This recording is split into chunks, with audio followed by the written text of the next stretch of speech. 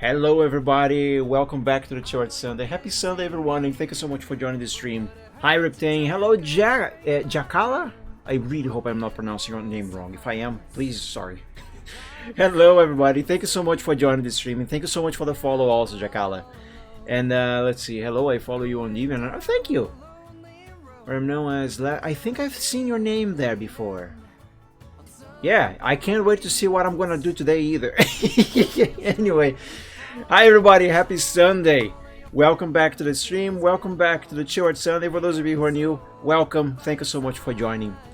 I hope your weekend has been a good one so far. Sadly, it's ending. And I hope your week has been a good one also, and as always, I hope you are doing better than me. So, what am I gonna do today? Actually, I don't really know. I didn't really set any plans exactly. But I do think there's a few things that I actually would like to do today. One of them, I was talking about this on the last Short Sunday, which was what, a couple weeks ago, more or less. I don't remember. I didn't do art last Sunday. Instead, I just played the game, which is not the normal for the Short Sunday. But anyway, I did talk about working on. Where is that? Here, Mike Behind Words. This is only a temporary name, of course, placeholder. I did talk about working on this here, which I kind of need as some sort of advertising for my Ko-fi and commissions, since I just relaunched commissions on DeviantArt and for Affinity, of all things. But also my Ko-fi supporter tiers, plus a few other things that I am going to be launching there. Which, speaking of, I do intend on maybe doing something to put on Ko-fi today. It's not exactly art, but I did have to do art to make that. Anyway, point is, I might be working on that as well today.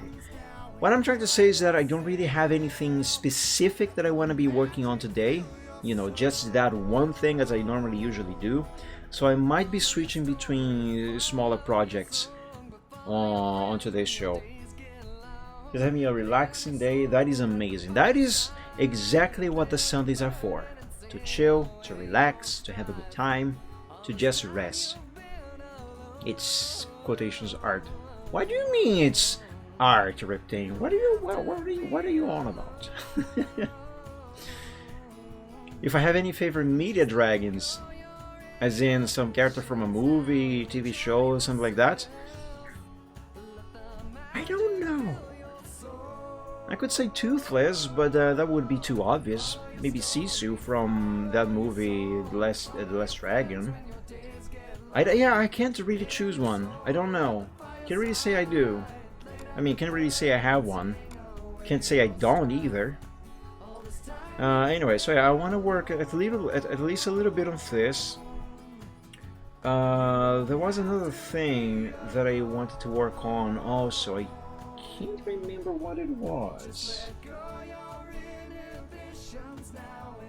Let me sort this by date, because I did create at least the folders for some of those things. That's not the order in which I expected this to get sorted. Okay. It's a reference to what, Riptane? Elliot from Pete's Dragon. That one I never watched. I've seen pictures of it, but I never watched that one. So it was Mike Behind Words, again, placeholder name. I don't think I'm going to be working on this today, because this is going to be a bigger thing. But a few days ago I did have an idea for a small 2-panels comic involving my Dragon OC and my Pony OC, where they're just having a little chat. I just kind of did a little doodle to, you know, just basically put into something visual the idea that I had in mind. This is just basically going to be a reference for the actual sketch. Besides Kyrie Eleison, there was another thing, although I don't think I'm going to be working on this here today, because I still need to figure out a couple things about this one before I actually can start working on it. Yeah, I can't remember. So I guess I'm just going to try to work on this for now anyway.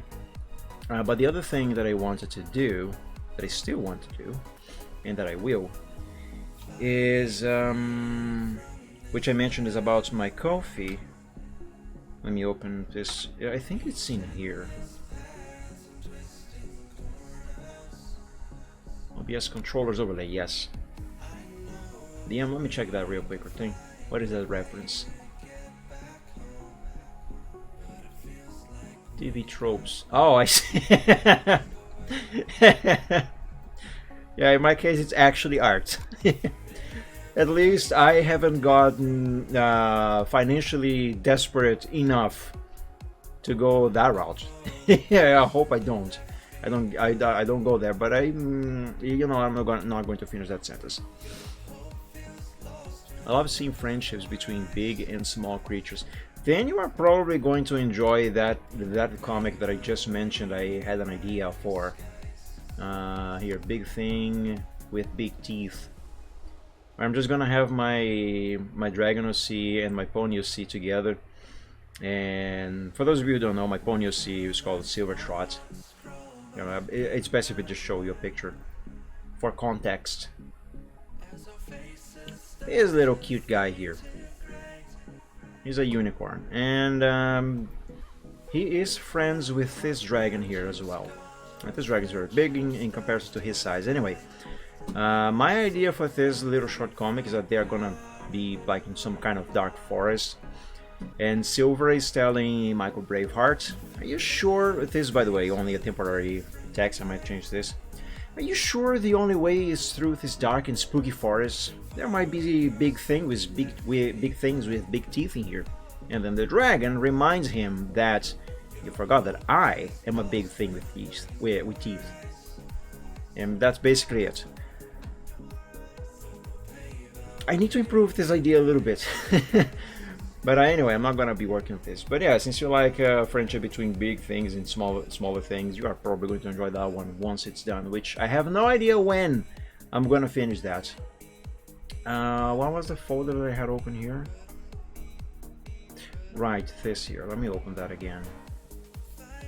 If I can remember. Here, found it. Adorable, thank you. Yeah, I have no idea when that's gonna be finished, because one, I am slow. I'm usually slow to work on stuff, but two, things are really messy in my life in the real world. So yeah. Anyway, the other thing that I would like to be doing today, at least one of the two things that I would like to be doing today, is to prepare some new content to make available on my Ko-fi. Though I think this I'm gonna make available for free there. Though of course you can download, you can tip if you would like. But actually it's easier if I show you. So for those of you who watch my gaming streams, you might already be familiar. Let me grab a controller here. I'm gonna grab this one. You might be familiar with my controller overlays that I use every now and then on my gaming streams. Now I'm going to switch scenes, by the way, just so I can show you a controller overlay in action. Let me enable one of them here. Just a moment, guys. Also, you can see me now. Hang on.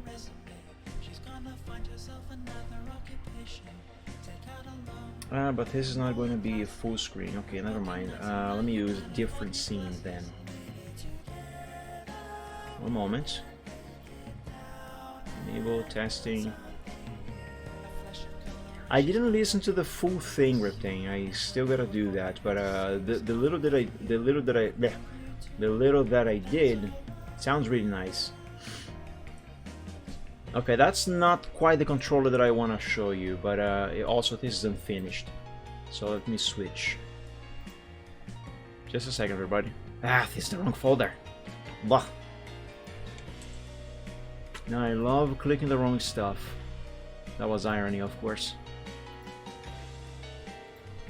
Just a moment. Where is the correct folder with the files? Oh, I'm stupid. I can just copy it from the window that I have open here. Durr.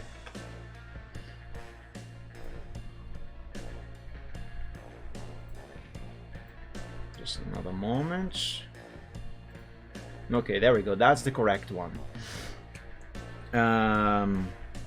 Okay, so those of you who watch my gaming streams, you might already be familiar with my controller overlays, which is this stuff here. I'm pressing buttons on the controller now, of course.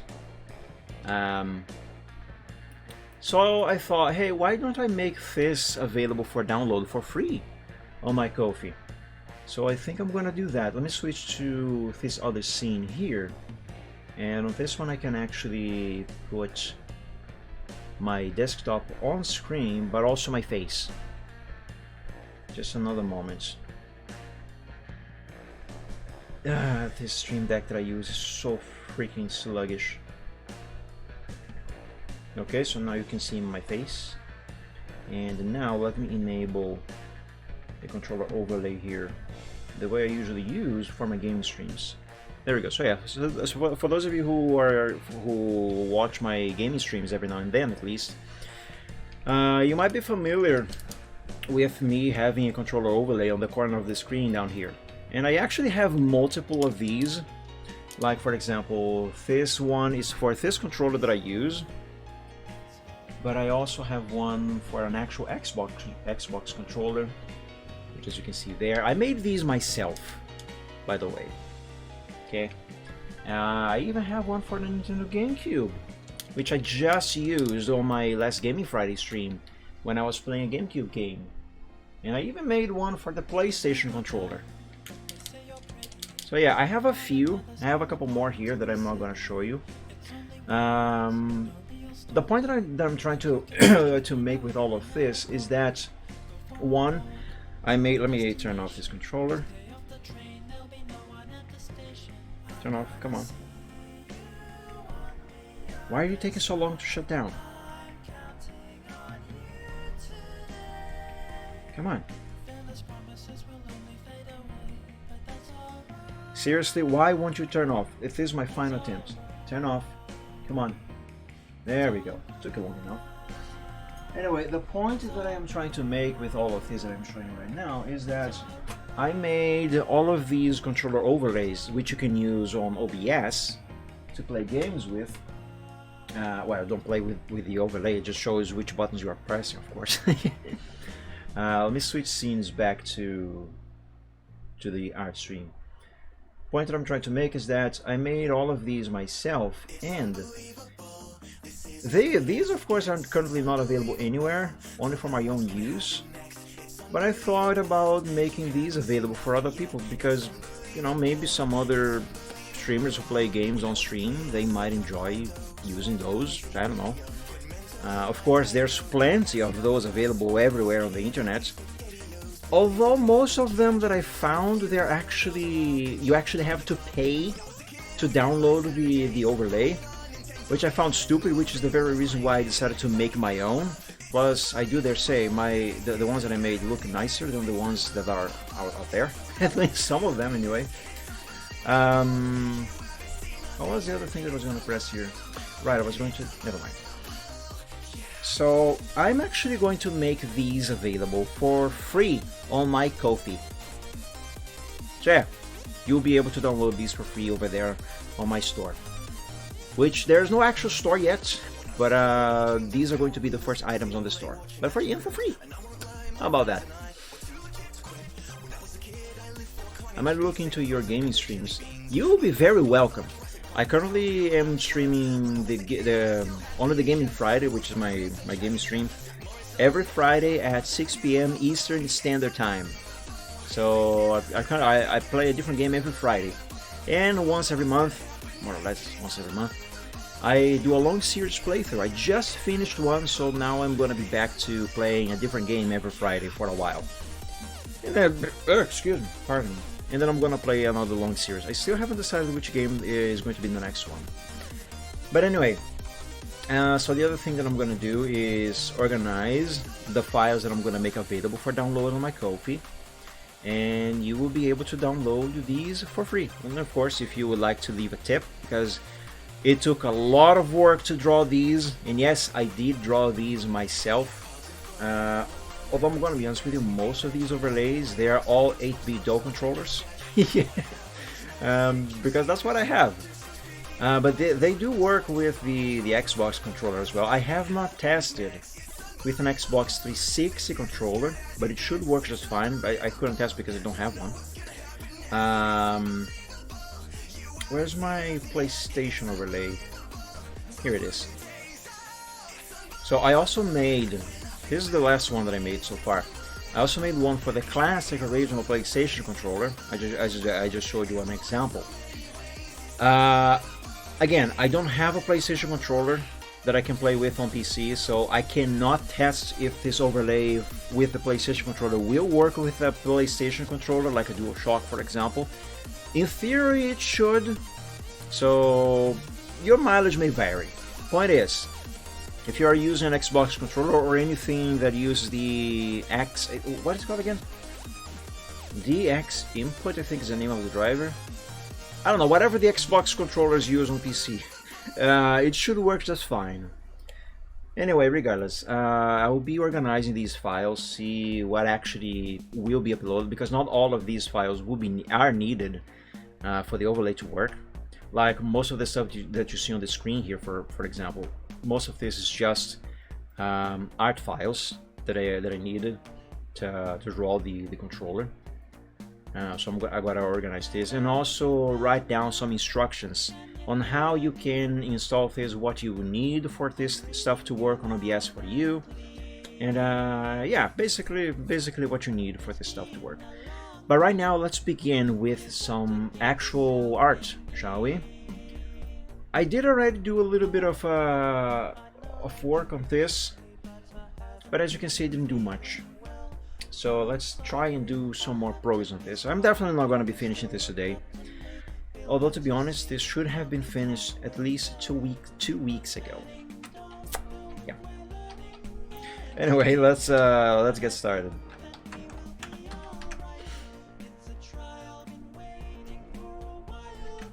Let me save this again. Razor. Yes, I absolutely did. That guy was talking so much crap and he got so owned. Need for Speed Most Wanted is a very fun game. Although I do really enjoy that game, I do have to say it is not a game that I enjoy playing often. Only once every now and then. So now that I got my fix on that one, I'm not going to be touching that game again for quite some time. But you know what? Well, which game I really do enjoy playing often, and I actually still cannot get tired of it, no matter how many times I 100% the thing. The Legend of Spyro Dawn of the Dragon. I really enjoy that game. It's super fun. And yes, sure, it does have its flaws. Every game does. No matter how perfect it might be. But I can't get tired of it. I do find it to be that good.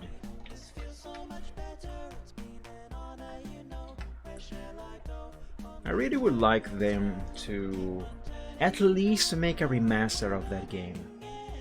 Of course, the whole trilogy, that would be fantastic. But even if they would do just Dawn of the Dragon, just a basic remaster, I already would be very happy. I would be very sad that I would not be able to afford it, that's for sure. But I would be happy if they made a remaster of that. I might need to redraw this whole thing from scratch again. But basics first. Let's begin by moving the head up now, because the stuff that I made for what is going to become the body is a tad too disproportional now. in relation to how I am doing the head.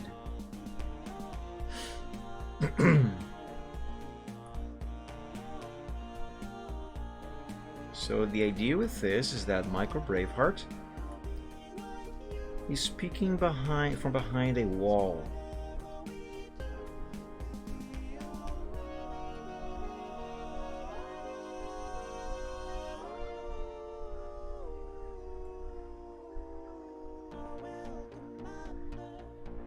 No, why am I switching to red? Blue is... No, I remember why. Because I'm going to turn that red line into a blue one.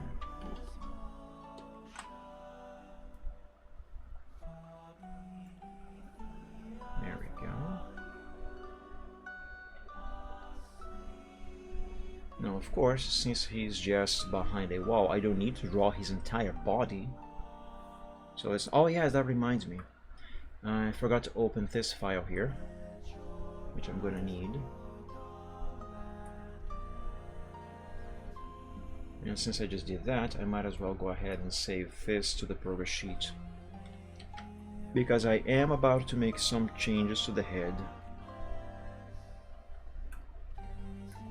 And of course save, because you know what I always say, always often save your progress, because you never know when something might go wrong and you might lose all of it, or some of it. Usually all of it. I speak from experience. Anyway, point is, save. Especially if you're doing art. Anything important.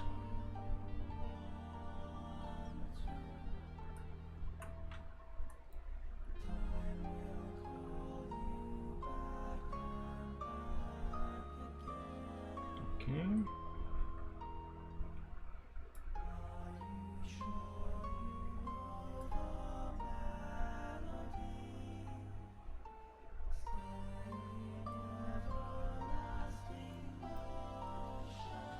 Now, of course, this does not look very good as of now.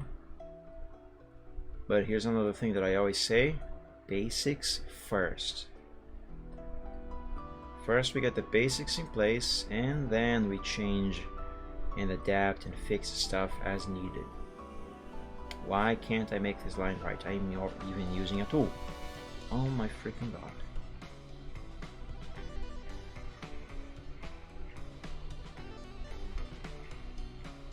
And I am already using a tool to help you draw the line correctly. Why can't you just put the line in the correct spot?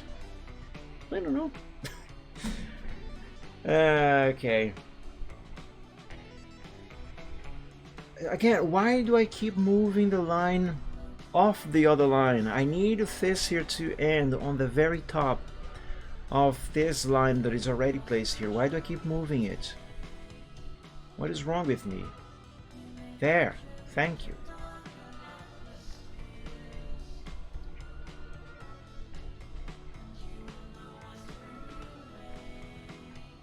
I gotta say, the curve tool was probably the best invention after a slice of bread, and maybe even the wheel.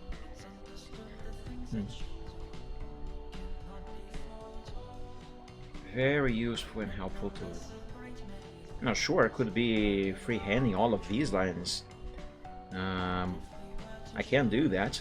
It'll just take long. Yeah, that neck is way too thick. Way too thick. Again, basics first. Let's begin with it looking crap, and then I'll fix it.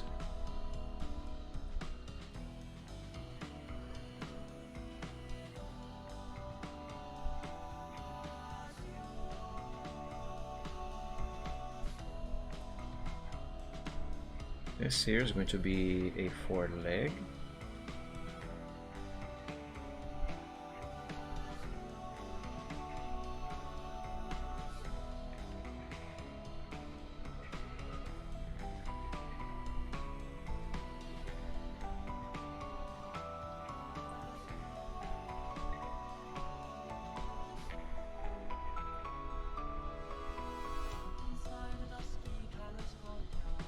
Chest.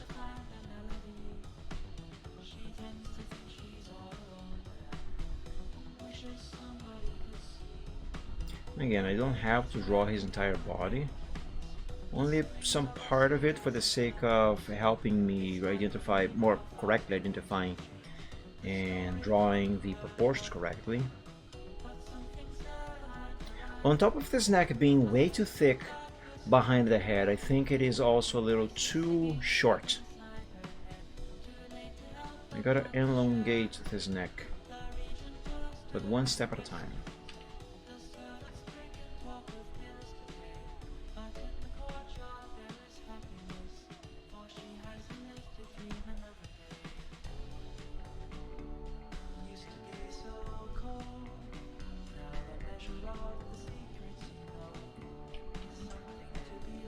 There we go, that will do for that.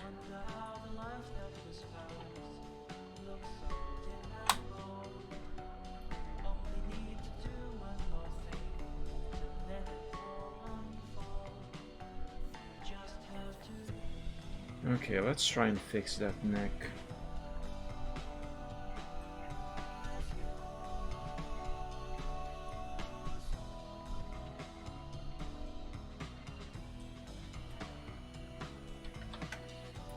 Copy, save, paste, move and save.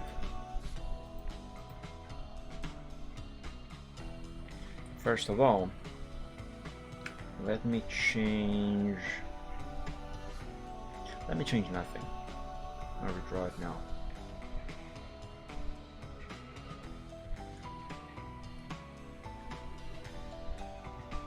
Let's cut off his head for a moment. He is a dragon. His neck is supposed to be longer than that. Not too much longer, just a bit longer.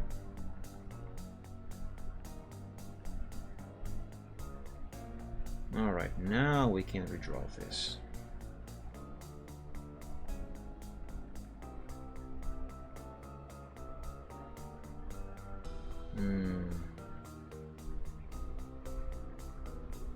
Yeah, that line is not quite right.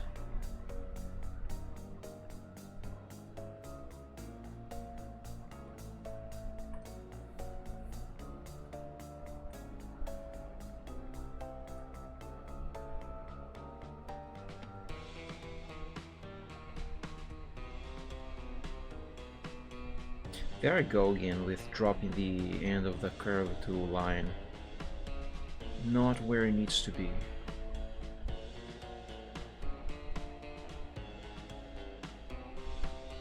Yeah, that's a bit better.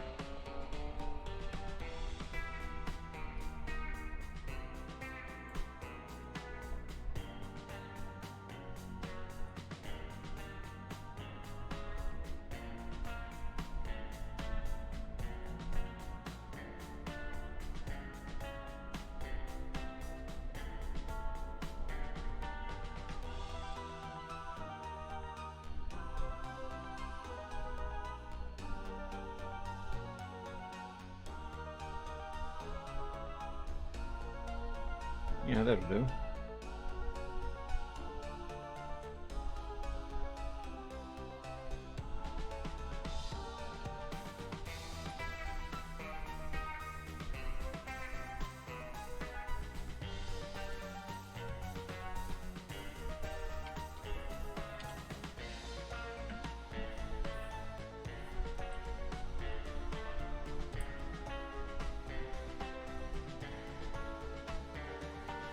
Let's turn the remaining of the red line that I drew here. Let's turn that blue, and same thing with this darker blue line over here. Okay, I think that is fixed. At least that part is. Let's work down here now.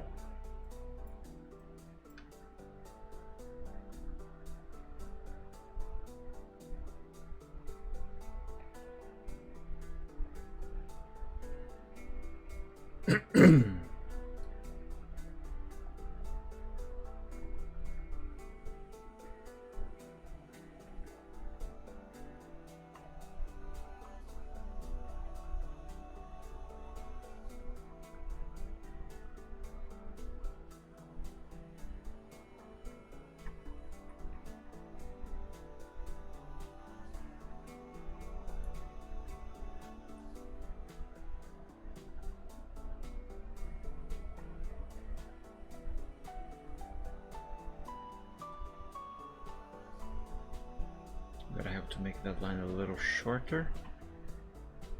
There we go.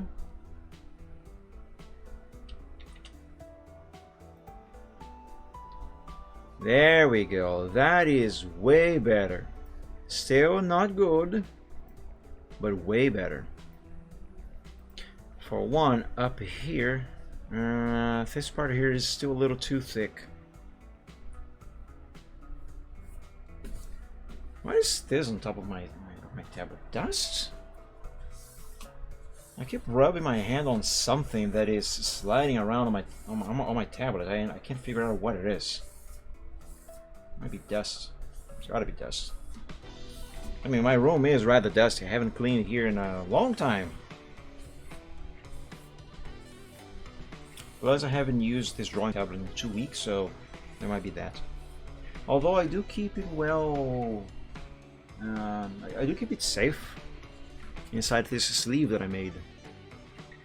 Some dust still gets inside, but hardly any.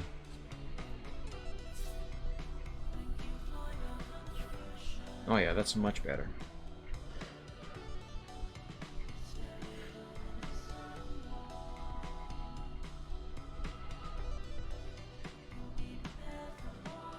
If this green was a bad color choice with this little fix.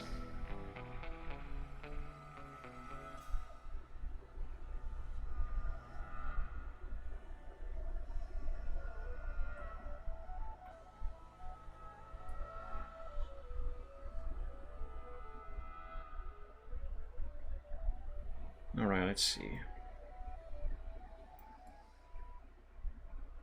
Yeah, that's better. However, now this part of the neck is too thin. Let's do some more fixing there.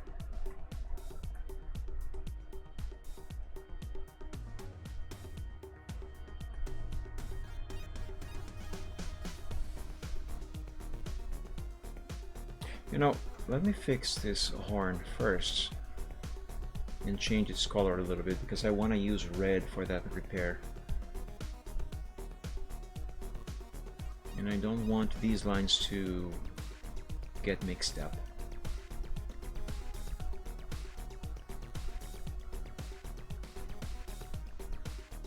There we go.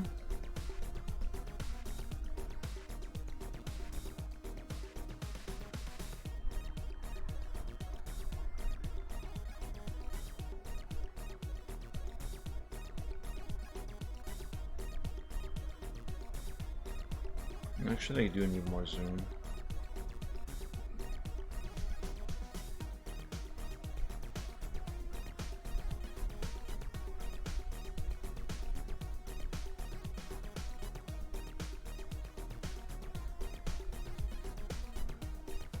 No.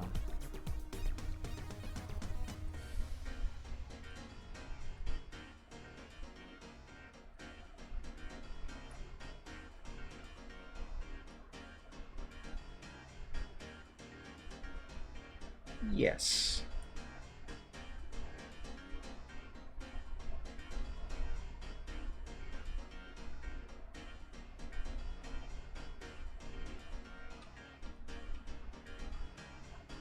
Yeah. That won't do it.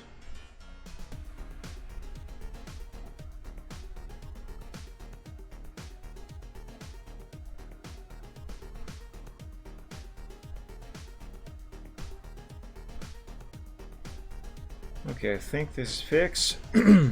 Let's find out. Yeah, that is way better. Way, way, way better. But again, still not finished. I think all of this needs to be moved a little more to his right. So I can make the base of the neck here a little thicker, as it should be. So let's do that. Wild Texan, happy Friday. Today's not Friday. Happy Sunday. Welcome to the stream. Thank you for joining. Hello. Is that too much or is that enough? I think it's enough. No, I don't think it's Friday. I am just stupid. Yeah. Sometimes I mistake Sunday for Friday when I am greeting someone on the stream. Sometimes I mistake Friday for Sunday.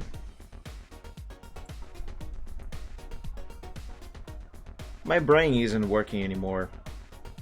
I cannot brain anymore. Not properly as I used to.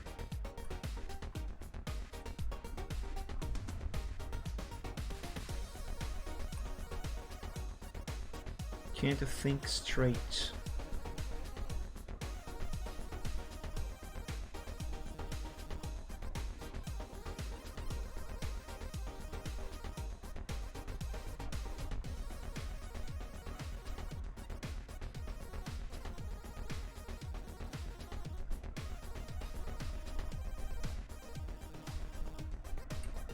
Okay, is this good?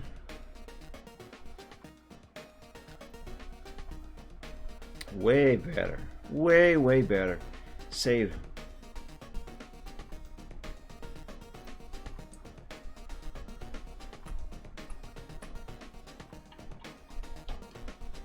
Let's make all of these lines uniform now. All have the same color. Well, the ones that are supposed to have the same color anyway, let's make them the same color. Which is this light blue.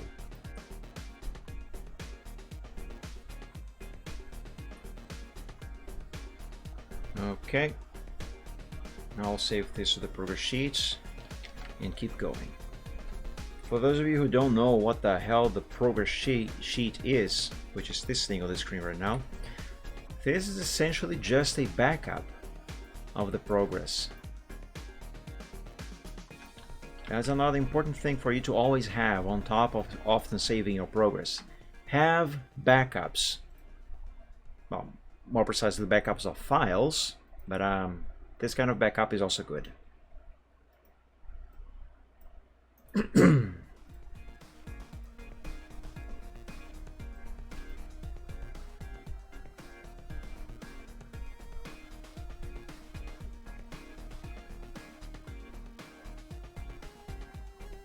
No, that's not quite right.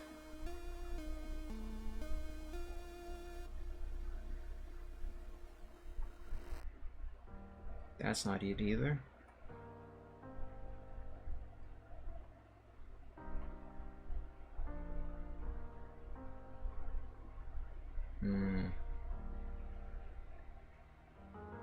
I'll make this line like this for now, but I don't think... No, never mind. Scratch all of what I was saying. I'm feeling like a photograph life. It changes, but it goes by fast. Hang on. Far too fast for me to catch. It's supposed to go up here. And curve around here. So that and this.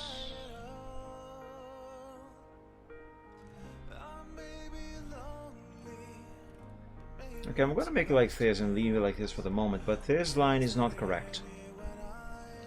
I need to change it.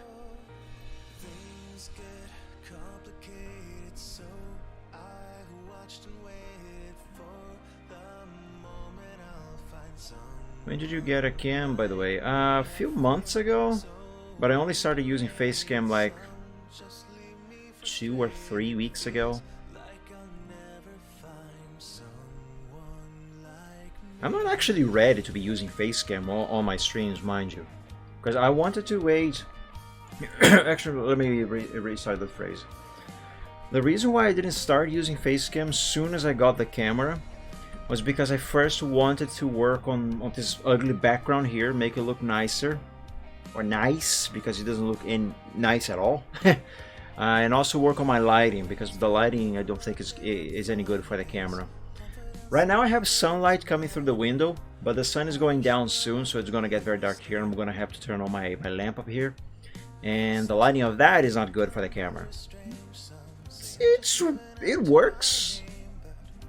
but it's not good. At least I don't think so.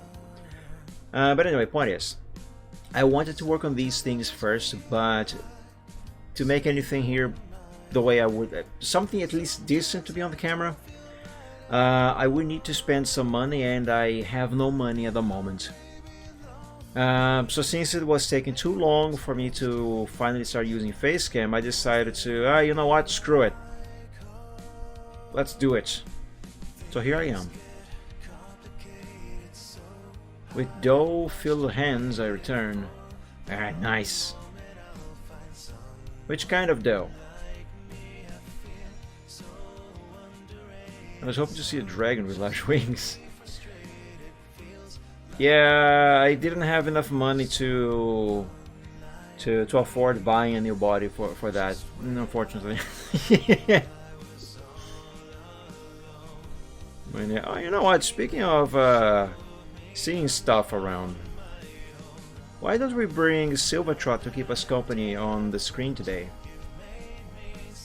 At least you have something else to look at besides my art and my ugly face, of course. Let's see, not colts, stallions, unicorns. There he is. Give me ponies. There we go. Now we have our favorite little horse trotting around, and definitely gonna be getting in the way of everywhere that I gotta click on. The Badabee Budabee kind? That goes in the oven. Badabee Budabee, I never heard that before.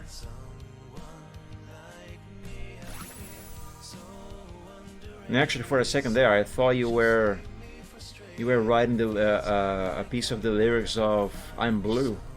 You know, I'm blue, ba-da-dee, ba-da-ba-dee, da-ba-da, da-ba-dee, da-ba-da, da-ba-dee, da-ba-da. That there.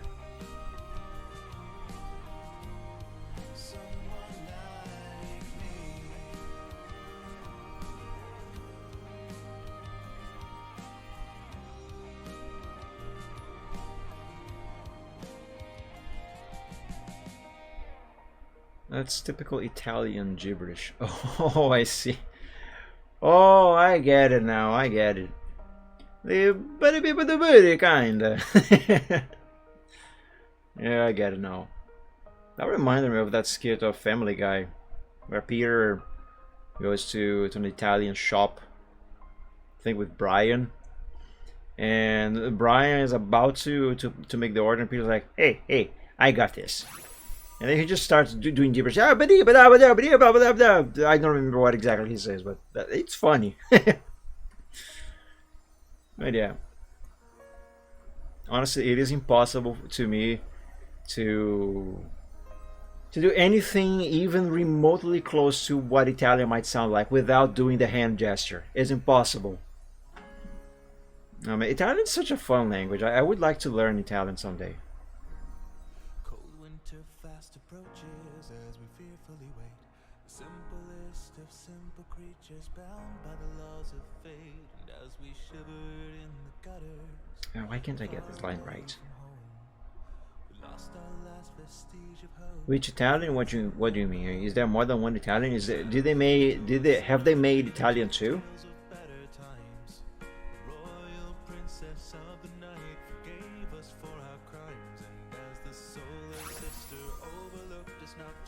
Speaking of making a second of something, just last night I learned that apparently there is the Lego Movie 2, a sequel. I had no idea they had made a sequel to that, and I really enjoyed the first one.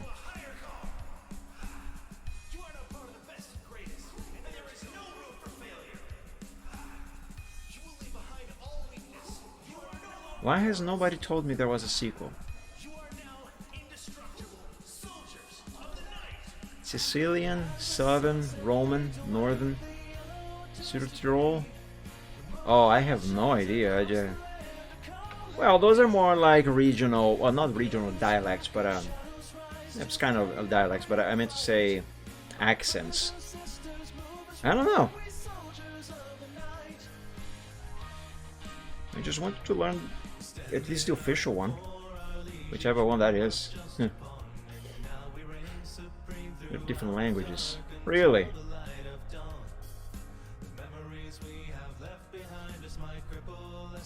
And again, I suppose you could kind of say the same about Brazilian Portuguese, depending on which region of the country you go to.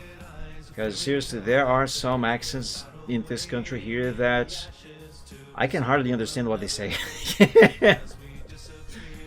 So heavy the accent is.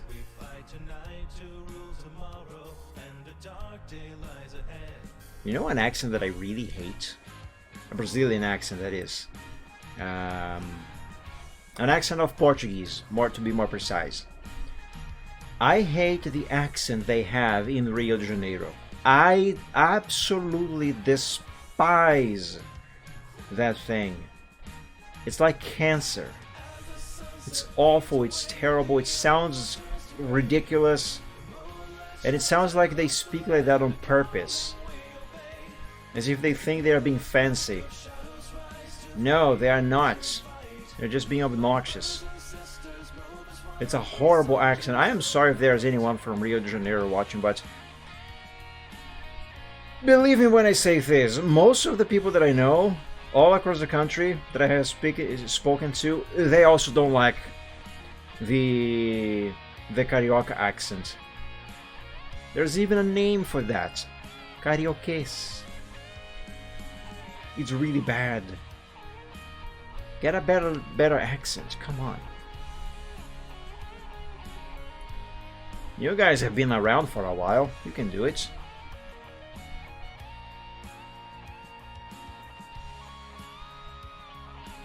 Italian's a bit insane. In which way? As we all know that French...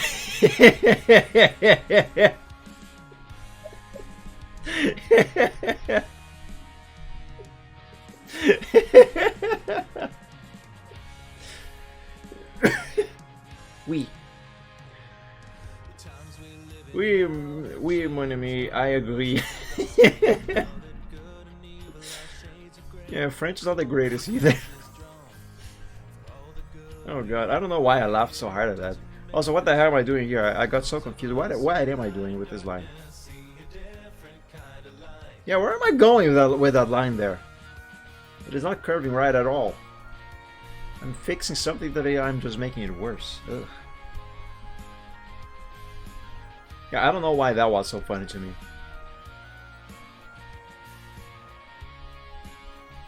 But it was.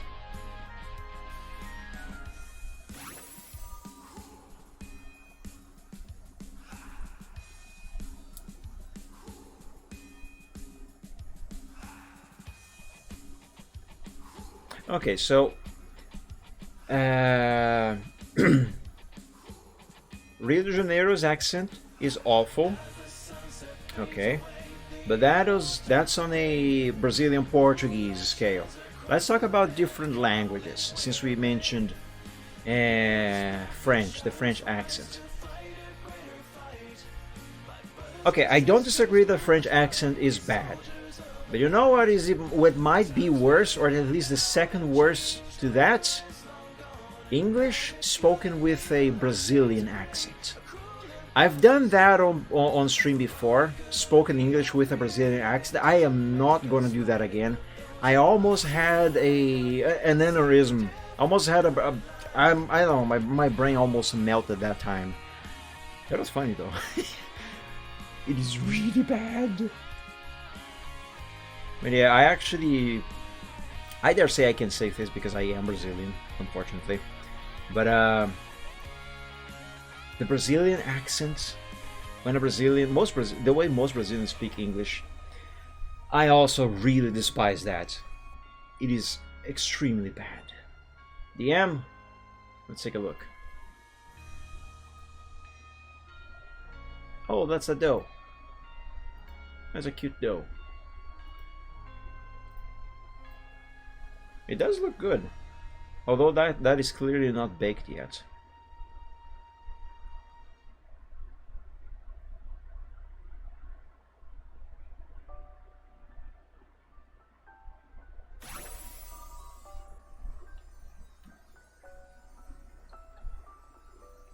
But yeah, English with a Brazilian accent? No. Now, I say this, but I am fully aware that I do have an accent when I speak English. But believe me, the accent that I have when I speak English, that is not the Brazilian accent. Well, to the kitchen I return as the stream is starting 10 minutes. I always count in my mind how long it is going to take for you to make that joke whenever this song plays. But yeah, the accent that I have when I speak English, that is not the Brazilian accent.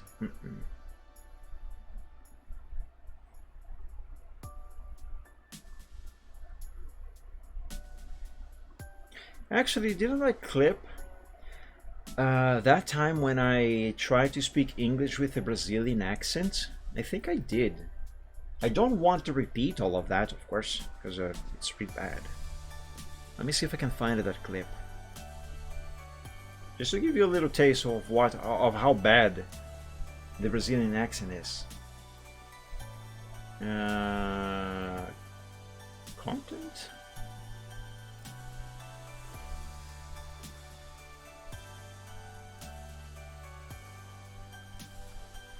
How much language does it cost? No, I don't think it was this.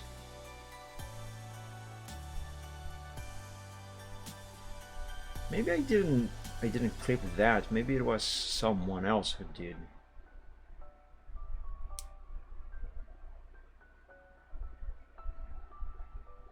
Mike has a stroke trying to speak with Brazilian accent. Yes, that's the one. I'm gonna play it. Why can't I? How do I play this on its own window? I forgot to do the accent here. So join me on this hot Sunday. No, hold up. I want to play this on a different tab. How do I do that? How do I Twitch? Frick. No, seriously. How do I do this? I think they changed this, or am I stupid?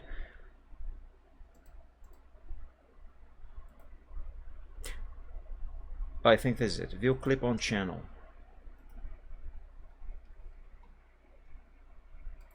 Jeez, okay, I'm gonna put this on full screen and play. So this stream, this clip is from many Chilled Sundays ago, not too long ago, which what, at least 6 months. I don't remember. Point is, I was talking about the Brazilian accent. You know, when most Brazilians speak English, and then I wrote a phrase on Notepad, and I tried to speak the phrase that I wrote using the Brazilian accent, which I actually had an extreme amount of difficulty doing. Believe it or not, I actually cannot do a Brazilian accent. I can't. I tried here. I almost had a stroke doing that. I'm never doing that again. Anyway, this will give you a general idea of how bad, not only how bad the Brazilian accent is, you know, how Brazilians usually speak English, most Brazilians that is, but it also will show you that although I do have an accent when I speak English, I do not have a Brazilian accent. Anyway, here we go. Jeez, that genuinely scared the hell out of me.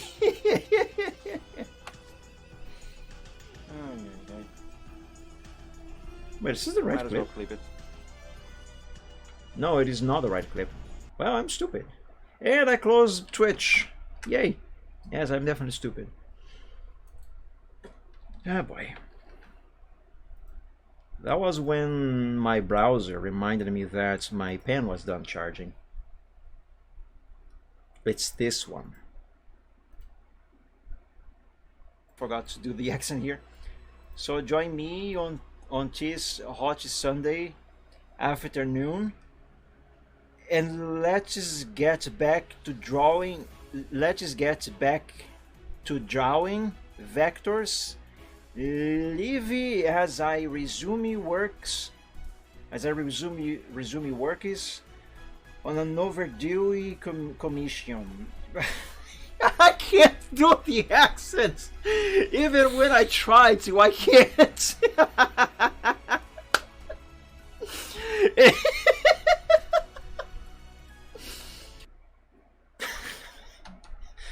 Your head, my head. You think that hurt your head? I'm the one who spoke the stuff and the one who is hearing his own voice doing that. But it's really bad. Good God. I'm never doing that again. Never. Pay me well enough and I will. But on my own, I'm not gonna try to do a Brazilian accent again. It is actually worse than that, mind you. The actual real deal is worse than that.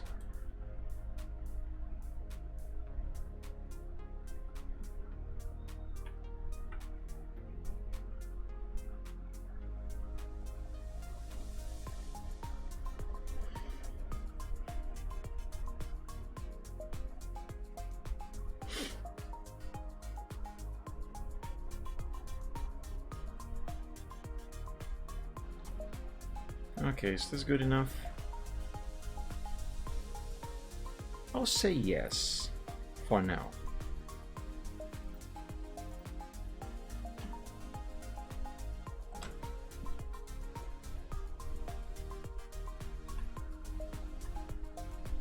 Excuse me.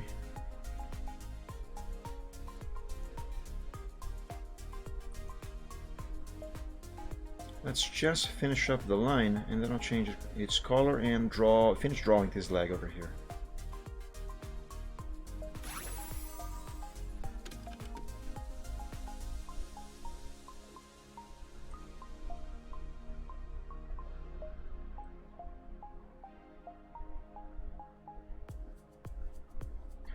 Oh, you know what? I just remembered.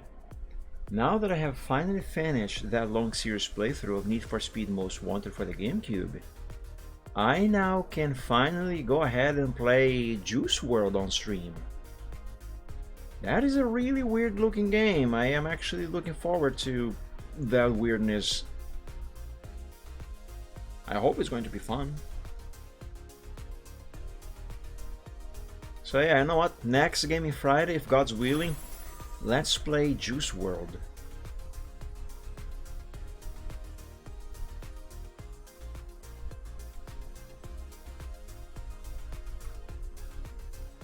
Even the name is weird.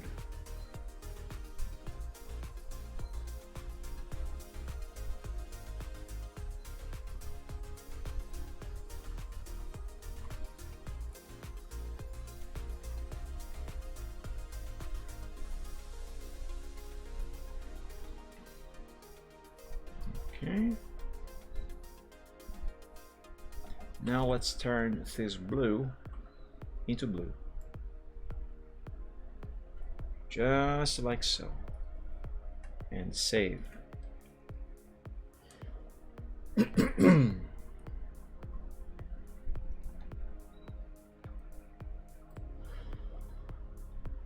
Alright, now to draw this leg, I should probably save this to the progress sheet, shouldn't I?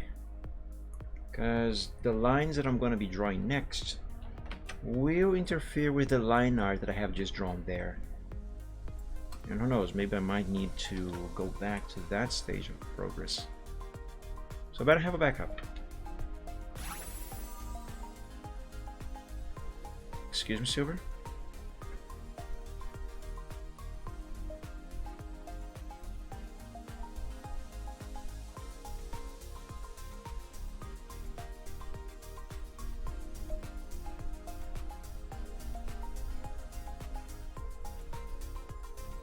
How exactly should his leg be flexed? So he's like peeking over a wall and supporting himself with his front legs, his paws. Like, should that leg be more arched out? Maybe.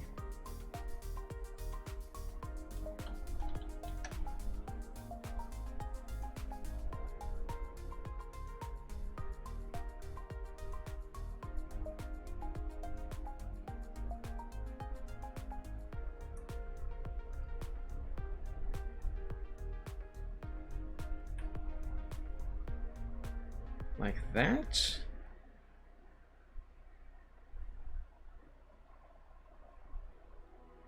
I want to keep going with this, but I don't really know what I am doing.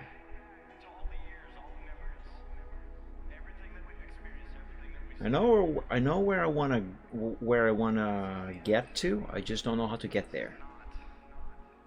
But I will figure it out.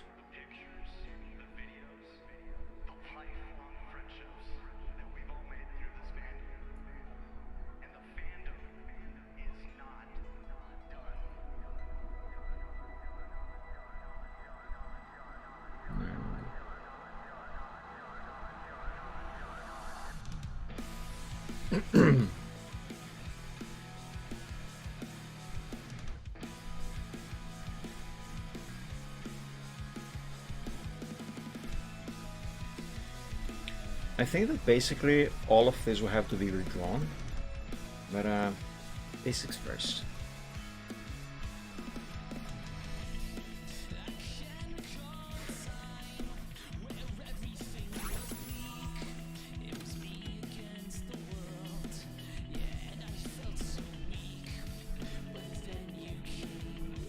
Let's draw the basics of the paw. This paw.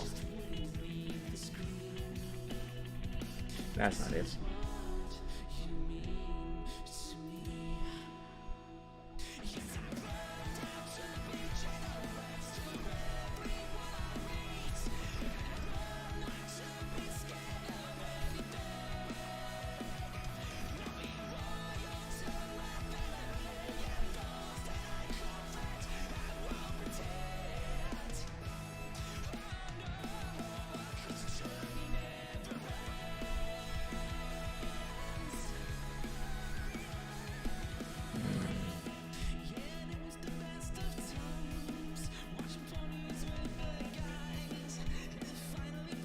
Even though a good portion of this leg is not going to be visible, I still need to draw it right.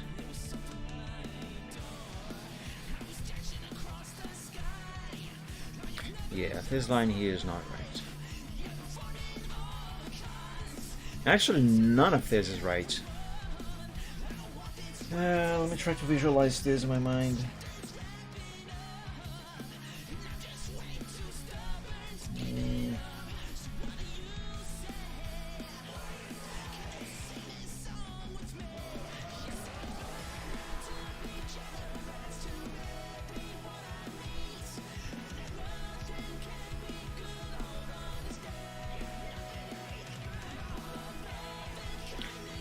Maybe I should begin with a paw. So let me undo all of this. Let's begin with a paw. Actually, no, I take it back. Let's begin with making my fan spin faster because it's getting hot in here. Help. I apologize if you can hear the fan, but if I don't have the fan on, I'm gonna die on camera and I don't really want to do that. I'll probably get demonetized. Okay, let's actually begin with a paw.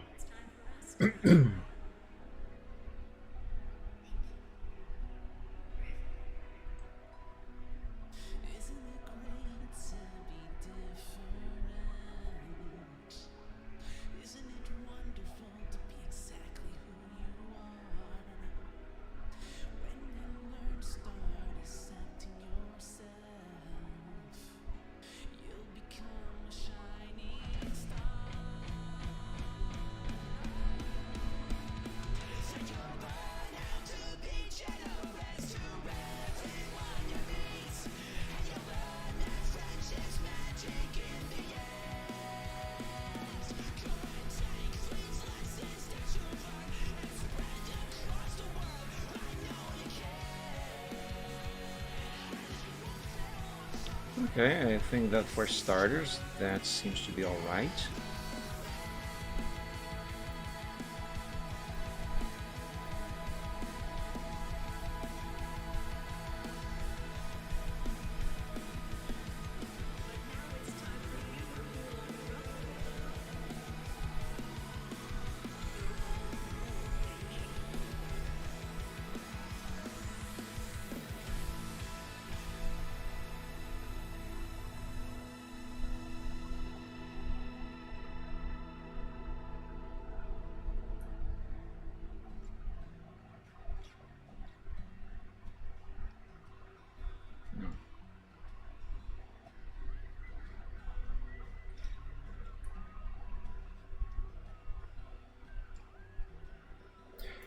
problem with this, like this, is that I think it's gonna make it look like the leg is much longer than it actually is supposed to be.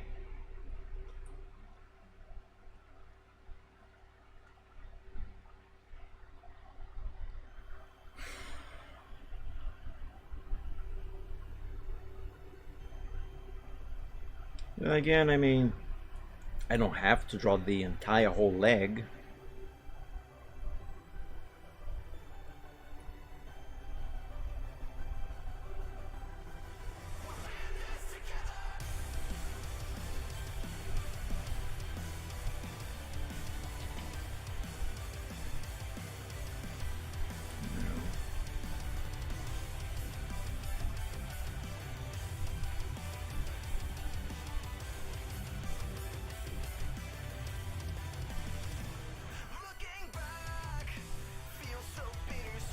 Okay, that'll do. Now at least this part of the leg I need to draw.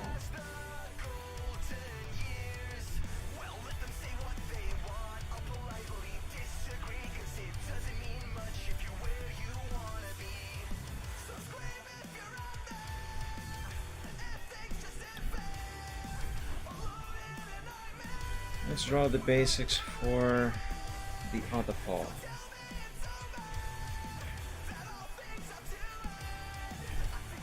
That looks like a hoof. No. Even though this is essentially just a basic shape, it still needs to look like a paw. This is a dragon after all, not a horse.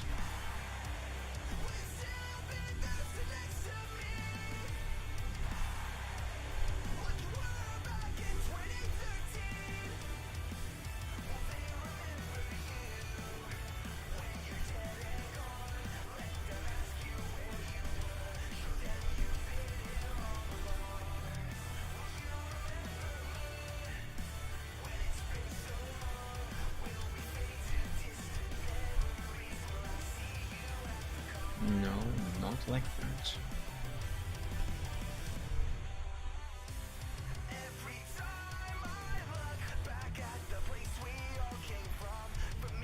Okay, I'll roll with this.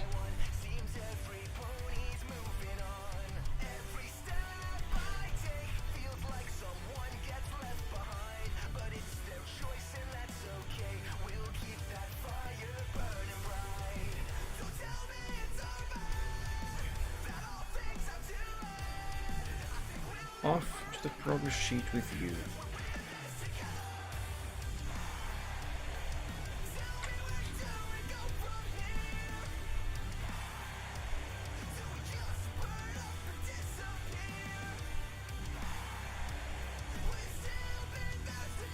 Now let's turn this shape into an actual dragon paw.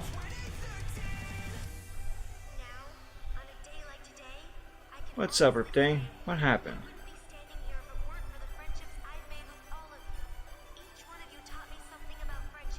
This is too dark. I need more contrast. Oh. F.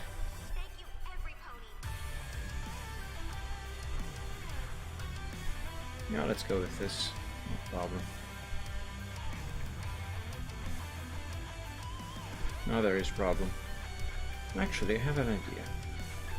I'll turn all of this red into brown. That way I can use red. Yeah, that'll make it easier to see. Or with this here. Yeah, red it is.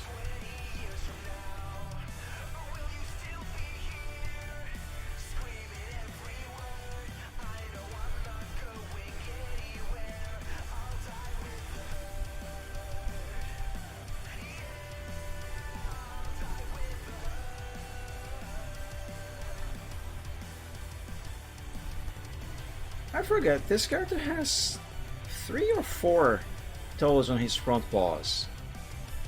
I haven't drawn his paws in so long that I forgot.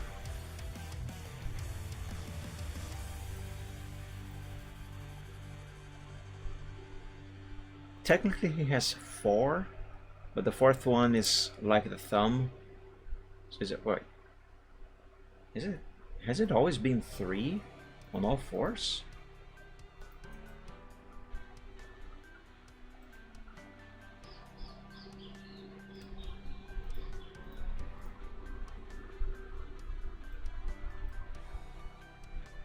Oh yeah, that is right.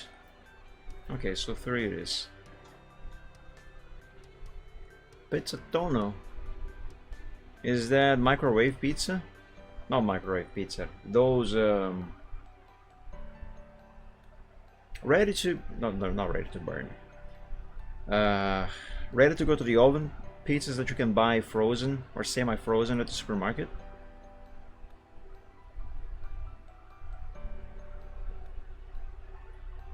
Or is that just another flavor of pizza that you're gonna make yourself?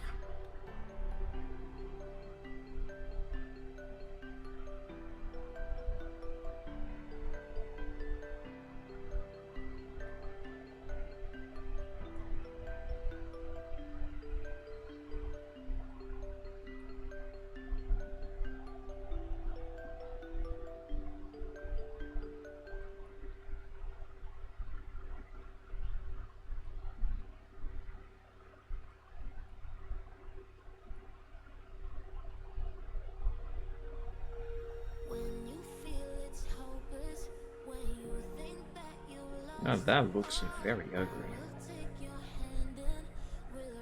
Tuna, sweet corn, and red onions. I do like tuna.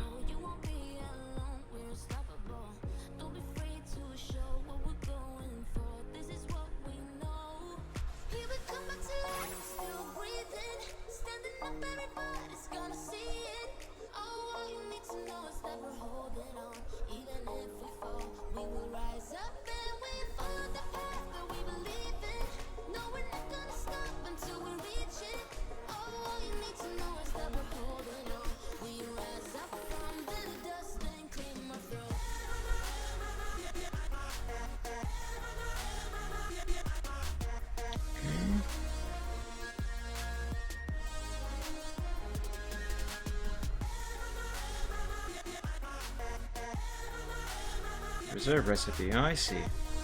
So yeah, I guessed right then. It's stuff you make yourself.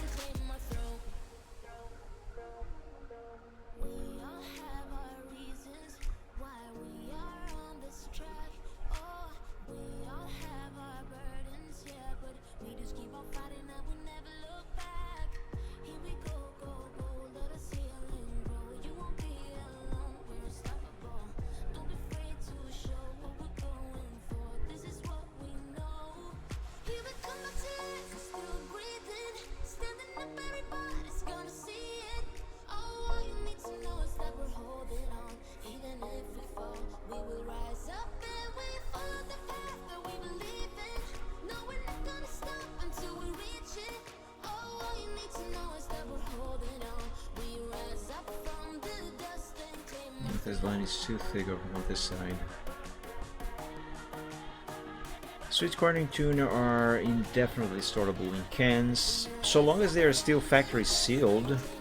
At least over here, the ones we would have for sale here. Once you open the can, you have to store in the fridge. If you're not going to, you know, to eat all of it in one go. Already onions easily hold up a month in the fridge. Yeah. Preservation sealed. Alright, that makes sense.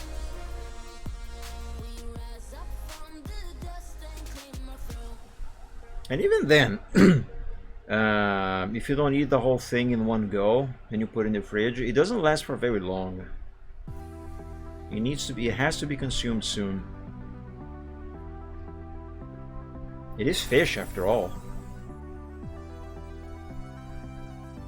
And fish doesn't like not being fresh.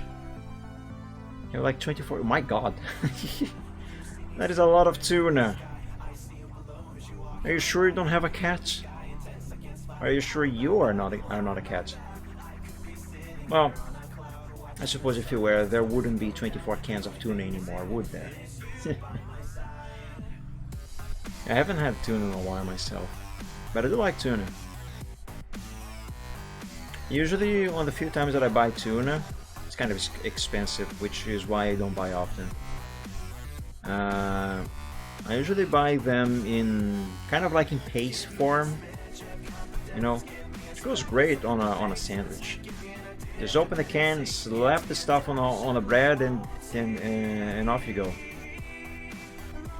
Just nom nom nom. My cat, unsurprisingly, whenever he smells the scent of tuna, he goes completely bananas.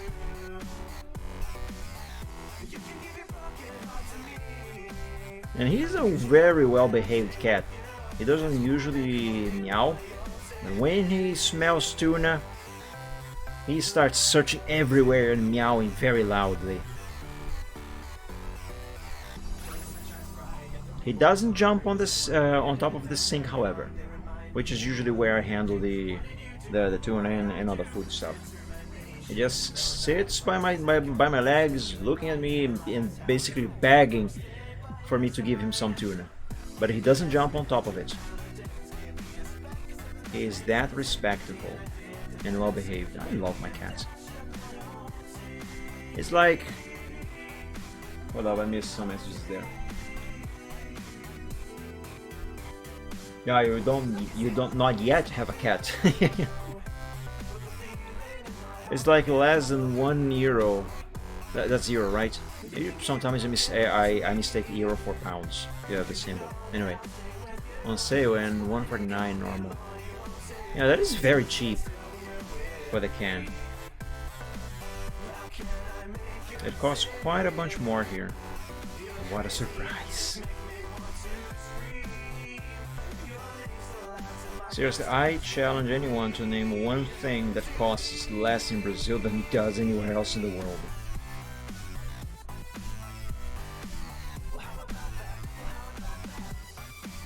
Hell, even coffee costs way more here than it does everywhere else. And mind you, Brazil is one of the biggest, if not the biggest, producers of coffee in the world. Likely the coffee you drink was made here. And yet it costs more. Kid you not. A bag of coffee, the price per kilogram is actually a lot higher than a bag of cement. Euro, pound, dollar. Yeah, I know. It's just that I sometimes mistake the euro sign for the pound sign. You know, sometimes I think one is the other and the other is the one. As for the dollar sign, or more precisely, I think the actual name of this is cipher? Anyway, whatever. This one, it's unmistakable. And if you want to write something in Brazil's currency, all you gotta do is add an R in front of it, and then you're gonna have a price in reais. Where otherwise with just this, it's dollars. So there you go, little fun fact.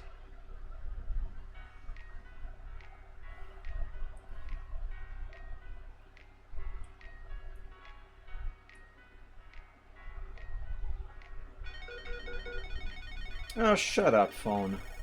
Fine, I'll plug you in.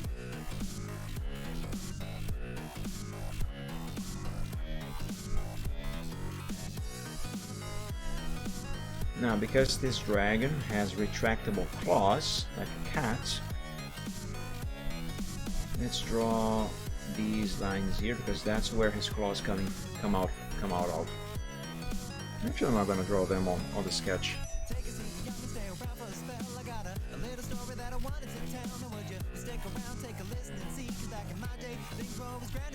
No, that's not what I want.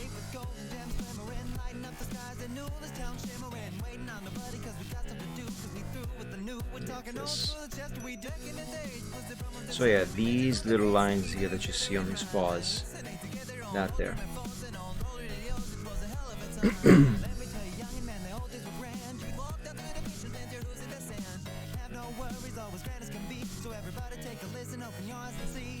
Alright, so I think that's gonna do it for that paw. Let's work on this one here now.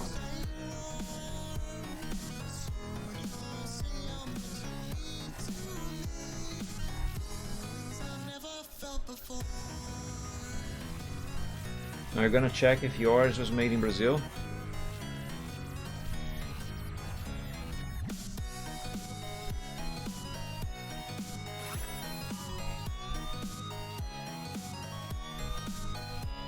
I mean, it might not have been bagged in Brazil, but there's a very, very good likelihood that the grains they were. I mean, not bagged in Brazil. The grains weren't bagged in Brazil. They were grown in Brazil. That's what I meant. Because to my knowledge, I don't think Brazil bags coffee and ships the bags of coffee. It just plants and then ships the grains themselves. So other brands in other countries then buy these grains and prepare for sale there and bag and all of that stuff. So they slap their own seal, like made in Britain, for example. Does Britain bag coffee? I don't know. Anyway, that's an example. But the grains themselves, they likely came from Brazil, Ethiopian highlands. Yeah, I'm not saying they did. Just that there's a very likelihood that they did. It's possible that they have.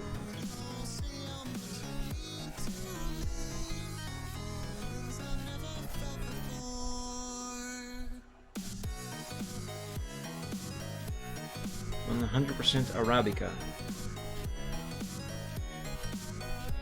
Careful now. Don't keep your bags of coffee near anything flammable. They might go a la whole snack bar. No, sorry. That was a bad joke. Anyway, let's keep drawing this ball. Yeah.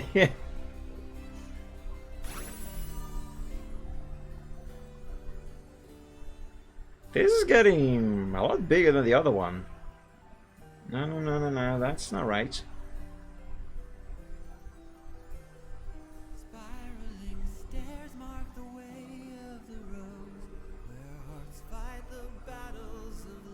Here I am, making it bigger again. What do you call a Hawaiian kitchen? Aloha snack bar? I don't know, what do you call? Yeah, I got it right, Aloha snack bar. Aloha snack bar. Yeah, makes sense.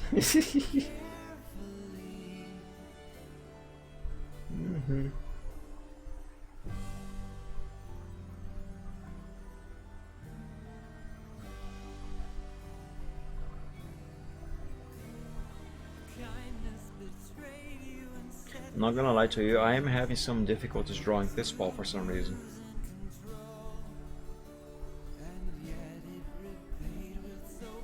For some reason my nose won't stop itching. Stop. Oh god. Stop it.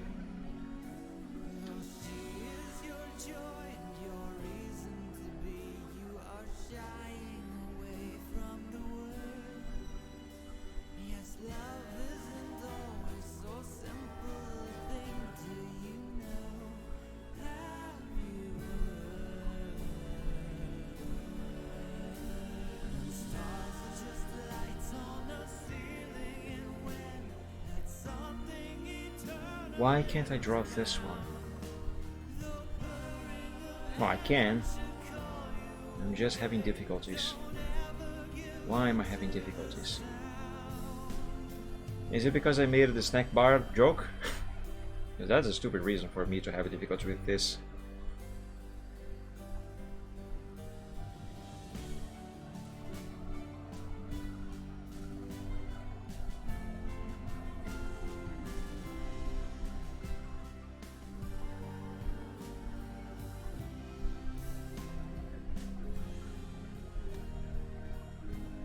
Okay, that's better. Not good. bit better.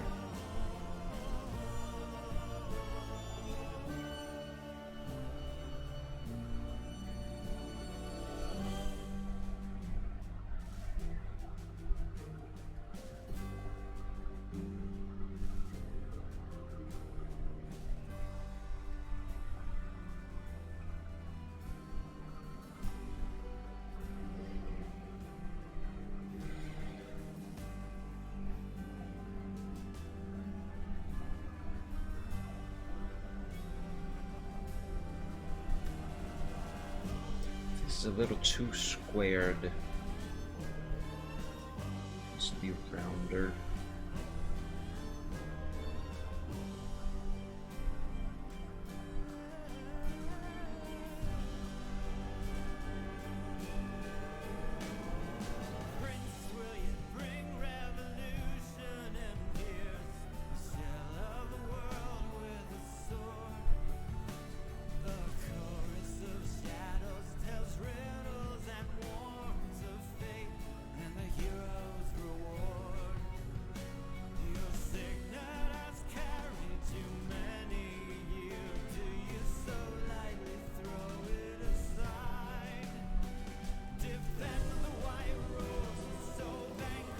Now this here, being the middle toe, it's supposed to be a little bigger.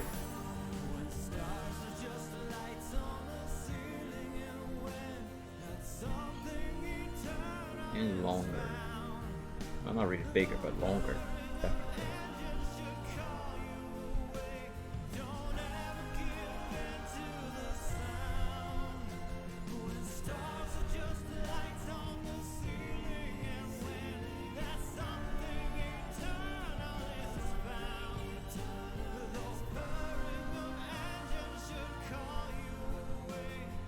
Yeah, that mess will do. God, that is messy.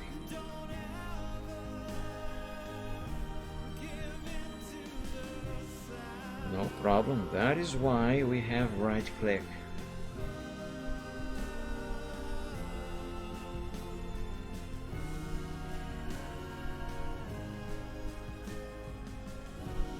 There we go.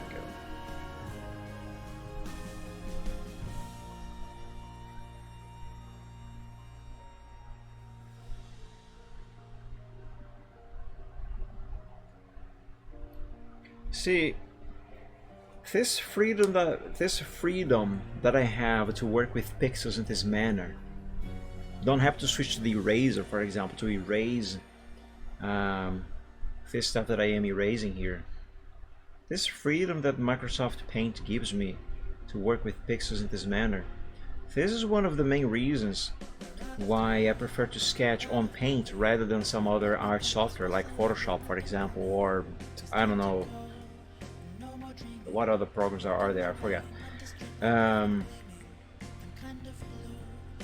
What other programs people usually use?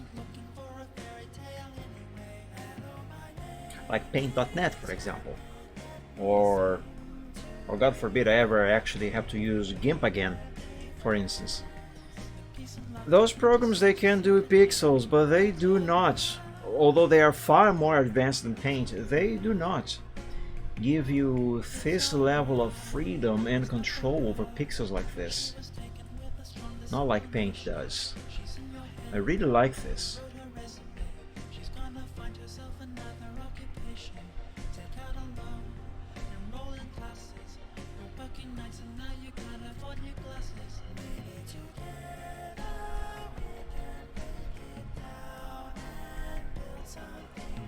Look at that, I can't do this in Photoshop also, either, I mean, not that easily anyway.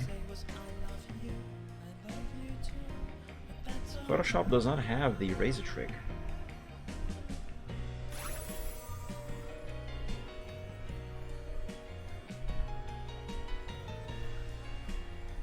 Neither does GIMP. GIMP sucks. And I have an entire stream VOD to prove that. That was not a fun experience. The piano always reminds me of Yoshiki. I think you mentioned that before once. It is a very sweet melody, I like it.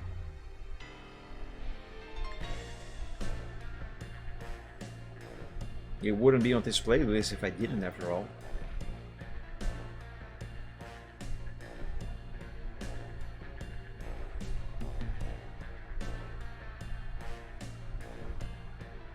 Alright, I think that for starters, this will do for this paw.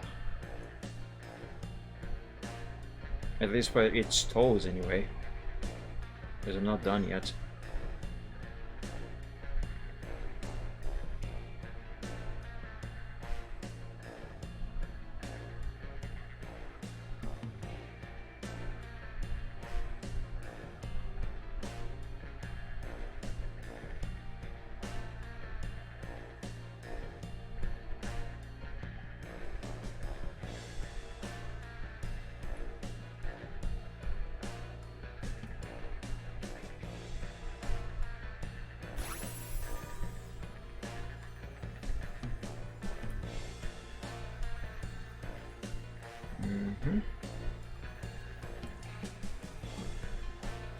Now I will try to draw that toe over there.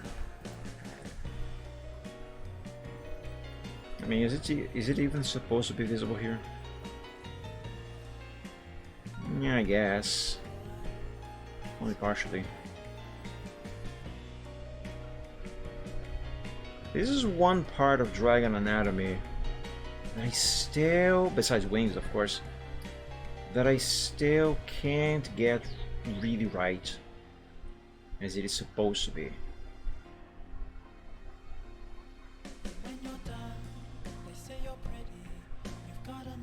That looks a bit small, but it should be obstructed by the wall for the most part, so I'm gonna leave it like that. At least for now.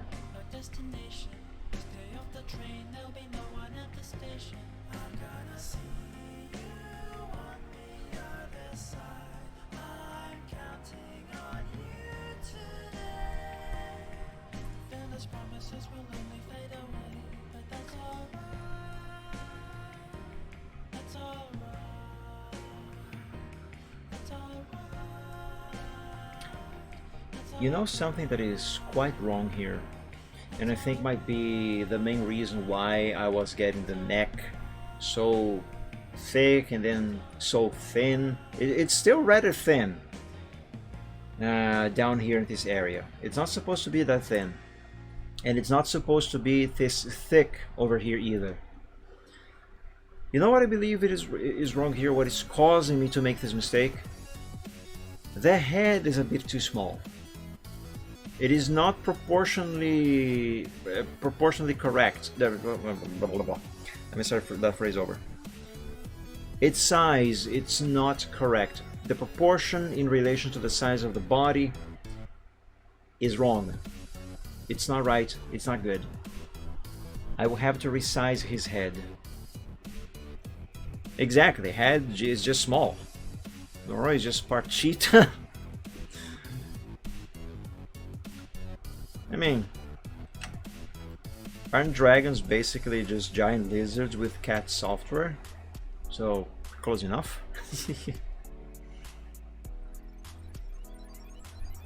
But yeah, that head is too small.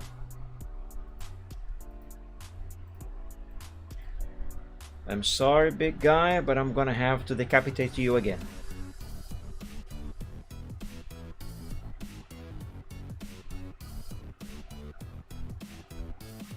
Let's resize this thing.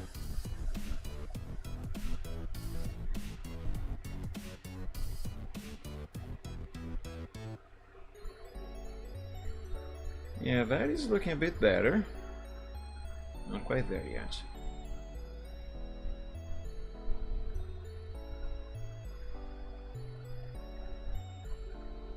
I have to start over. Actually, I have a better idea. I'll copy this and resize the copy.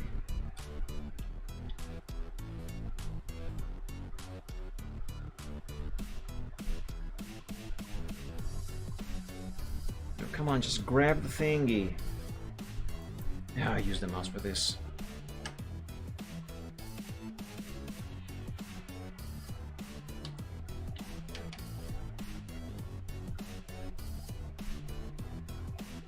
Also, those horns, they need to be a little longer and a little thicker.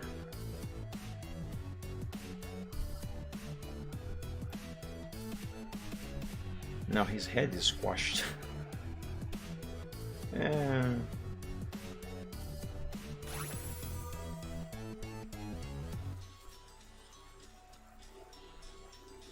yeah, this is a much better size, but I think it is a little too big now. Now it's part bug. Oh hell no.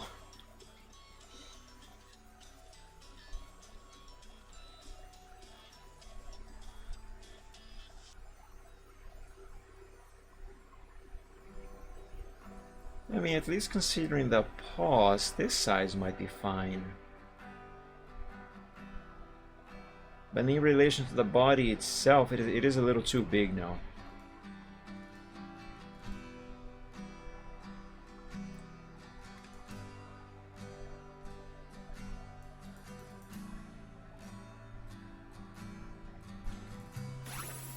Yeah, I think this size here is gonna work out. Yeah, I'll go with this.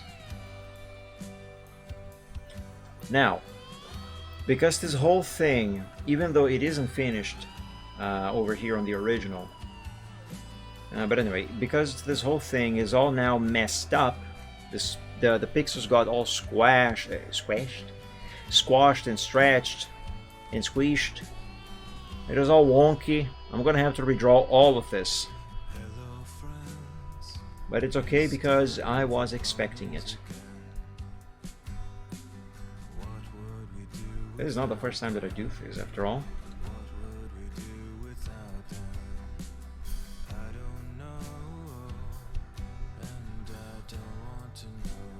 First things first, let's change all of these colors to be the same.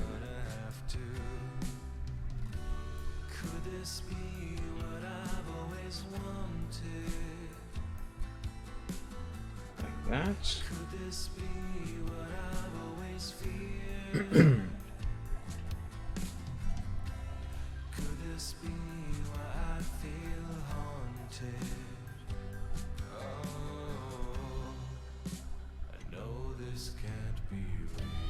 Now let's go with the black line.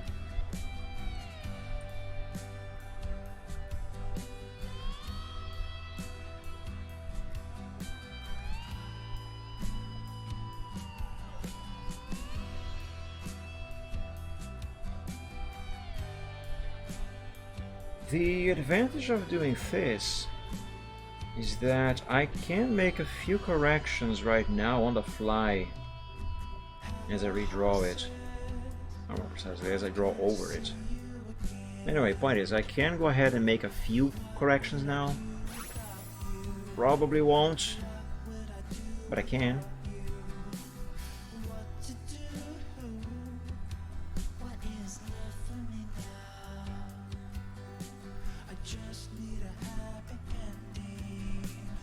Every single time that I draw any dragon, not just this character, but every single time that I draw a dragon, I always begin with this expression here. This very blank expression. Should the character be emoting anything, I just redraw it later. Also, always have the mouth closed, even if the character is actually supposed to have the mouth open on the final picture. The reason for that is because this allows me to draw everything in the correct proportions and not make at least not as many mistakes in regards to the anatomy.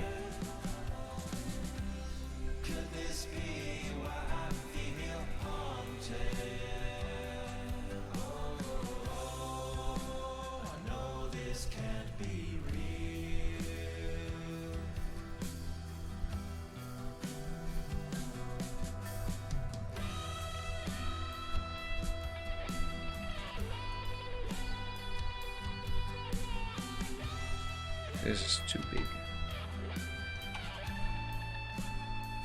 No, I should not have black on the secondary color.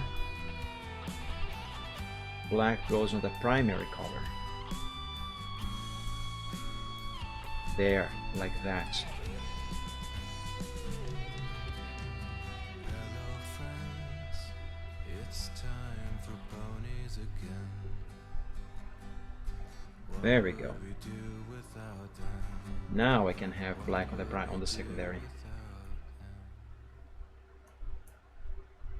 And back to black on primary.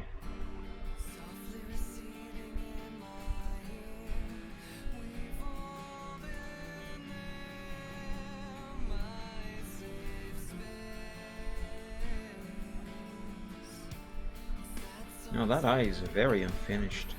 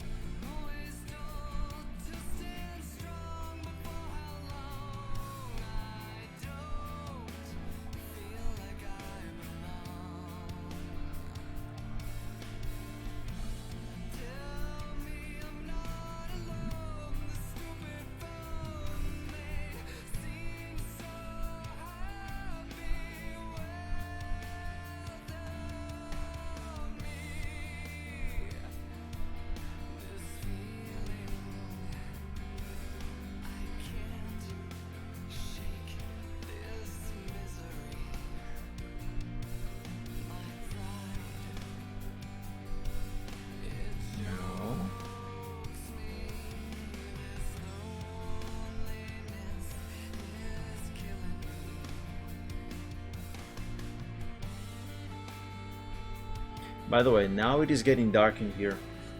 It's still bright outside, but let me open the window so I can have a little bit more sunlight in the room. Just a moment.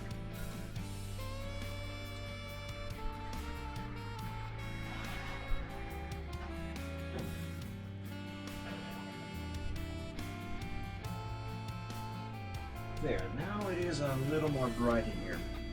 But I will have to turn on my lamp very, very soon.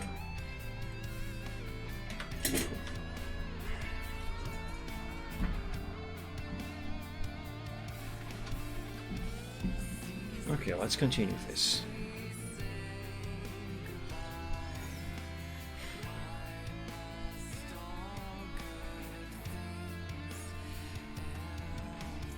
Also, there is a likelihood now that I open the window that my cat might jump in through the window.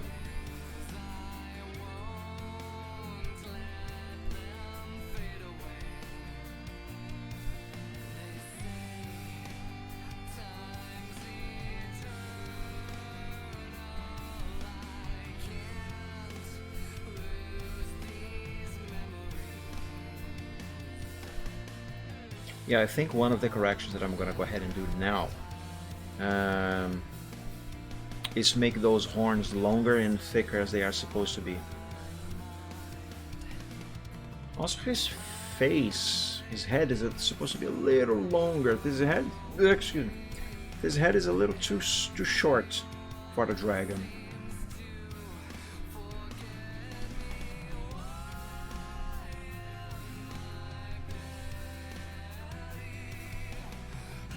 But I think I will only fix that later after I reattach his head to his body. Because I need the body to, you know, proportions and stuff.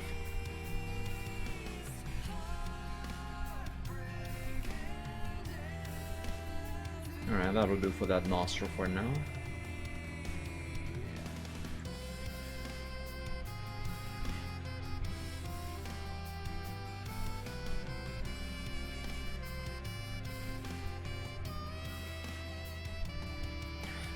Actually, take it back. I won't fix the horns immediately now.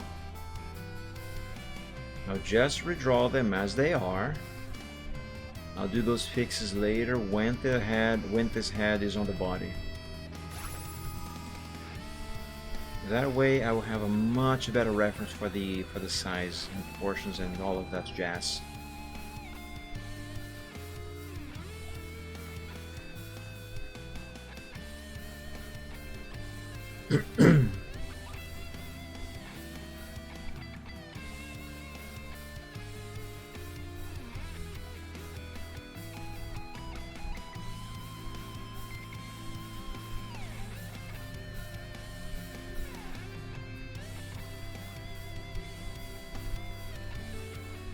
I need more zoom here.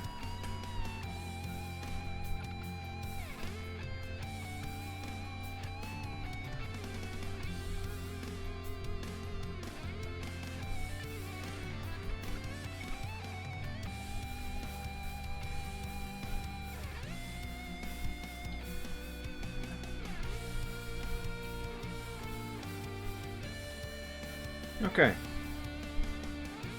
I think that's good for now.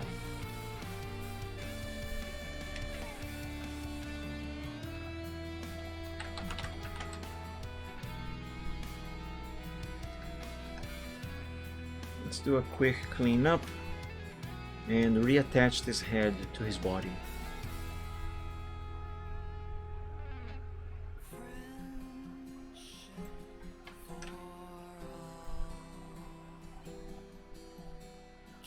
Oh my god, zoom in.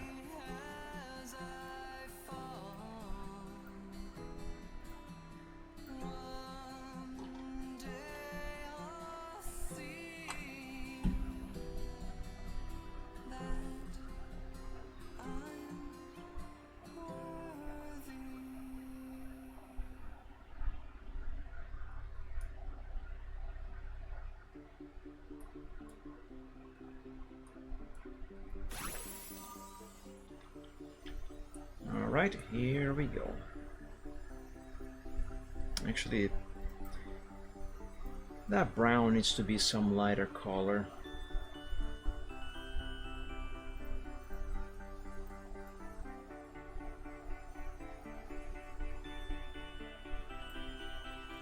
Yeah, I think that is lighter enough.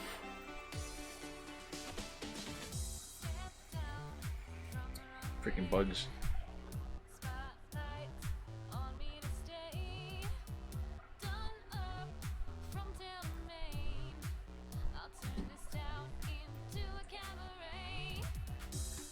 Yeah, see how thin the neck really is? Now you can have a very clear view of how thin the neck actually turned out to be. That so needs fixing.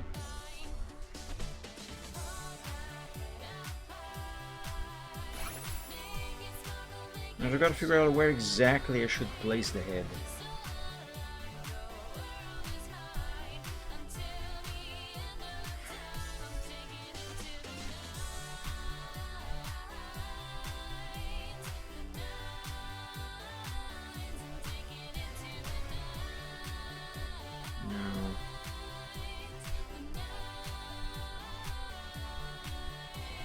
I guess here? Yeah, I'll have it here. Yeah.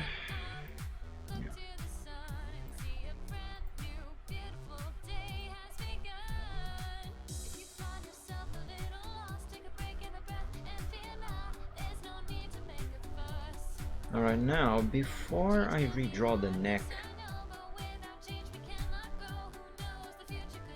let me try and fix the length of the head, because this head, as I said before, it is too short.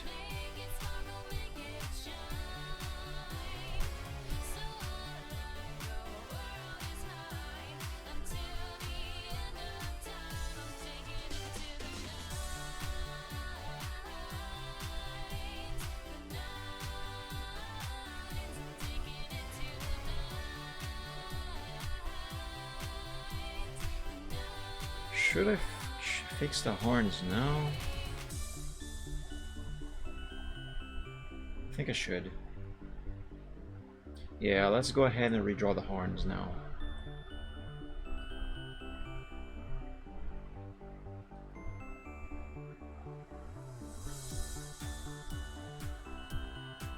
I think I should start with this one.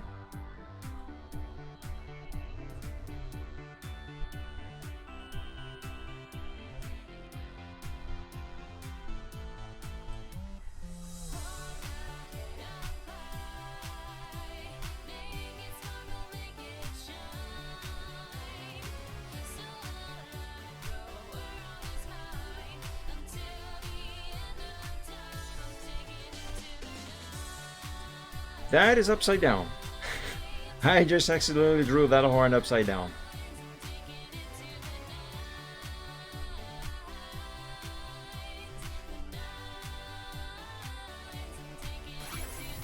I couldn't do that if I wanted to do it on purpose. I assure you.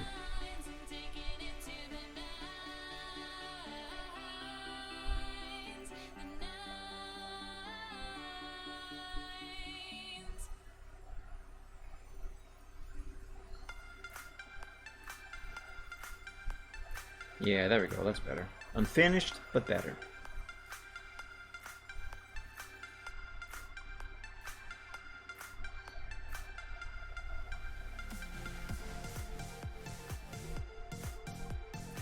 This goes there. This jawline needs to be changed a bit.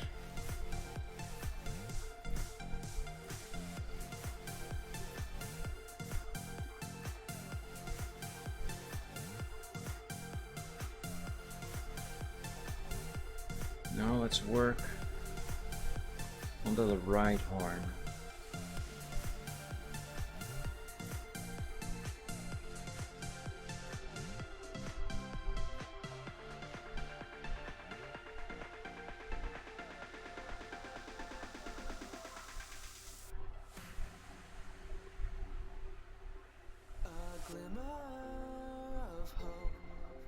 It shimmers so bright when I am all lost. It guides me through the night when my faith is dwindling and I just want to know the truth. There's no one else that can be that light but you. I still think this is not quite right as it is supposed to be. But let's roll with it. Why can't I speak today? Roll with it for now.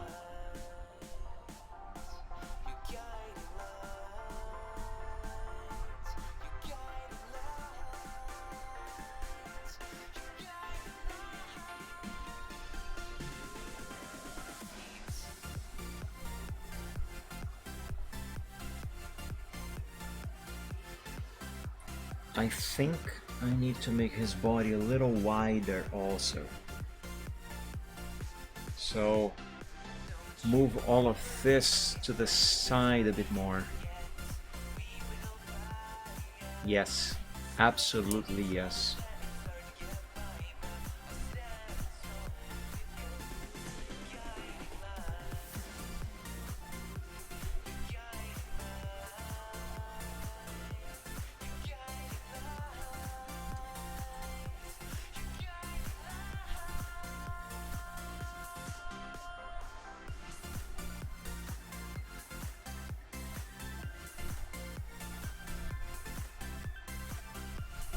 I might need to make the neck a little longer, but this is already looking way better than it was before.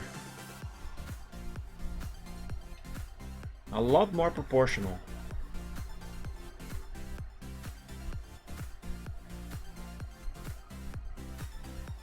I should use shorter lines for this.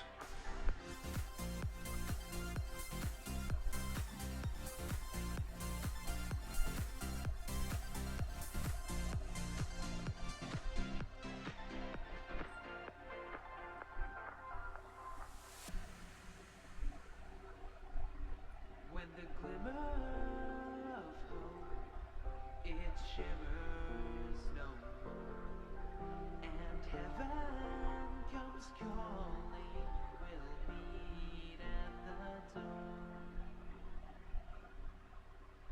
Don't you ever leave my side, time may end and yet we will thrive.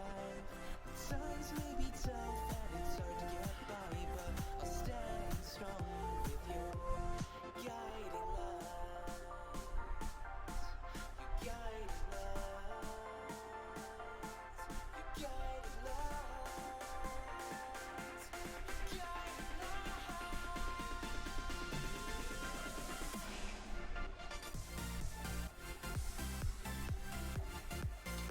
There we go. Now the jawline. Now basically draw the same line over the same line in the exact same way that I'm doing now. This is not really necessary, but one, I like to do it, and two, it does allow me a little bit of room to make smaller fixes to the line without actually really erasing it.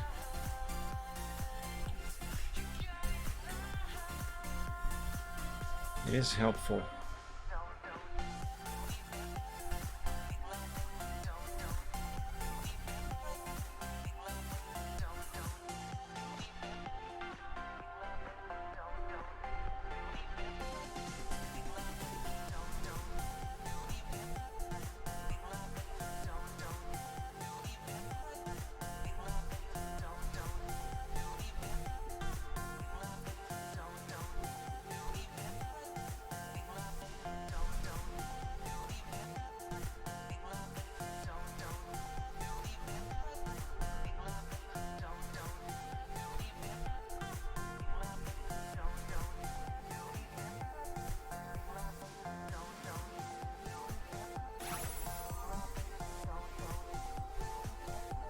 I need some water.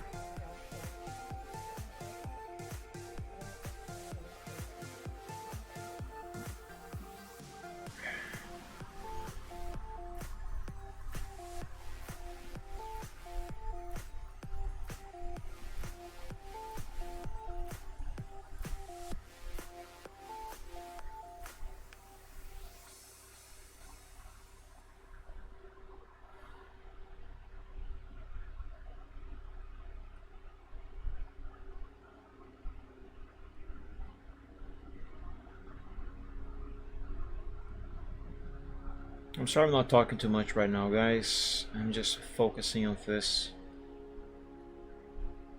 It's hard to focus and still speak at the same time. My brain doesn't work like that. Not anymore. Alright, let's see about this. Should I make his... Why is my nose itching so much? Oh my god, I swear, before I started using Facecam, my nose hardly ever itched at all. I don't know what is going on. Anyway, should I make his muzzle a little longer also? I kind of feel like it might be a little too short.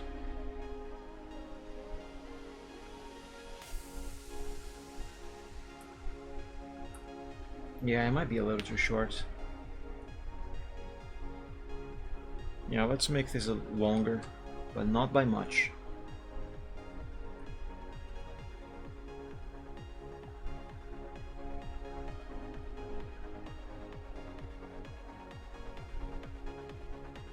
The microwave from that China export webcam is tickling your nose. Yeah, I don't know, my nose has been very itchy on these last few streams.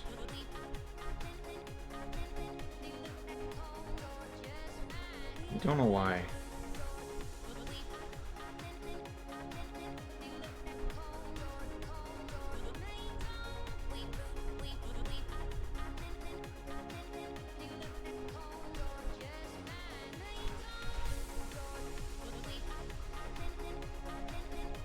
But jokes aside, the camera that I got, it's not a cheap Chinese knockoff. Shouldn't be anyway.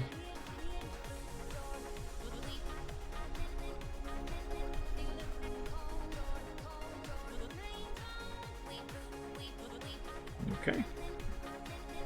That should do it. Let's just make this line a little thicker. And call it a day.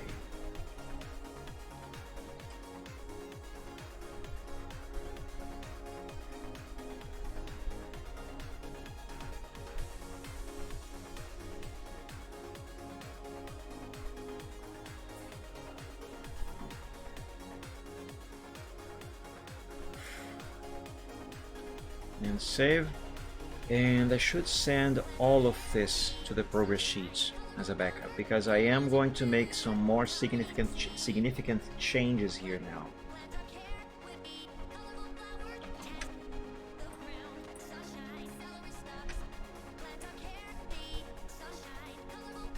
Wow.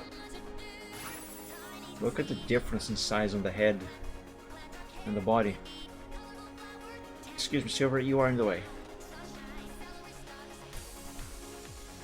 It is so tiny! It is very small the way it was before. Alright, let's begin cleaning this up a bit so I can continue.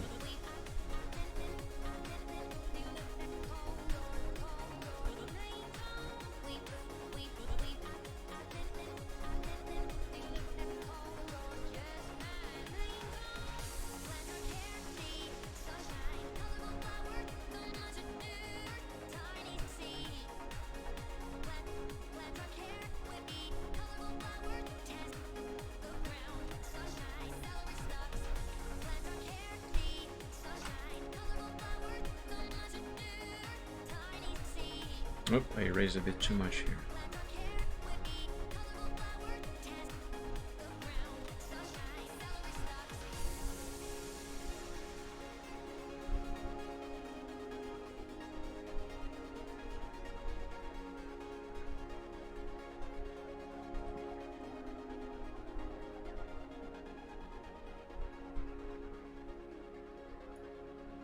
You know, I'm gonna go ahead and erase all of the gray lines that are remaining here because I don't need those anymore.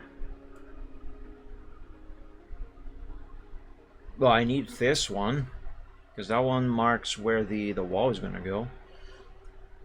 So that one can stay. But everything else, that will go.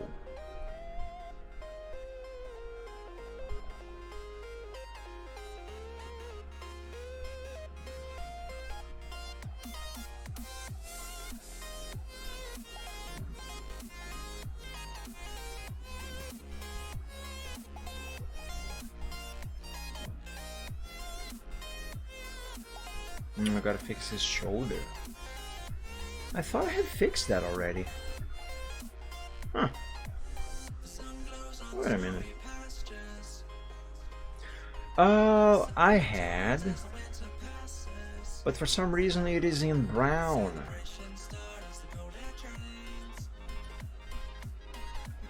So I ended up just erasing it now.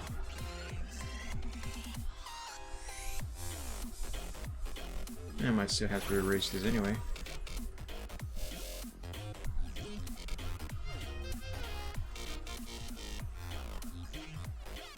There.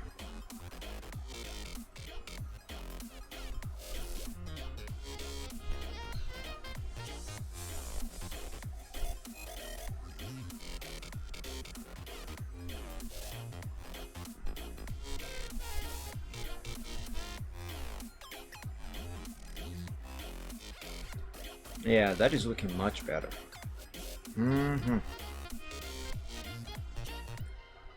Alright, let's do a few minor corrections. And then change all of these lines to the same color.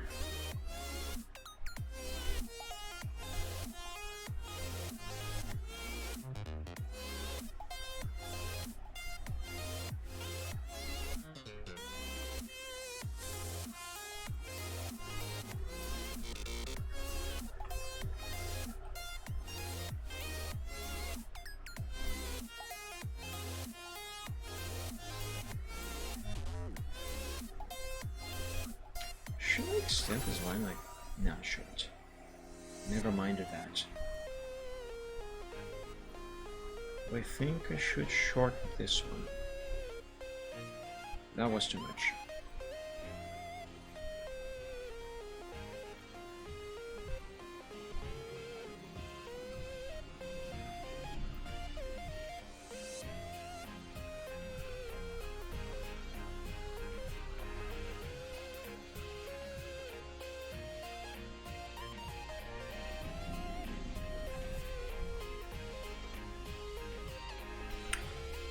Something, I don't know what, but something seems a little off about this head. Something's wrong with his face, besides the fact that it isn't finished, of course. But something isn't quite right yet.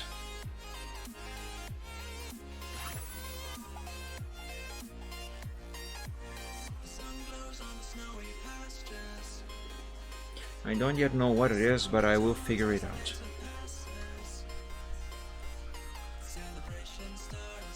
But first, let's save this to the progress sheet.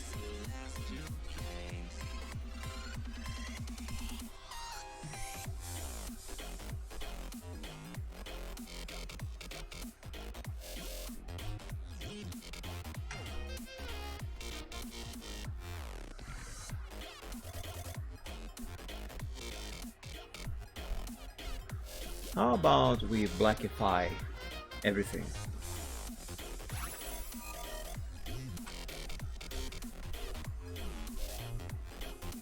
And yes, I did just made up the word.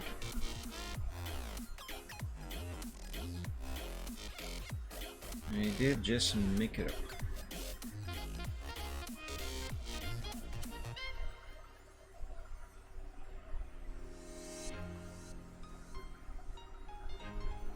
There we go.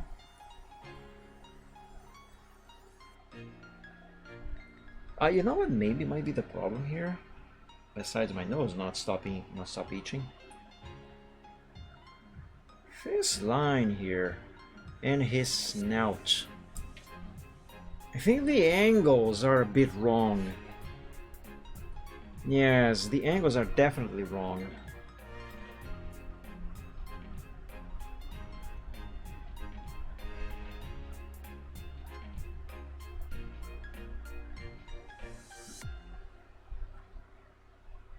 Now it is even more wronger. That's also another word.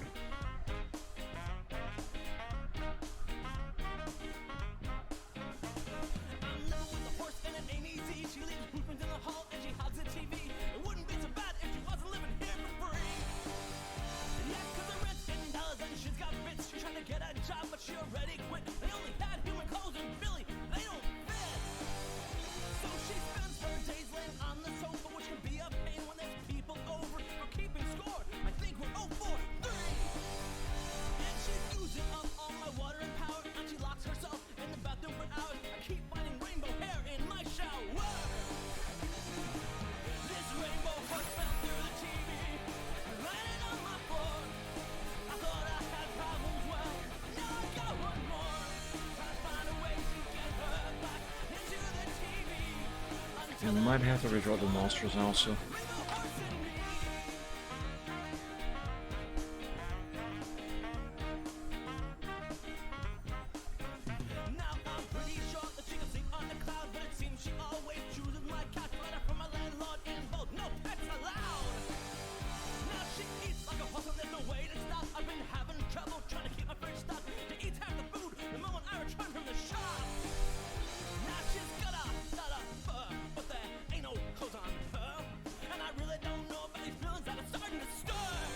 Now his chin is fixing here.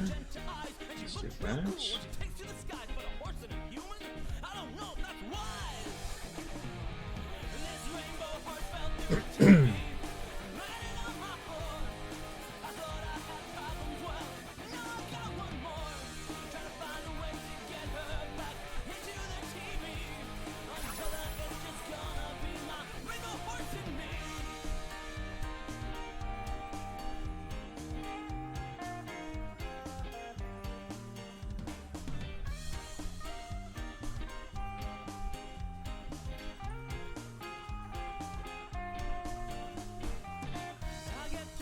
Now see here one of the benefits of making these sketch lines a little thicker than they actually need to be. That means I can more easily reshape some of them, like this,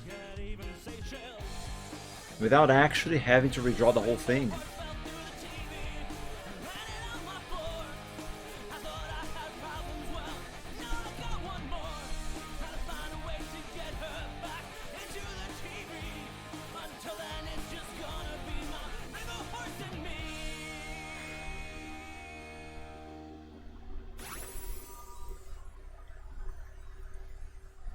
And that is one of the reasons why, even though it is not really necessary and kind of a waste of time, that is one of the reasons why I do what I just did here.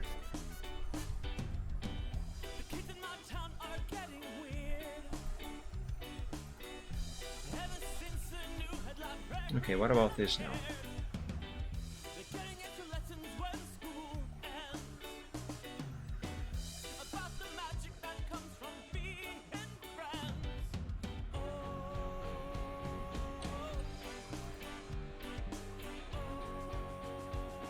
It's somehow worse.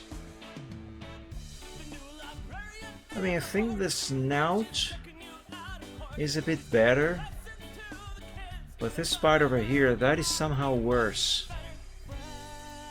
And now you are about to see one of the reasons why I keep a progress sheet, a backup of all stages of progress. Because although I can just redraw this yet again, or undo several times until I get back to how it was, and then redo the snout again, I can just copy it from here and essentially make a muzzle transplant. Yeah, sure, let's call it that. A muzzle transplant. I think I'm gonna need more than that. Let's do this entire section.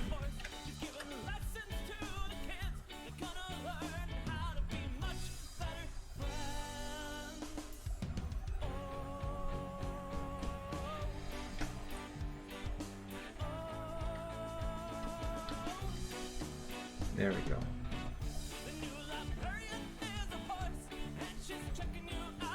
Now, let's just erase this bit of blue.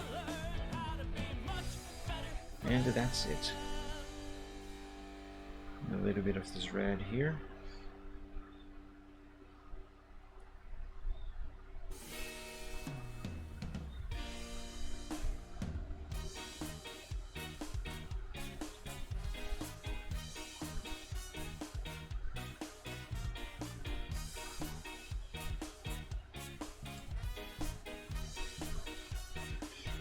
There we go.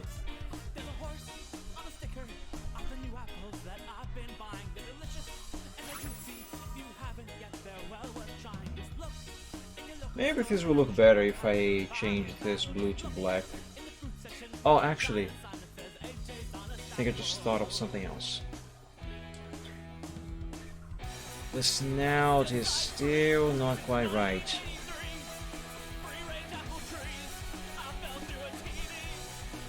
There's too much snout to the right side over here for some reason, somehow. Yeah. Let me just redraw this nostril. Again.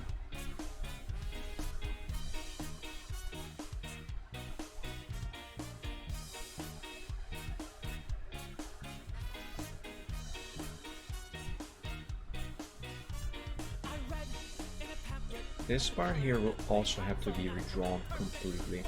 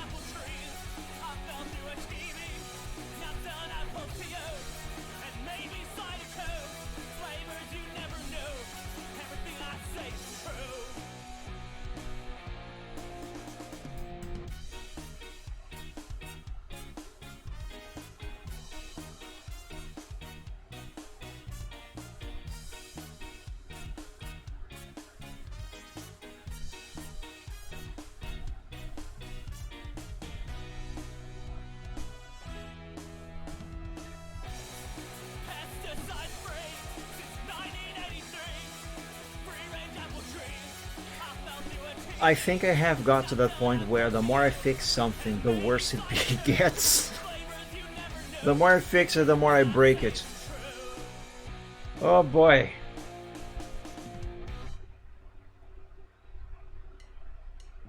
How I love when I get there.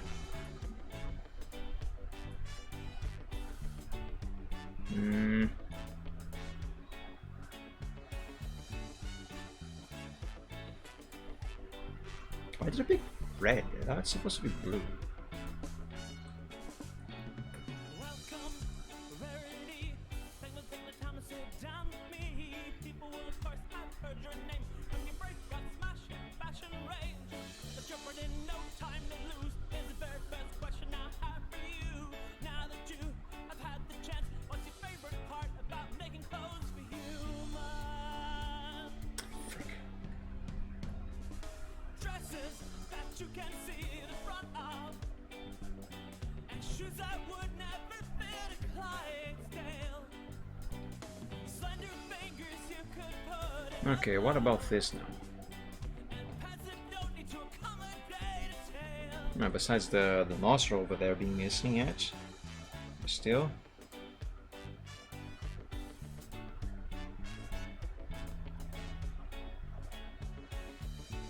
Oh my god, that's gigantic. What am I drawing here? My own nose? Have you been here long? Do you miss your home? About 4 months. Oh, that's perfect. So, what's your favorite part about the human world? Well, of course, that would have to be the human girl. Yes, that is looking much nicer. Much nicer.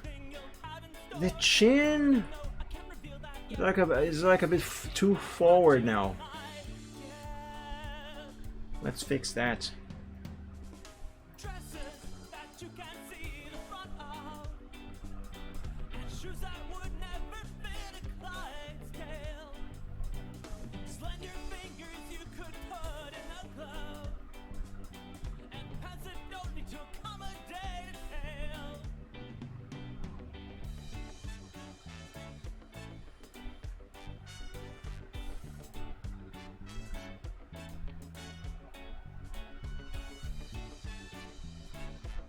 Yeah.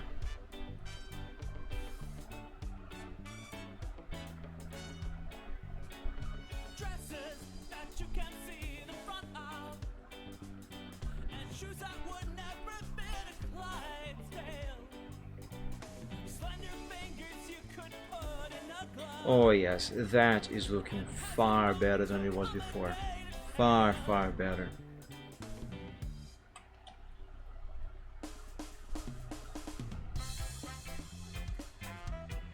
Way more proportional also. The angle looks way better. The chin might be a little too round down here. Another horse fell through. Mm, On the news, talking about the environment. She's chained in the forest. She's the only thing keeping let me experiment with something. up to man. She's chaining herself to trees. She's giving speeches on TV. They try to put her down, but she's not fazed. Oh yes, She's shying it to yes. I guess it just matters that much to her. His jaw was a little too thick.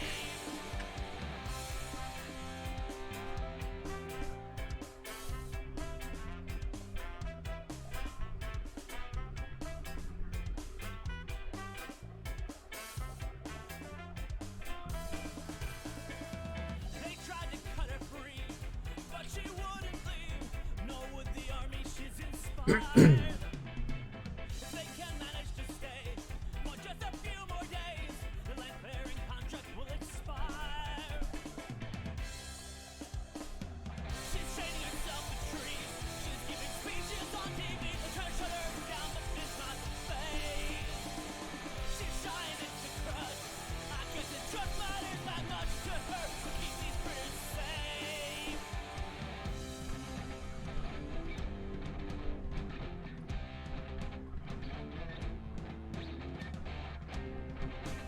Here we go.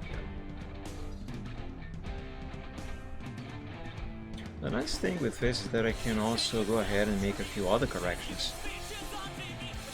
Like this line here, it is fine, but it might be going a little way too up there. Even though it's kind of supposed to, is it? I don't know, I will make a small change to it, since I do have to redraw this part over here anyway. Might as well give this a go. Let's make an attempt.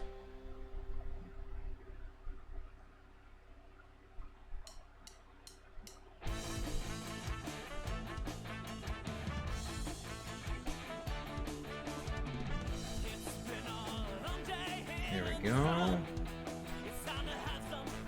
Should I maybe redo this sheep over here a bit?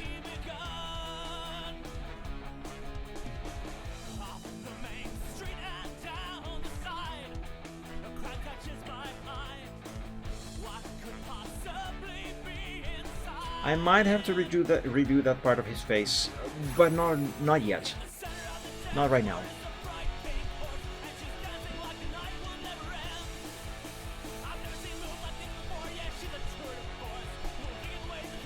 Let's first finish this here.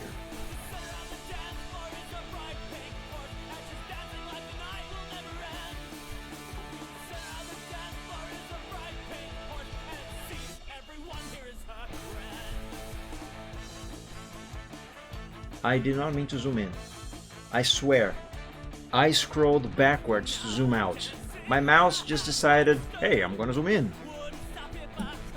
You know what? It's fine. Because I just realized here, there are 3 pixels that for some reason are still brown. Okay, thanks mouse. That wasn't too bad. This time. Zoom out now. It's almost as if the mouse wanted to show me those pixels. Alright. Let's see if this... Yes. Face is looking far better than it was before. Now, the tilt of his head is not the same as I did on that little doodle there.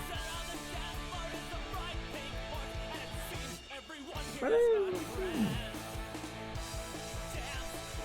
it's fine. It doesn't have to be exactly like on the doodle after all. That there is just essentially just a reference for the actual sketch.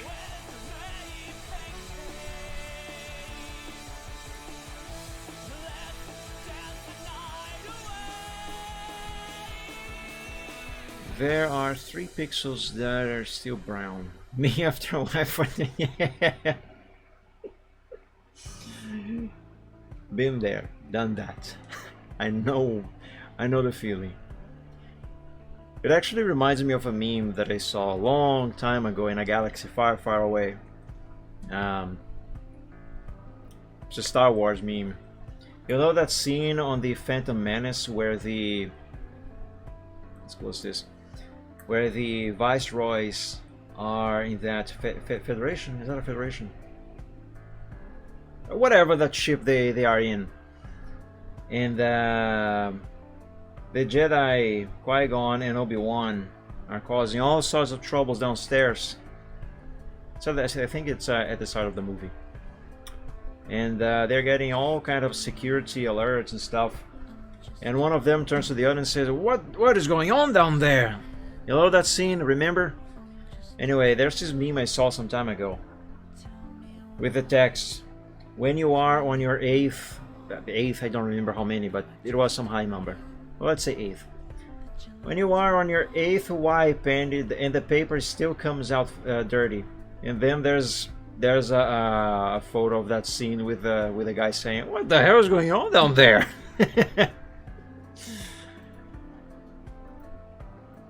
I don't know if I can easily find that meme right now, but I'm not gonna look. Because it is going to take a bit of time. Excuse me. But anyway, yeah, whenever I am in that situation, I always remember of that meme.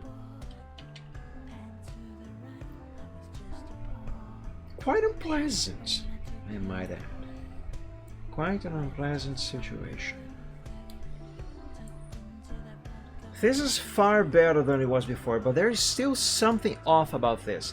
I don't know if it is, it might be, but I don't know if it is this horn maybe pointing to the wrong direction, kind of wrong. I don't know if it is this part of his face, if the snout is still a little, still wrong, you know.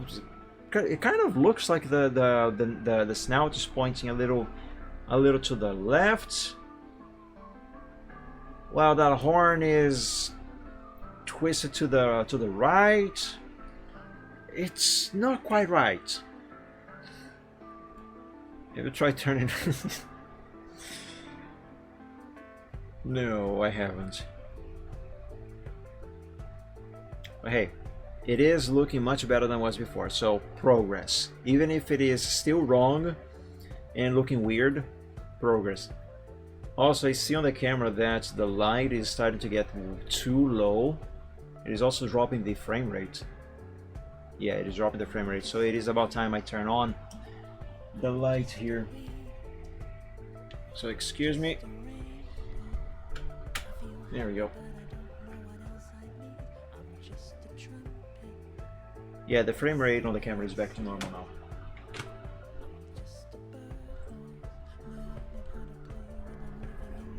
Well, maybe I can now figure out what is wrong here now that I am under a new light.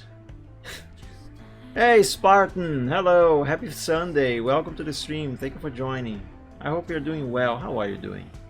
Better than me, I hope. Anyway, let's send this to the progress sheet, shall we?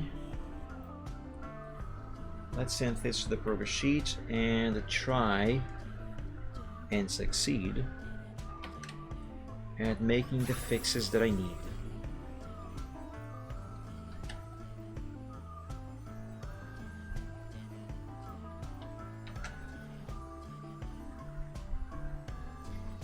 You know, comparing one to the other, this kind of almost looks better than that one now. Why? I hate it. I gotta compare.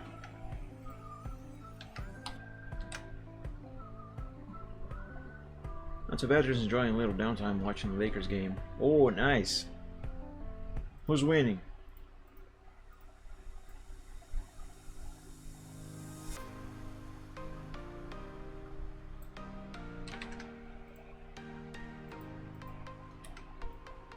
Alright, let's put this here without transparency.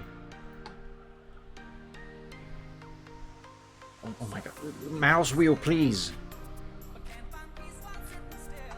Okay, so this is the head before I made this fix over here, okay? I'm going to undo and redo this a few times to see if this is indeed better than the fix that I made, or if the fix that I made is better than this here, and if it just needs a few extra fixes. Lakers up by 10 in the third quarter, I believe. Ah, nice. So I guess they are winning. I don't know what are.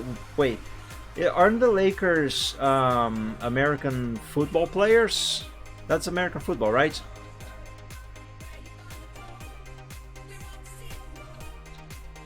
So I think that means they are winning.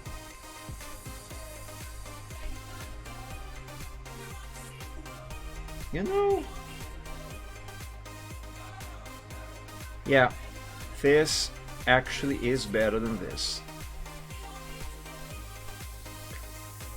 You know what that means? It means I just spent all of that time redrawing this whole area of his face to get to this point for nothing. Because this here actually is better. Maybe not this line here so much. I might keep that line there from this version. And maybe redraw this part of the jawline. But yeah, the muzzle and the snout, I'm gonna keep this one.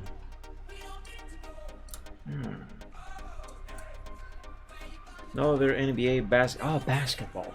I knew that. Born and bred baseball guy, but I like most sports. I'm not really a sports guy myself. I'm not a fan of sports in general. But out of all sports, I think basketball is one that I actually could see myself enjoying a bit more than any other.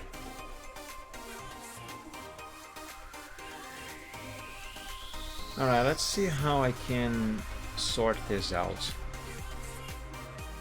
It might help that I really enjoy hoops mode in Rocket League, which is essentially just basketball. Oh, maybe that is why I like that, actually, now that I think of it. Anyway, how am I gonna fix this?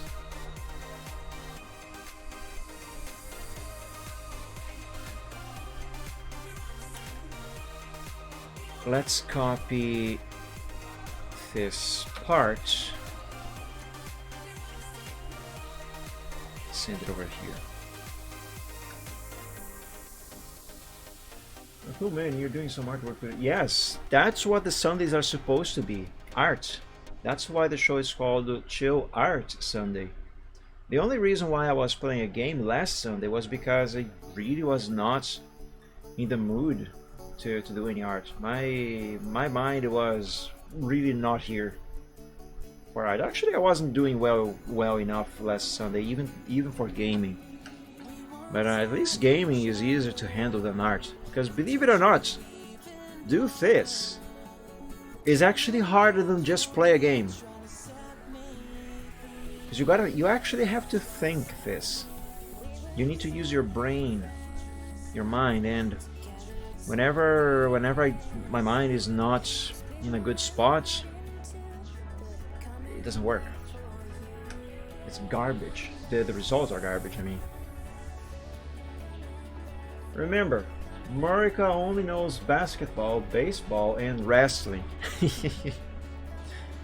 No, that is not true. They also know football, which for some reason they play with their hands. So I call it football.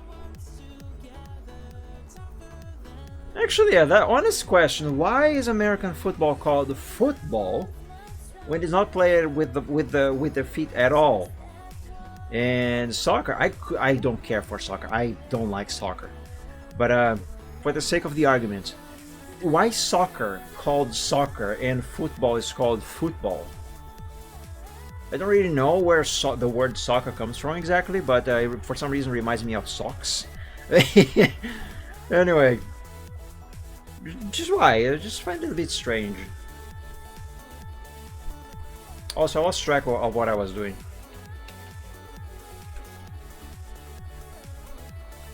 Alright, I wanted this here.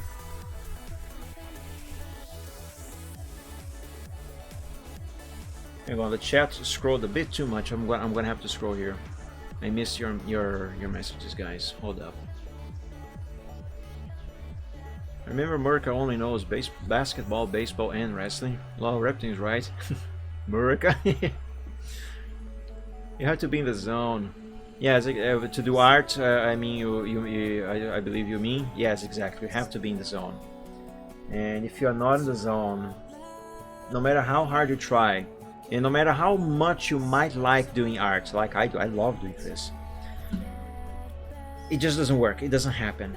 It actually kind of torturous if you try to force yourself when you are not in the zone. But yeah, you gotta be in the zone.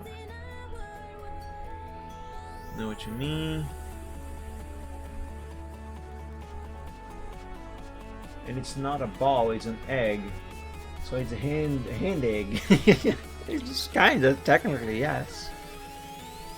As a question, I forgot the origins of that. Used to know. Actually, you know what?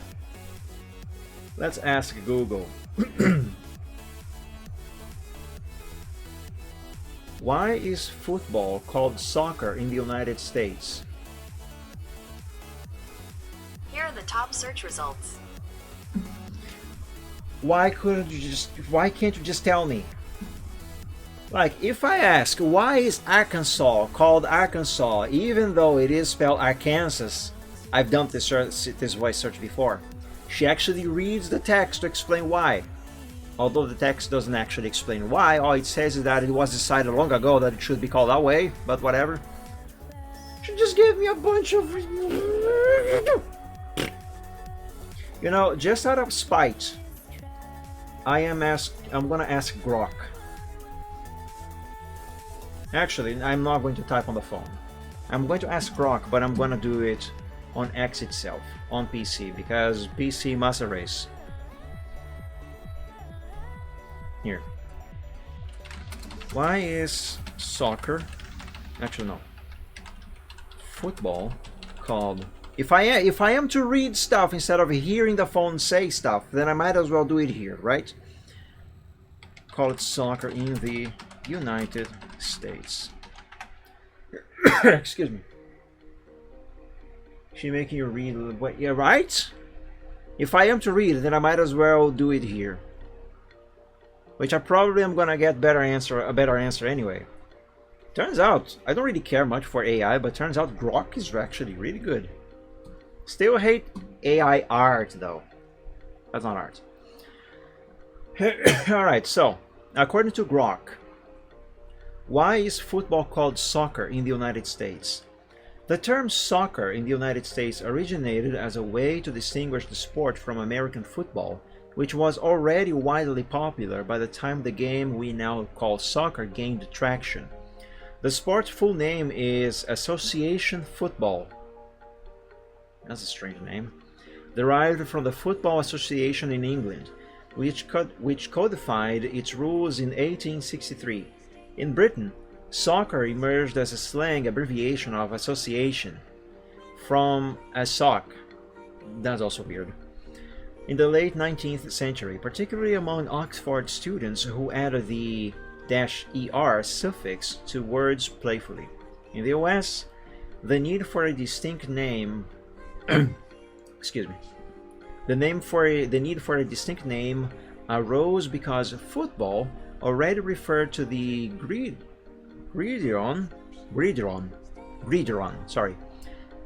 game, which evolved from rugby. Really, that's where American football came from? I had no idea. I thought it was its own thing. Evolved from rugby and other rough and tumble sports.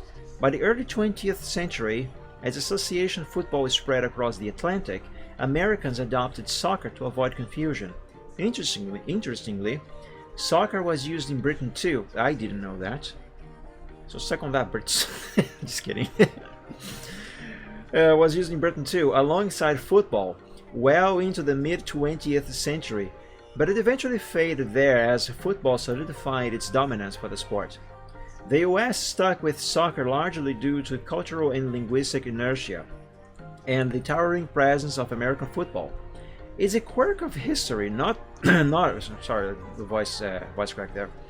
It's a quirk of history, not a rejection of the sport's roots. Today, while some purists grumble about it, the name reflects a practical adaptation to a crowded sporting landscape.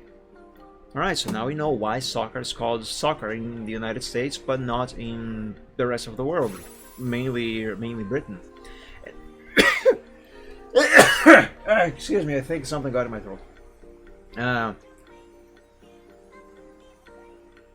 But we also now know that Britain also called football soccer for a little while. And that football came from rugby. Nice. Alright, thank you, Grok. You know what, I'm actually gonna type that. Thank you, Grok. You're far more useful than Google's phone assistant. I misspelled everything. You're far more useful than Google's assistant. Thank you. Glad I could help. I'm here to give you straight answers without the fluff. I actually kind of like Grok. Good AI. Some of the AI searches are good, but still hit and miss. Yeah, that is to be expected. But overall, I actually had a kind of not exactly a full-length conversation with Grok the other day, but I did have a chat with Grok, mostly to test it out, and I was actually quite impressed. I actually had two conversations, one conversation twice, different topics, of course. But yeah, I was actually quite impressed. Of course, still AI stuff, but a bit of hit and miss, but definitely quite good. I think X is on the right track with this one. Also, apparently, from what I read, Grok is quite based. Whatever that is actually supposed to mean. which is a very big plus in my book, if you ask me.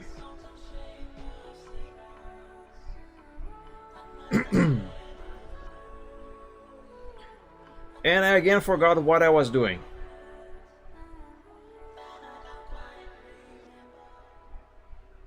What was I doing?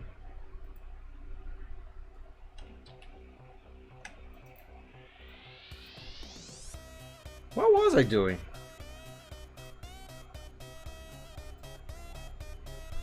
Oh, I was going to put this muzzle over this muzzle, but keep this neckline. Yes, that's what I was going to do. Okay, so let me copy this. Actually, let me copy a bigger area, because I don't remember how far I went with redrawing that line. Excuse me again. What is it? Grok? I'm searching. Grok is X's/Twitter's AI.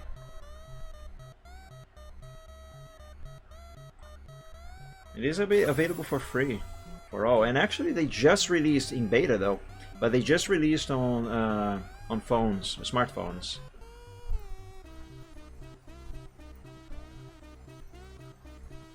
So wait, what exactly do I want from here?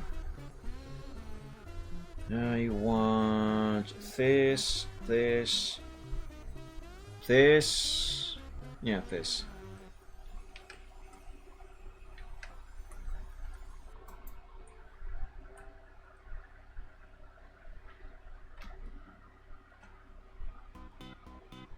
You can access Grok straight from X, if that's what you mean with the question.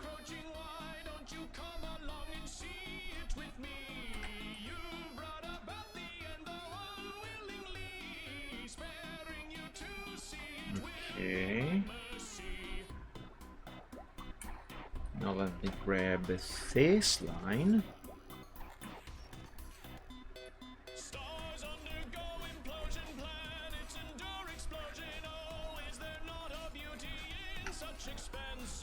And paste it here.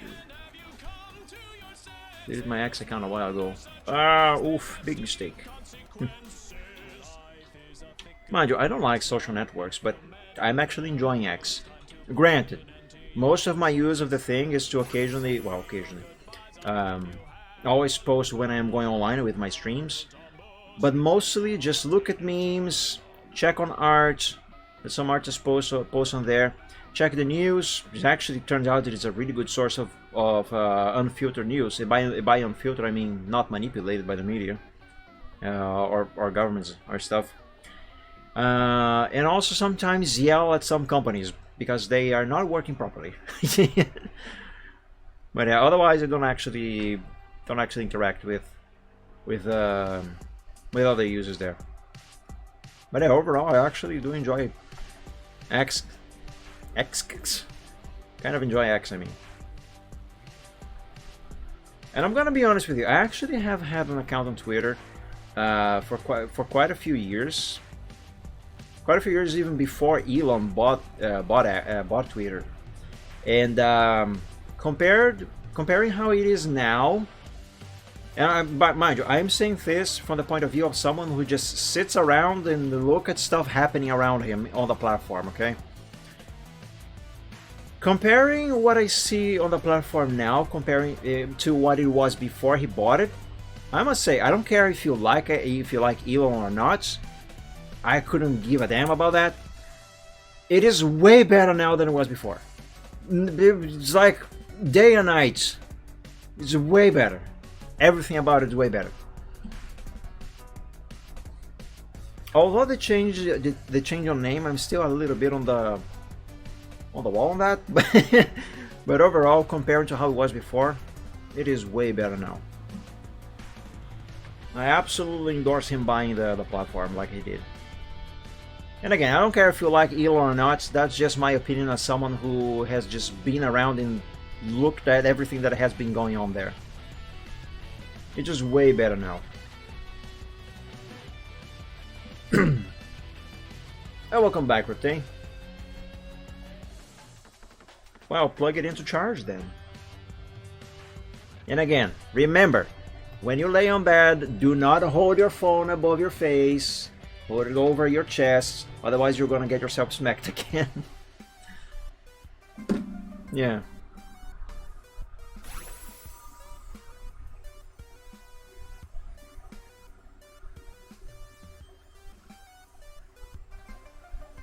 There we go.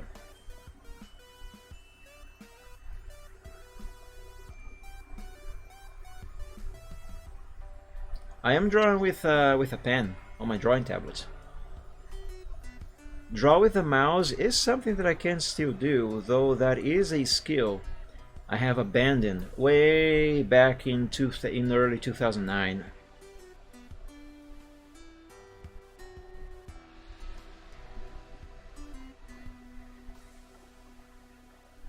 Charging with 4,500 milliamps megabyte. That sounds like a big battery indeed.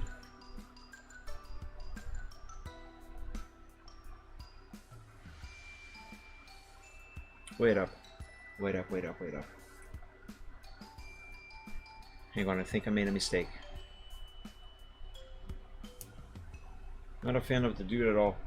I mean, to each their own. And like I said, I don't care if person A, B, or C likes Elon, doesn't like Elon. Everyone has their reasons. I don't care. Everyone is entitled to their own opinion on the man. I personally don't have anything against the guy. I think he's actually doing a good job there. But that all aside, again, from the point of view of someone who was on Twitter before it was purchased by him, and who is still there and has only been watching stuff happen around on the platform, my point of view is that it is way better now than it was before the purchase. Mainly in terms of what content is there. Because, oh my god, it was a nightmare before. It was horrible.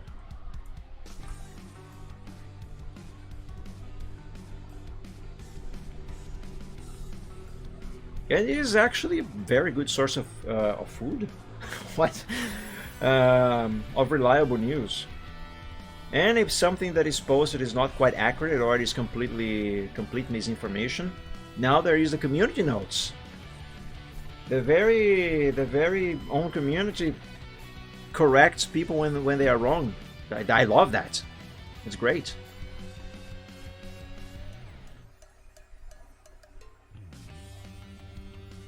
But yeah, don't care, like, dislike the guy. The platform is much better now than it was before. Sorry, milliamps. Oh, that makes more sense. Battery was 5,000 milliamps. No matter what, his smoking weed meme will forever be legendary. Also drowned. Yeah.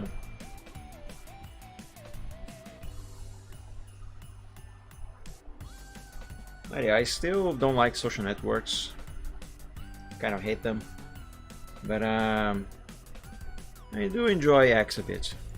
I do.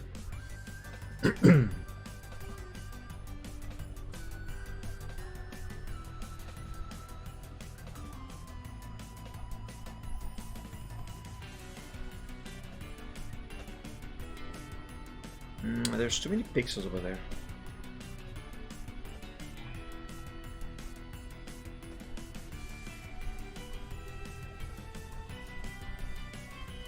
I deleted everything Facebook related years ago. I absolutely despise Facebook myself. I used to have an account there.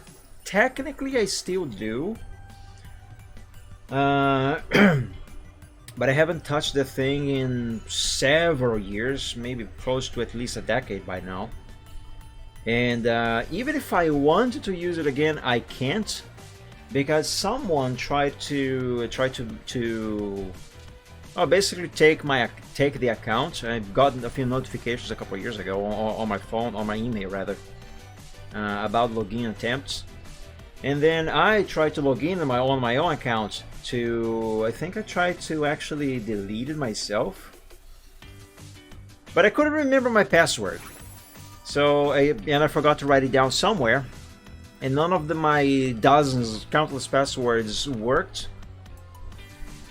And then, well, long story short, Facebook itself ended up locking the account. And here's one of the things that I hate about Facebook. I don't know if they changed it, but the last time that I tried to unlock my account and recover my password, like you usually can do with any other platform, the only way, the one and only way they would make it possible for me to recover the password / unlock the account was by contacting one of my Facebook friends, so that friend could identify and essentially tell Facebook, yes, this man is who he say he is. Yes, you can go ahead and allow him to recover his password and unlock the account. I have no one on Facebook. I never did.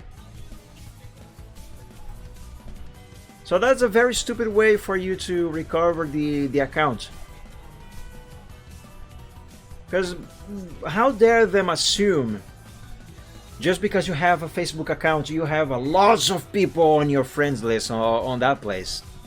How dare they assume that? What if it is a brand new account? The person just set it up and forgot about the password or accidentally locked the account for some reason somehow. How is a person supposed to recover the thing? They can't. So yeah.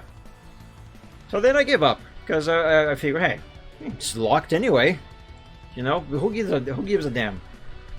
Although I still every now and then get a few email notifications saying that someone has attempted to log into my Facebook account. And I'm like, okay, if you managed to do that, kudos to you, I guess.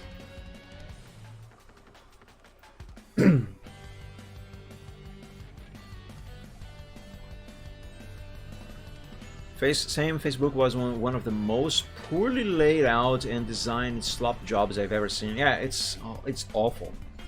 It is actually so awful that from what I read and heard, a lot of the newer stuff they have added as improvements are actually copies of what X has been doing after Elon bought it. No joke. And you know what? I actually believe that.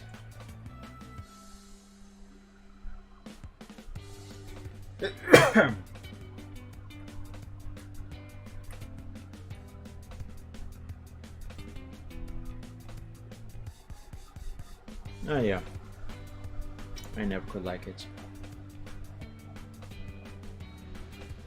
But more than hating Facebook, you know what I hate the most? WhatsApp. Oh yeah, that thing can go and burn in hell for all I care. But unfortunately I am forced to use that damn thing. Yeah, the lizard copied the community notes. Yeah, I heard they just did that also. And you know what? That's actually a good thing to copy because community nodes are far superior than having the moderators they had before. The moderators with fact checkers. Actually, that is kind of funny because after community nodes were implemented on X, it weren't many, but I have seen some fact checkers saying that something was false, but then they got fact checked by the community notes, proving that their fact checking saying the original thing was wrong was actually the fact checking was wrong and the actual thing they said was wrong was actually right. Whenever that happens, I find that just absolutely hilarious. It's so freaking good when that happens. But anyway, I digress. Actually, to support the lizard, what's his face, copying the community notes. So long as they do it right and it actually worked for them, then great. Because the more actual correct information, the better. And also the more free information. That is something extremely important. Free information. Information has to be free. Doesn't matter if it is wrong information or correct information. Everyone needs to have the right to say whatever they want. Even if it is hurtful stuff. Because you know what? That's just how freedom of speech works. You can't have freedom of speech if you silence someone from saying something. No matter how bad or wrong the thing they will say is. Anyway, yeah. He's been copying a lot of stuff. Yeah, fake Jack. The German government wants to know your location. Yeah. And German governments, British governments, and basically the entire European Union, from what I hear. I'm just not going to say Brazilian government as well, because they already know my location.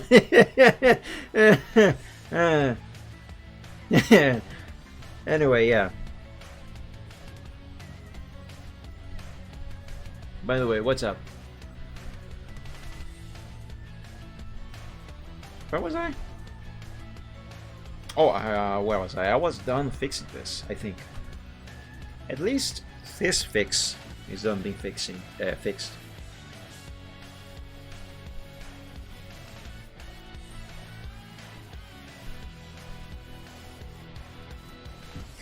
Excuse me.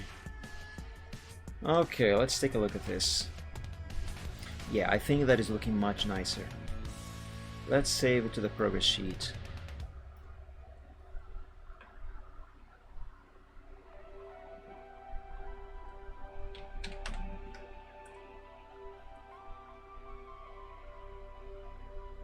There's a mosquito on my wall, and he flew away. God damn! The moment I was reaching for the swatter, it flew away. It's like they know what I am thinking.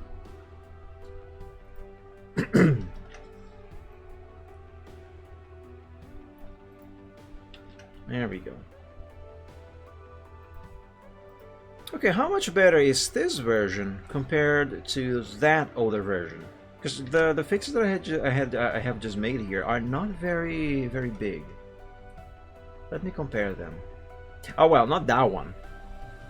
The fixes on the difference on that one is actually bigger. This one.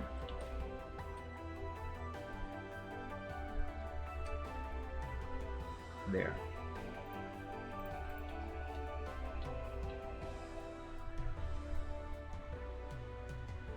I didn't fix the thing at all.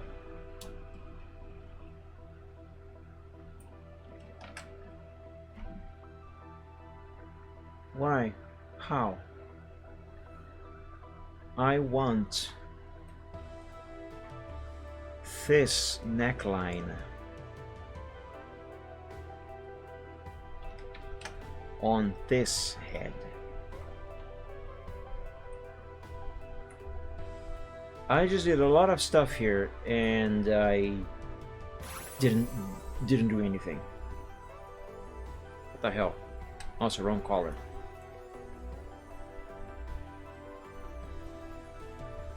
I'll check in on a moment, Riptang.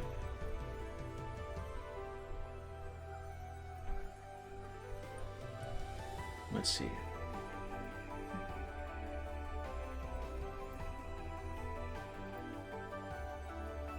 Oh, pizza! That looks like a very good pizza. I haven't had pizza in a while.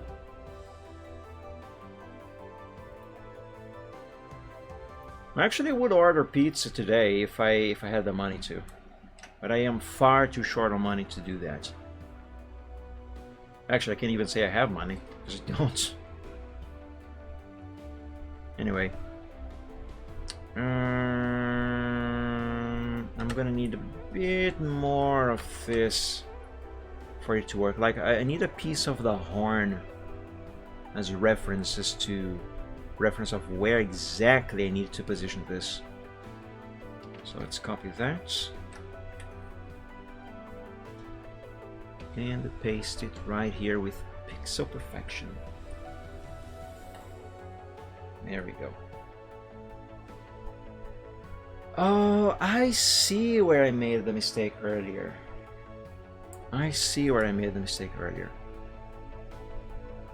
Okay, undo that, because that's useless. So what I did earlier was, I actually did transplant this part of the sketch that I wanted to put here while keeping that other one there. But I got distracted because I was chatting, I was talking a lot, and I accidentally erased the change I pasted, the piece of the sketch that I pasted, and I restored the original one that I wanted to replace with the thing that I pasted on top of it. That's what I did. I didn't even realize I was doing that. Okay, so I want this line here, okay? But I want this jawline over here. So, what I'm going to do now is undo this, okay? And I will copy this part of his jaw. Also this bit of the neck too. Like that. So copy this. Now let's redo. So I have this one back. Put that up there. And paste it down here. We're just going to change this color from brown to... Is red available? Yes. To red.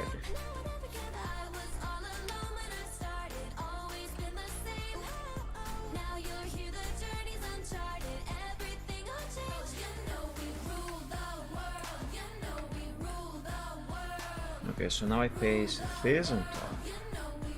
There we go. Now you see this black part over here? Now that gets erased.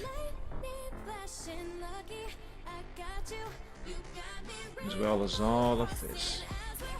There we go. And now this brown, which is the older line, now this goes away. As well as this one straight pixel here. There we go. And now I just change all of this back to black.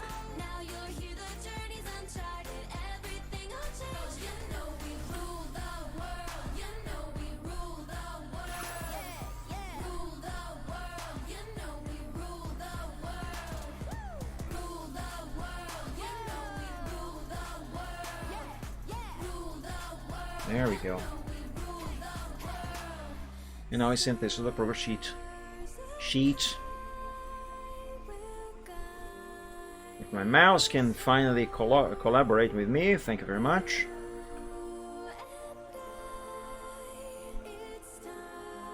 Copy, save, and paste, and save. Now I'm gonna make that comparison with this one.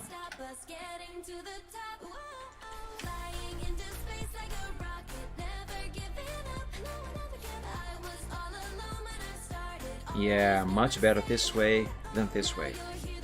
Okay, good. So that is done.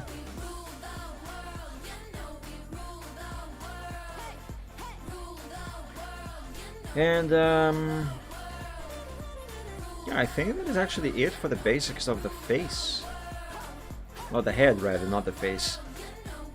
The face still needs to be worked on.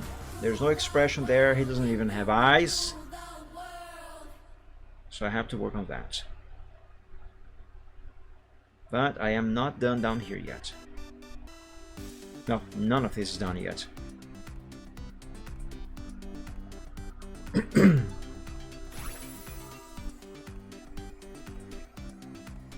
Actually, you know what? Never mind that line there.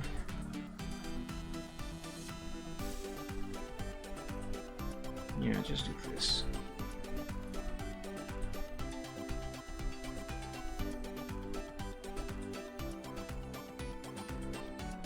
All this progress stuff just made me think. What, the progress sheet? What has it made you think?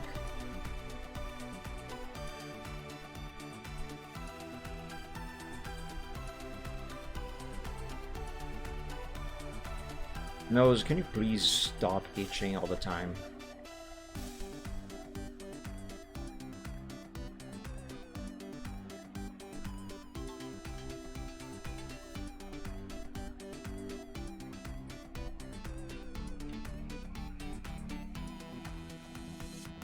How do some artists spill out high-quality artwork of, let's say, new Pokemon in mere hours?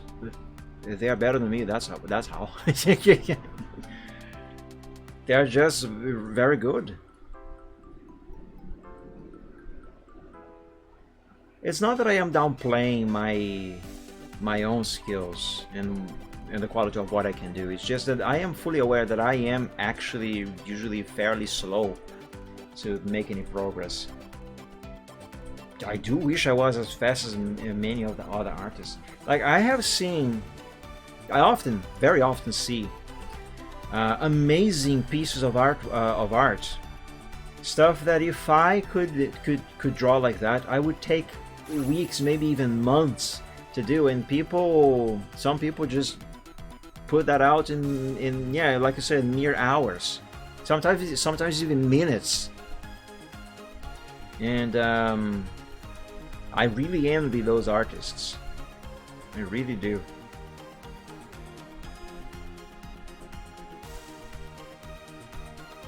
Like you see a Nintendo Direct, and before that thing even finished, there was always Sprigatito artwork on it. Well, FA, you're gonna go with that for an example? Well, of course. What do you expect? Of course, for Affinity will have artwork done in minutes before the thing is even finished.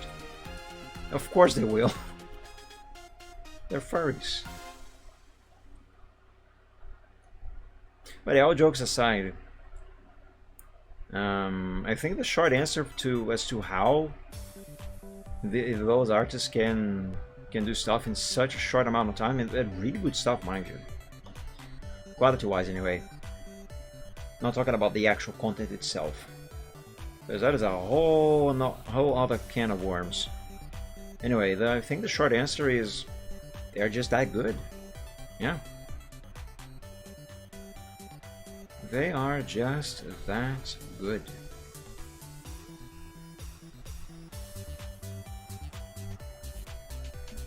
Yeah, they were slow on that day. Of course, DeviantArt is not without its DA has some guilt there, you know. But as I have proven on stream before, it's hardly a comparison. But yeah. Yeah, it was one with bloodshot eyes smoking. I think I've seen that one. Funny how people went straight into that.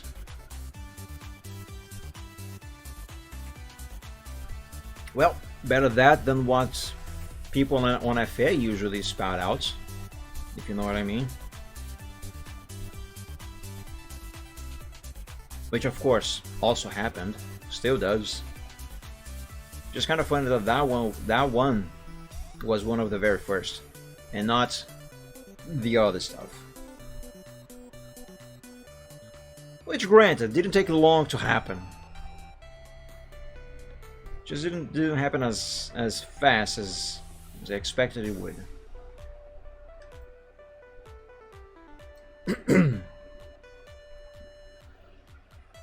I still kind of feel like the neck is a bit wrong somehow. How can I make this neck better?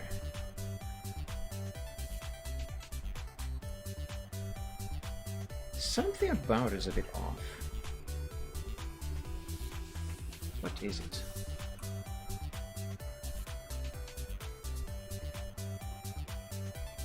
Now here, 14 minutes from review to finished artwork upload. Jesus Christ, 14 minutes. Those maps were ready to draw. Yeah. Yeah. They are. They absolutely are. Heck, if I try to draw, assuming I could draw exactly the same way that artist drew that one there. If I wanted to try to do that, I would take hours, at least hours.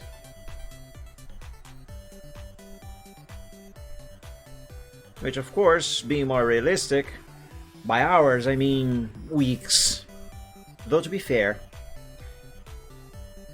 because of how things are in my life and how often I am not with a proper, I don't have the proper mindset. You know, I'm not in the zone most of the time. I don't do art as many day as often in a week as I should. Actually, for quite some time now, I have the only time that I do any art is during the Chill Art Sunday on Sundays. Yeah, so there's also that. But yeah, point is, that would take a much longer time than that.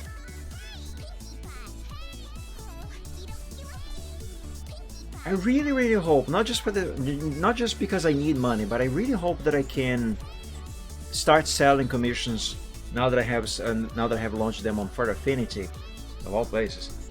But anyway, I really hope that I start selling there, because just selling in general, not necessarily just there, because that will give me, hopefully anyway, will give me more motivation to get myself in the zone to finally get back to work on art more often, as I used to. And of course, money. But yeah, I need to work on art again more often. Well, one comment. And time. Wow, I'm disappointed. It took you guys a good minute this time. I expected faster.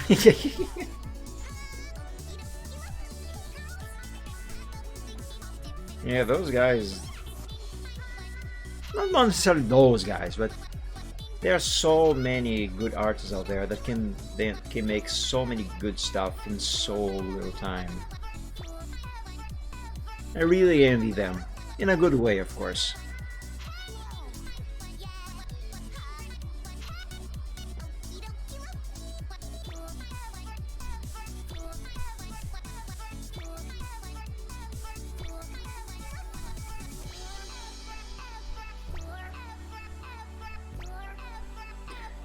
I have lost count of how many times I have fixed this freaking neck.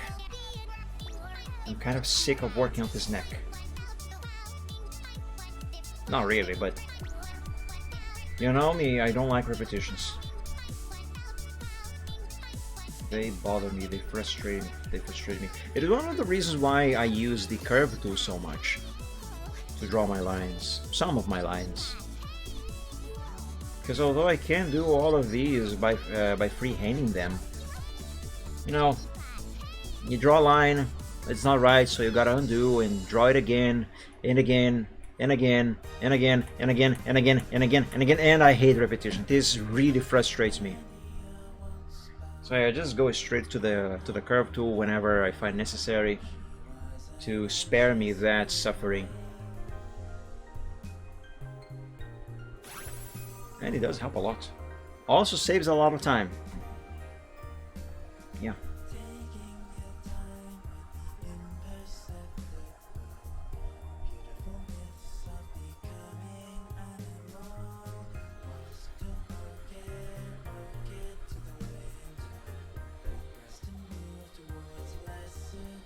Okay, let's find out if this fix is the final one, or if I'm gonna have to fix this fix, which is a fix for the fix that I fixed earlier, which in itself was a fix of another fix.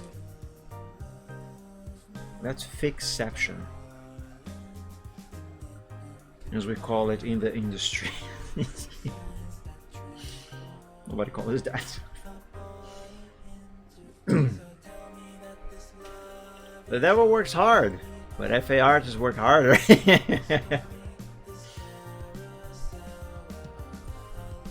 Well, joke's on that guy, because you know who runs FA? I'm kidding, of course. Where am I?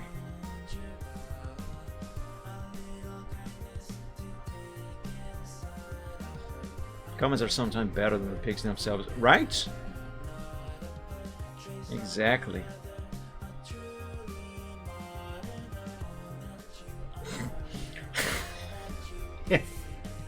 It just made me remember a video I watched the other day. I just don't think I can show that video on stream because it might be copyrighted. But also, even if, regardless if it is or not, you guys wouldn't understand because it is all in Portuguese anyway. So yeah, I would have to translate it. Well, it is a short video. Should I? Let me know if you guys would like that, because at least I thought it was really funny.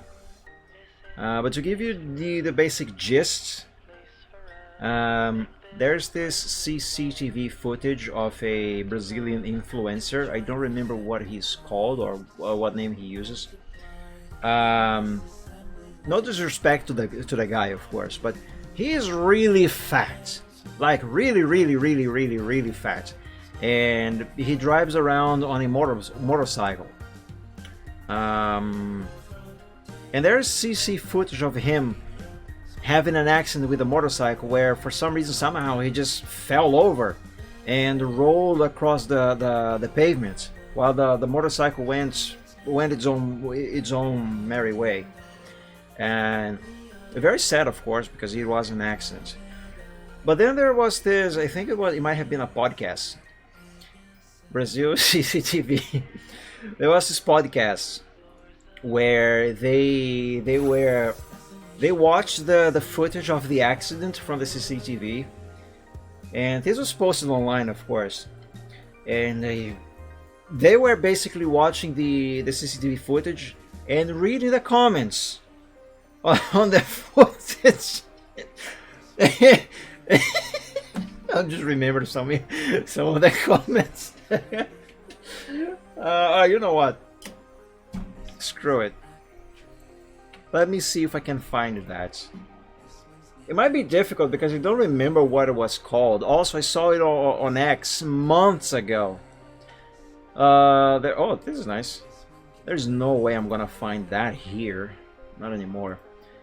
Not without a long time of scrolling through my likes. Let me try on YouTube. It might be on YouTube.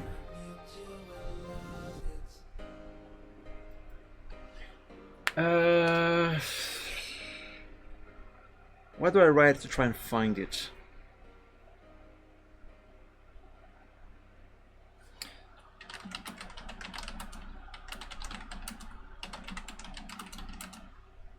What is the name of the motorcycle the guy was riding?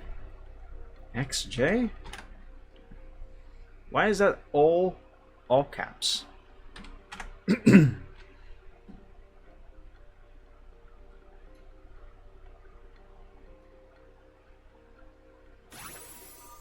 It might have been this one here, just posted on X, but it might be this one. Let me pause the music. And let's change this from shorts to video because shorts suck. Oh, that's all caps. Ó, o gordão da XJ caindo de moto, olha. Okay, so what he just said here is, look, the big fatty of the XJ. XJ is the name of the motorcycle he was using. Look at the big fat of the XJ. He fell over. Look. Caramba, olha os comentários. Quase que o... My goodness, look at the comments. I'm gonna let the video play first, okay? Then I will come back and pause so I can translate to you guys. Ó, o gordão da XJ caindo de moto, olha. So that was... Caramba, olha os comentários. Quase que o céu ganhou outro planeta. Quem sofreu o acidente foi o asfalto. Deus não teve força pra puxar.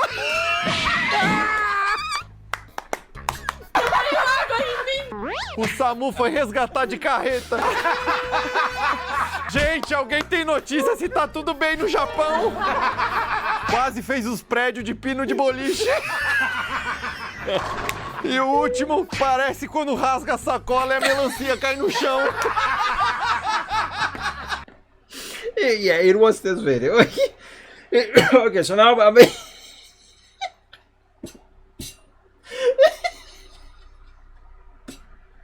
I'm gonna...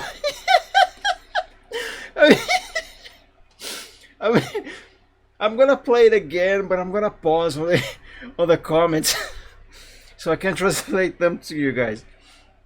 I'm gonna do my best. Excuse me.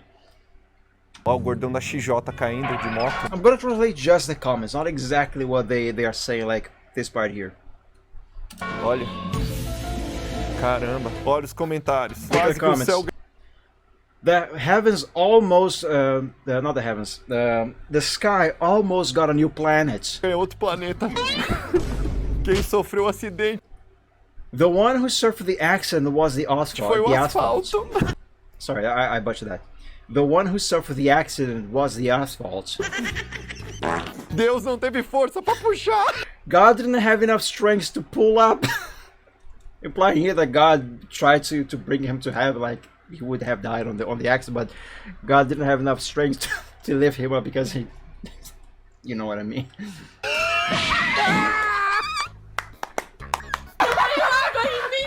O SAMU foi resgatar de carreta. The ambulance went to rescue using a lorry, you know, a big rig, a big truck. Gente, alguém tem notícia se tá tudo bem no Guys, does anyone have any news if everything's fine in Japan? Japão? Quase fez os prédios de pino de boliche. He almost turned the buildings into bowling pins.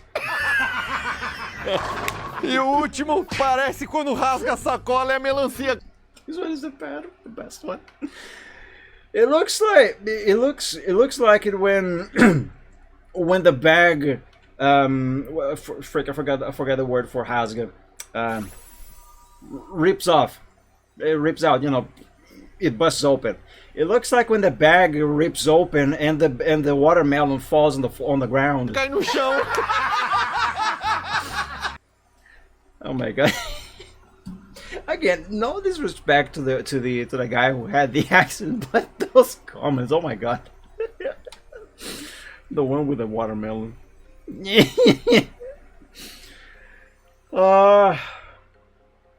Oh my god. I'm crying. I'm sorry. Where's the music? Oh, it's really quiet. Skip. Oh. Okay. What am I gonna do next? What is the last thing that I did, first of all? Right, I was cleaning this up. Also, for the record, let's say the big guy there who had the the accident with that motorcycle, which the CCTV camera there caught, he's fine. He's actually gave an interview to a podcast the other day. No, not the other day, but after the accident. But yeah, he's okay.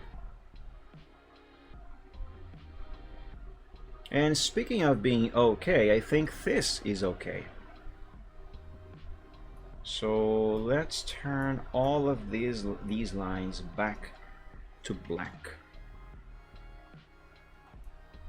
And save this to the progress sheet.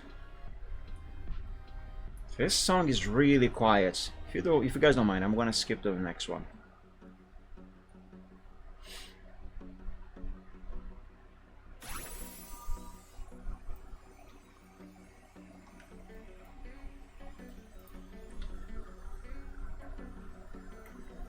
Okay, let's save, copy, save, and send it. I gotta expand the canvas. By the way, I made a mistake. You saw I just rubbed my eyes, put my hands on my face, because it is kind of hot here. I am sweating a little bit, so my face is rather oily. And I put my hands on my face, got them full of oil, and because I am drawing with the tablets, I put the hand on the tablet. Now the tablet is all oily. Yeah. This is one of the reasons why I usually, when I do the short Sunday, I keep a napkin on the desk. You know what? I do need a brief bathroom break anyway, so good opportunity for me to wash away all of this face oil from my hand.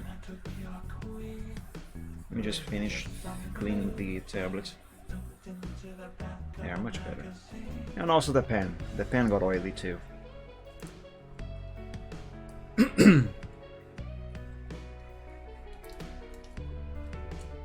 Get the man a towel. Right? I mean, I need more than a towel. Actually, it would be really nice if I could have an air conditioner here. At least during the show. The problem with that is that the power bill would go up there.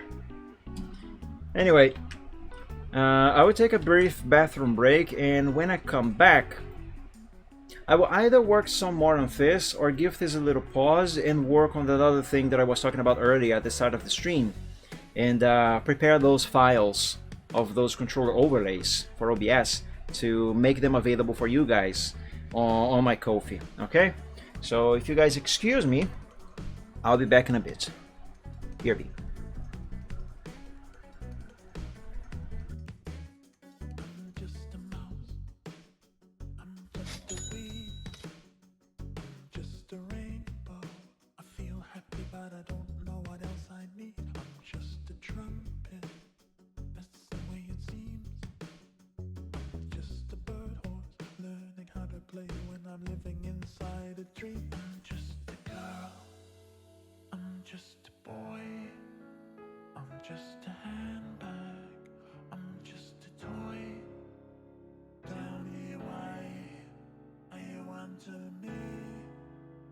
Just some blue thing. I'm not ready and I don't know what else I need.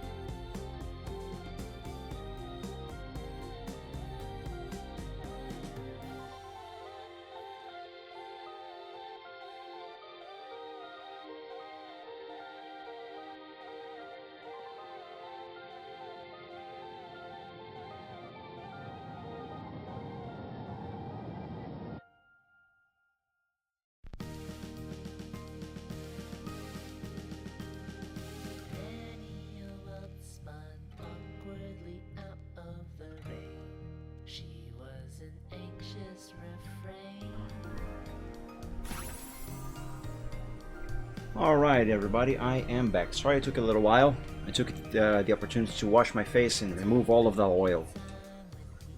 It's gonna get all oily again very soon because again, it's rather hot in here. Alright, let's go. Also, remember when I told you guys that by keeping my window open, my cat would soon jump in? He just did. He's around here. Maybe I might show him to you. Anyway, let's see, what is the next thing that I'm gonna do here? So I did just save this version of the progress to the progress sheet. It's getting pretty humid here too, huh? Yeah, heat with humidity. Ugh. It's ew. It's bad. It's really bad. Heat by itself is already bad, but when it's also humid, it feels all just so much worse. Thankfully over here, usually when it gets hot, it also gets dry. We don't usually have hot, humid weather. So it's hot, incredibly uncomfortable, but it's a more bearable heat than with humidity. Most of the time, not always. But yeah. Yeah, gato. My kitty. My big kitty, he's quite big actually. The only reason why I don't pick him up to show you guys now is because he sheds a lot of fur, but also he is in need of a very good bath. And so he's very dirty. So if I pick him up now, there's gonna be fur flying everywhere and I'm gonna have to go back to the bathroom to wash my hands. But yeah, that's the only reason why I don't pick him up and show him to you guys right now. Yeah, I've been all over the US and there's a lot of humid tropical areas that I've spent some time in. Cat bath dream, oh my god. We did give him a bath once or twice ourselves. He hated it. I hardly could finish it. And now that I am alone here, because my brother moved away some time ago, you know, and I don't really know how to bathe a cat, and two, I couldn't do it all by myself. He wouldn't let me. Even though he's a really good kitty, a really nice cat, well behaved and such, but when it comes to taking a shower, oh, cats will be cats. What the fudge am I doing here, by the way? This is not necessary. But yeah, I much rather pay a pet shop to give him a bath. Problem is, I have no money. And even if I did, he is white, like completely white. As white as it gets.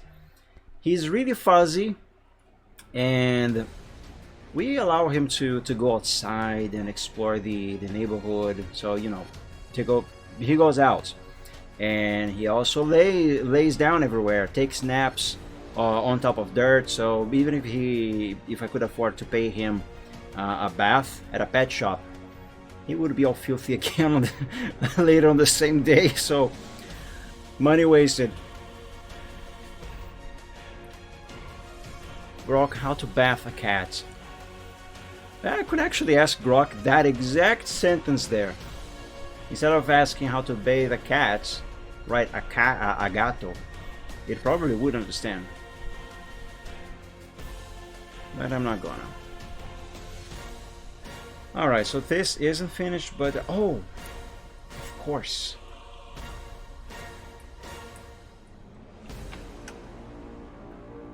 The left shoulder, I mean the right shoulder, also known as the other left. Anyway, this here.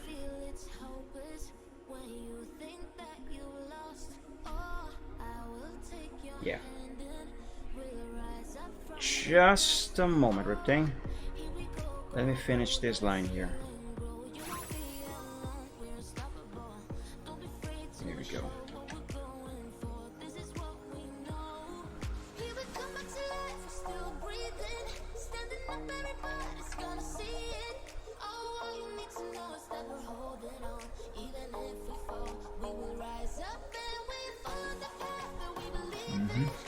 That's right.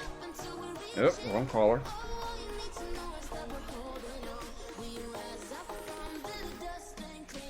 Since we were at weird accidents, I just want to know what's going on. Okay, let's see what that is.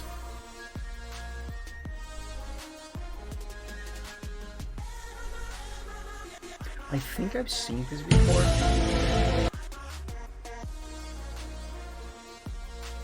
Well, let me play this on the other screen there first, just to make sure I can actually show this on stream if... Okay.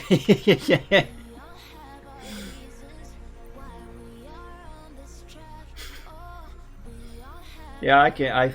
Yes, I can show this on stream.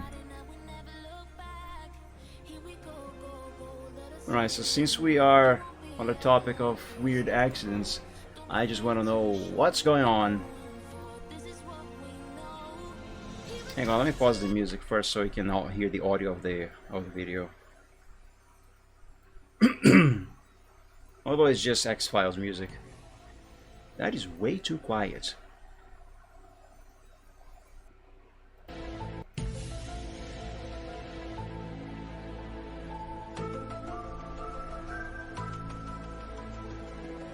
I can tell this is not in Brazil. Oh, hi, Bob.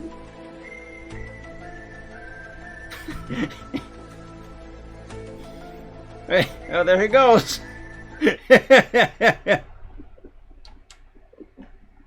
Hey, I don't know, Riptane. I'm gonna be owning you an answer there. I don't have one either. Excuse me. Bobby just came up to my feet and he just laid down here. Oh. He's a really good cat. Like really, really good cat. Okay then. So I did that.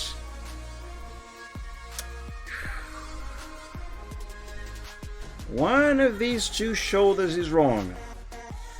One is higher than the other. I'm gonna say this one, the left one, is higher than the other, even though it was drawn first.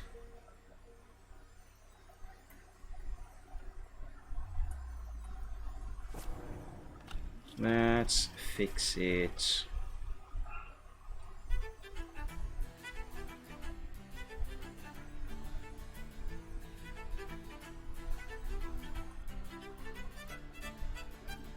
Oh my god, I'm gonna have to alter the neck again because of this.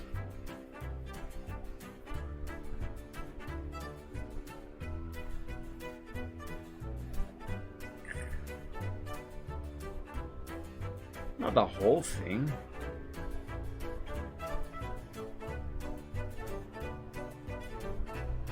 Okay, that wasn't so bad as I thought it was going to be.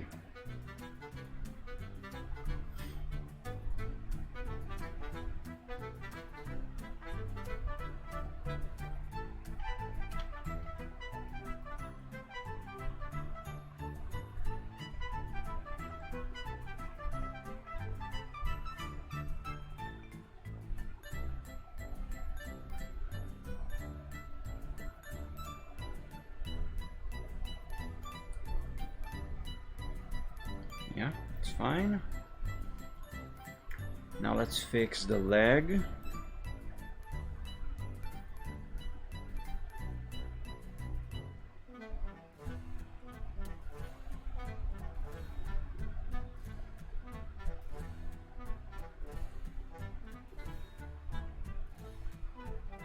There we go.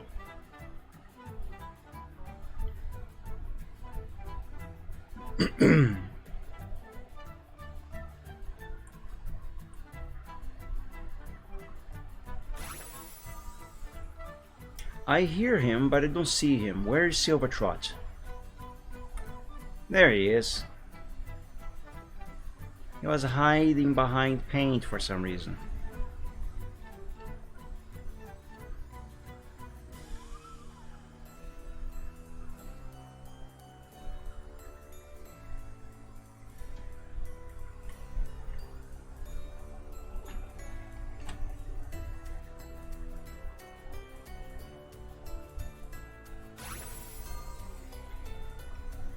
Alright. God, it is hot in here.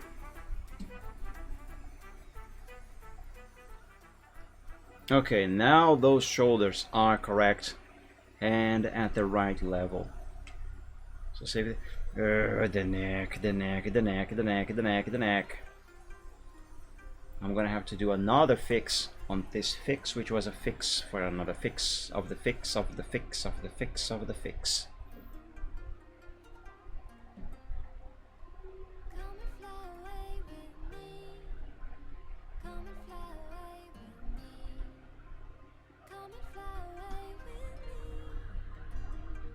Will I?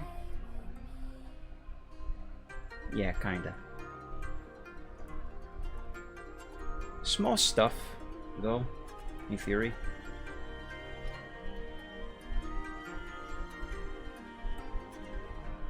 Don't you be afraid, everything will change you when I'm jumping off the edge. They say dreamers never die. No, that is not right. Come and fly away with me. Through shadow, through fire, I'll follow you. We're climbing, we're soaring, 1,000 views. No, Through no, shadow, through fire, yes. I'll follow you.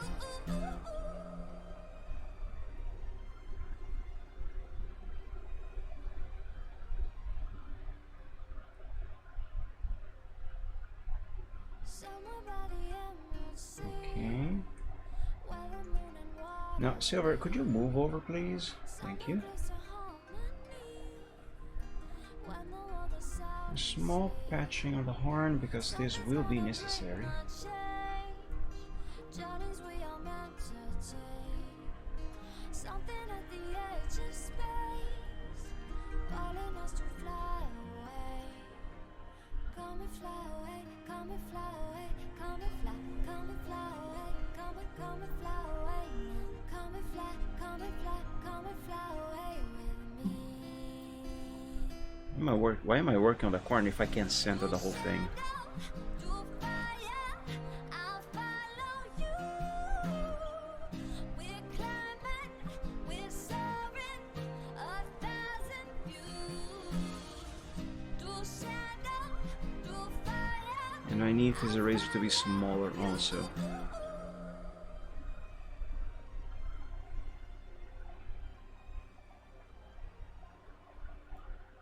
Come and fly away, come and fly away. Now we can be bigger. Come and fly away, come and fly away. Come and fly away with me.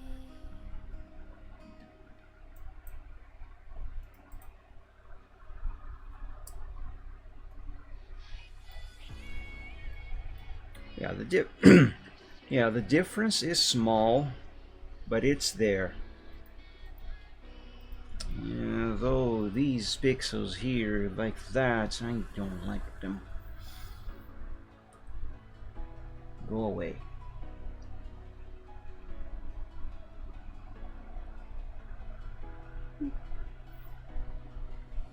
It's impossible for me to look at my cat and not smile. Any cat, for that matter.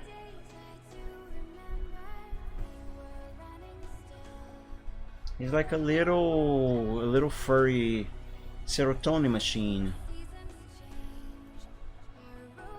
One the purse.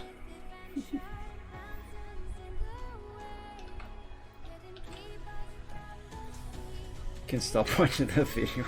I don't blame you. Gets better every time. Yep.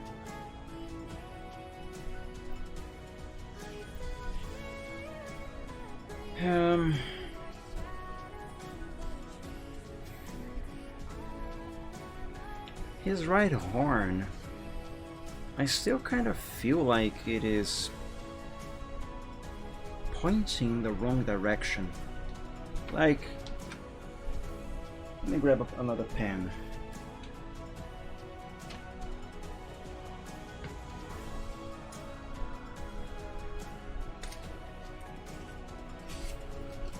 I don't know if this is even gonna show on the camera.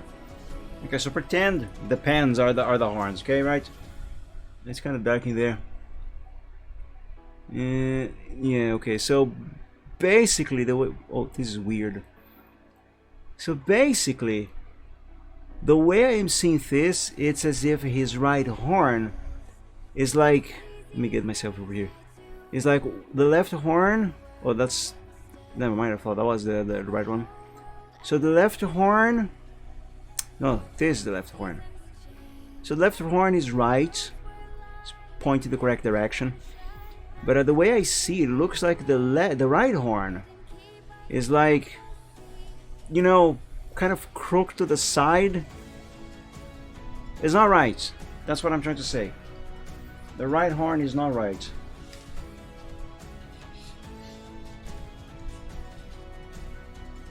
By the way, what I just did here on camera, I'm never doing that again. Oh, sorry, I woke you up. Sorry, Bob.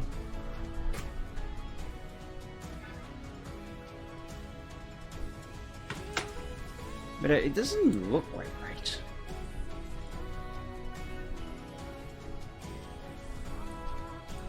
I'll try to fix it.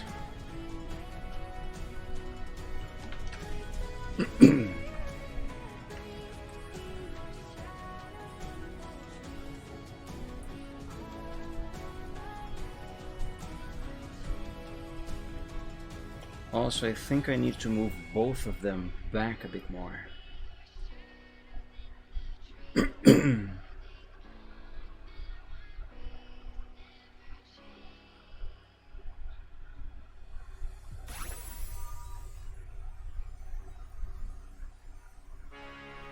Now I think the whole face should go a little forward somewhere to make his head a little longer, as it is supposed to be.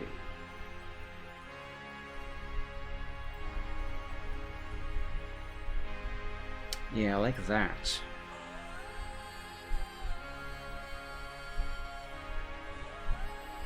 You know what that means? I'm essentially gonna have to redraw his entire head again. Fun.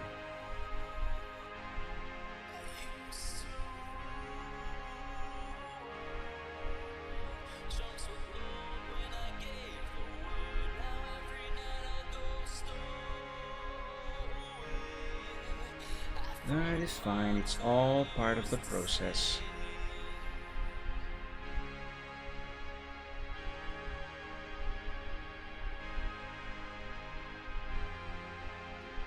Which one? This one? Yes, this is my art. Though this is technically finished, this particular one is also technically not finished. Because this one is all just pixels and hard shaded in paint, just paint. I still want to make a fully fledged Photoshop version of this with all of the effects and shading that I usually do on my art, like this one here, for example. And also draw his scales, you know. I only uploaded this version here, well, made this version here because I was running out of time. I wanted to upload this for Dragon Appreciation Day last year, which I missed this year. So I was running out of time, so I just made this version here to just get it out of the door. But yeah, I'm still gonna draw this again and finish it to look like this here. Nice shading, nice effects, nice blep. But yeah, thank you very much, Spartan.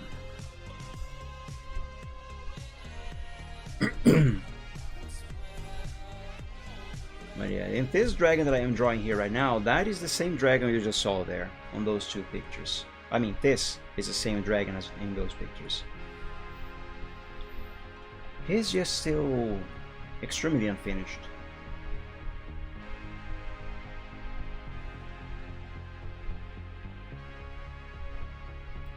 Before I try to fix that horn, let me finish fixing his face.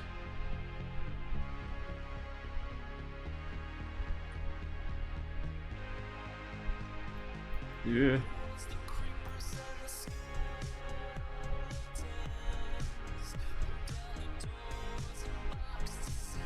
Do you ever do like brush and canvas or mainly digital? Oh, you mean if I do traditional art?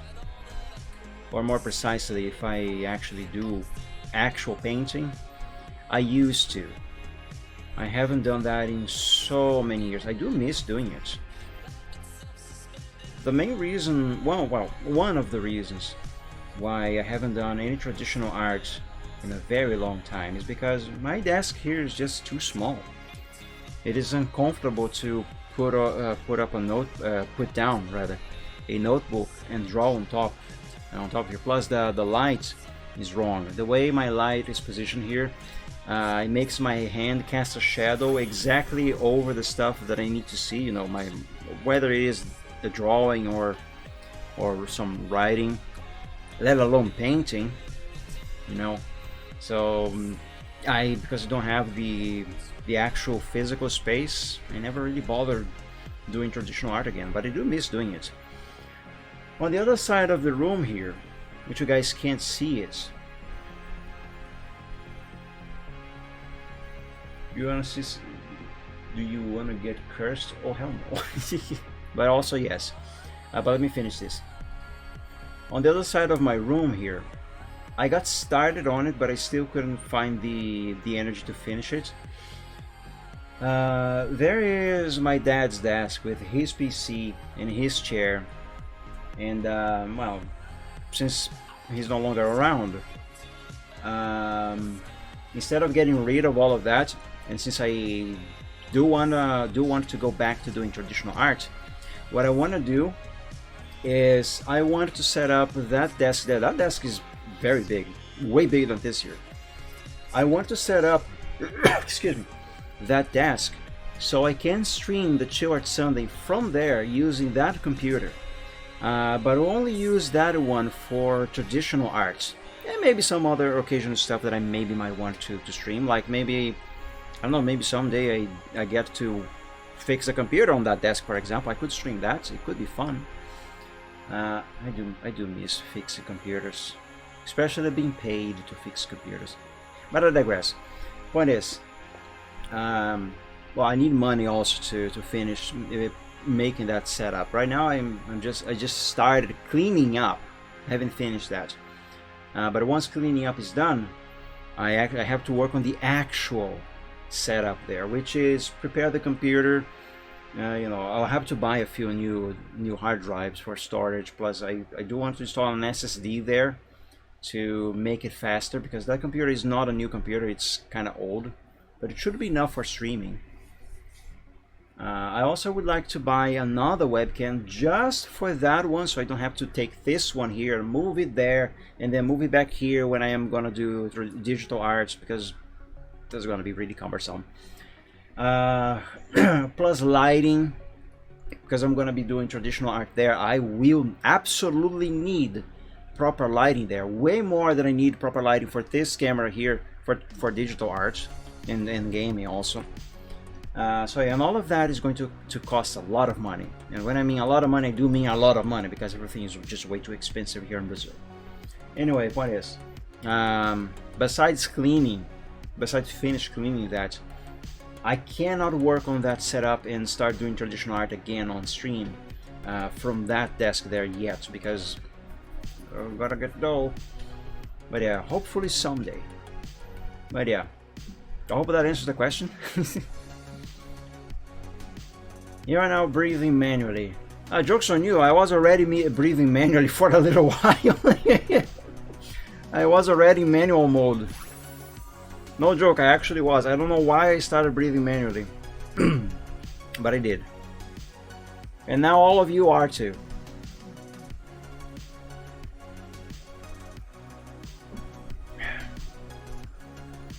Automatic mode is going to resume soon, however, so don't fret.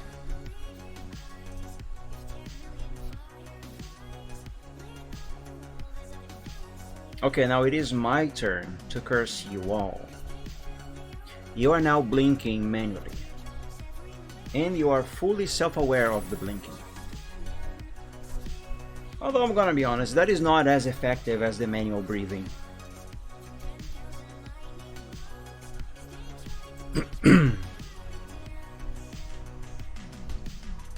Also, you all are going to yawn on the next 5 minutes.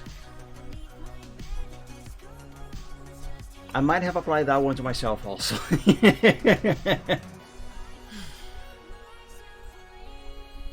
I don't think I would be a good Dungeons and Dragons player.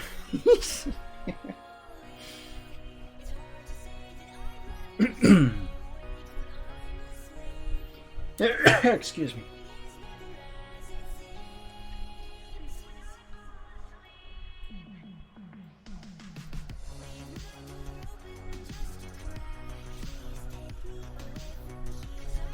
You know, maybe now that I have extended his face a bit, maybe this neckline here is going to be a little easier and might look a little easier to make and might look a bit better. Did you draw that animation of the little horse? That is a little horse, it is a unicorn pony, and yes, I did draw that. That there, my friends, is Silvertrot. One of the characters, or OCs, as most people will usually refer to. It's this little guy here. Let me show him. There's this one. There's this one. Where is Holiday Wishes? There, this one. This one we do. Yeah, there we go. It's this little guy here. This picture here, by the way, if you guys don't remember, I drew it on stream on the Chill Art Sunday. But yeah, that is Silvertrot. And this one, going everywhere also, is also Silvertrot. He isn't finished, however. I still need to finish working on his beatbox animation, or behavior as the program calls it, and add a few more. But yeah, that's him. And yes, I did draw him. That's also him. I drew this on my Nintendo 3DS. I want to remake this on PC. I'll get to it eventually. But yeah, that is him, and yes, I did draw him. Unless I say otherwise, all the art you ever see on the Chill Art Sunday was made by me. And when there is art that isn't made by me, I am always sure to show, at least let you see who the original artist is. But yeah. Thank you very much, Spartan. I love doing art. Which, by the way, quick reminder to everybody, I'm open for commissions. What happened there? Don't do that. If you're interested, there's a link below the stream, or you can just type !commission or !commissions in chat, and you'll get the link to see my commission sheet with prices, policies, examples of what I do, and etc. But yeah, you'll be very welcome to commission me. Okay, I think this neck is now fixed, and hopefully, for the love of God, let it be the last time that I fix this neck. I've redone this neck so many times. Ah, goddammit, I forgot, I still gotta do the horns. Forgot to finish them. How'd you say donkey in Portuguese? Burro. B-U-R-R-O. Burro. That's donkey. That is also an insult. So in Portuguese, whenever you call someone burro, you are calling them a dumb person. So if someone ever comes up to you and say, seu burro, they are calling you, they are saying, you dumb. So yeah, that's an insult. But yeah, the animal, donkey, it's burro. A burro is a donkey in Spanish as well. Yeah, Portuguese and Spanish, because both of them derive heavily from Latin, they share many similarities, though they are really different languages, despite the similarities. But yeah, though in Spanish, I think he would pronounce that as burro. I believe. I don't speak Spanish. I can understand some Spanish, but only because of the similarities. Because again, they are very different languages. And no, I cannot speak Spanish. I can speak Portuñol, which is, you know, basically just Portuguese made to sound like Spanish. But then again, every single Brazilian can do that. But yeah. My friend taught me that a while ago. Or borracho means drunk lazy. Yeah, borracho, I never heard that one before. It almost sounds like some variation of the word borracha, which is Portuguese for rubber. Which of course has nothing to do with donkeys. Yeah. But yeah. Okay, this line here needs to go. We don't need that anymore.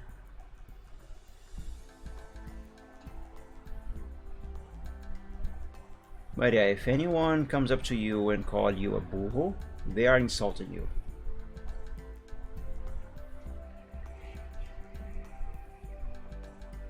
And you know what you could say in return? Without being too rude? In return you could say, burro é a sua mãe. Which translating to English is, dumb is your mother. Or your mother is dumb. Actually, dumb... Yeah, your mother... No. Freaking now I confuse myself. Yeah. Dumb is your... Hi, Bob. Hello again. What was I saying? Oh yeah, so yeah, if someone calls you a dumb, you essentially could just basically could retaliate with, dumb is your mother. Which honestly is a very silly comeback, very weak. But I'm not gonna teach you how to swear in Portuguese, guys. Come on. I'm not gonna do that on stream. Wink. And yeah.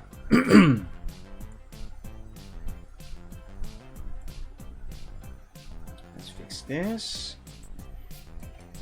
Donkey rubbers. Donkey? No, donkey. Okay, so I think I have managed to put this horn on its final position. Hopefully I'm not gonna have to move it again. But let's see if I can fix that one over there. Because I still don't think that one is quite correct.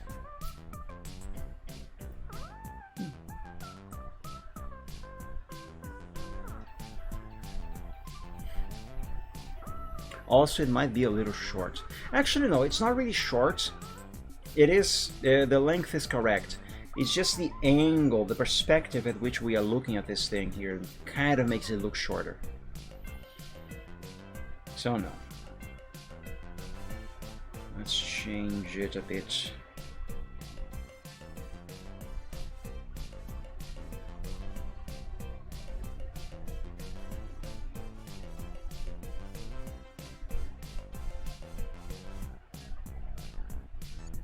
No, this can be better.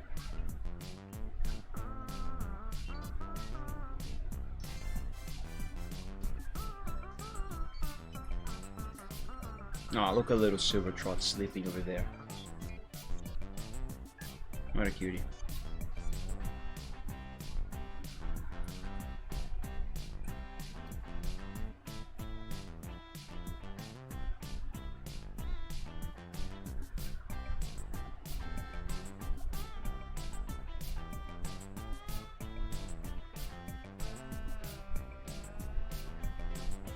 Oh, I think I remember what was the other thing that I mentioned at the start of the stream.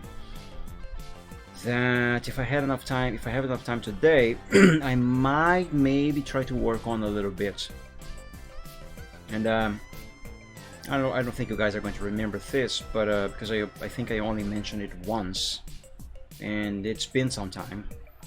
But I would like to be able to make a game. I have no idea how to program, okay? But I would like to make a game of my own. And there are a couple programs that allow me to build a game without really having to fiddle much with programming at all. I can't say I have started making one because I haven't. I'm still learning, basically just teaching myself the program, how it works.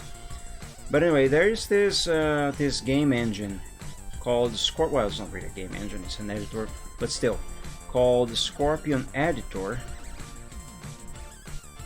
It runs on the Unity engine, so it's an engine that runs on another engine. Engineception. Regardless. It is available for free, and I downloaded it. I can make, that program allows me to make games for the Mega Drive, or Genesis as it was called in the United States, as well as Commodore Amiga computers, and also Microsoft Windows.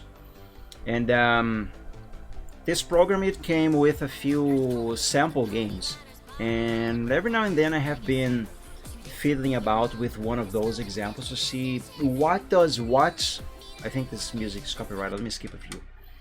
Anyway, fiddling about with that game example to see what does what, how something makes something else happen, how I can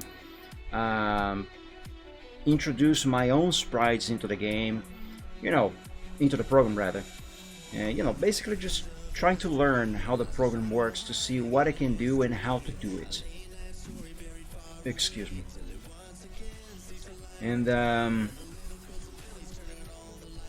think the thing that I maybe would like to try and work some more on today, though I don't think I'm gonna have the time to, was to try and work a bit more on the sprites that I made for that little test of mine. And yes, of course, it's a dragon. Seriously, we need more dragon games where the dragon is the protagonist. The protagonist, the villain, the NPCs, we need more of those. And if I can ever learn how to make games, that is what I'm gonna do. I am going to be the one to bring dragons to...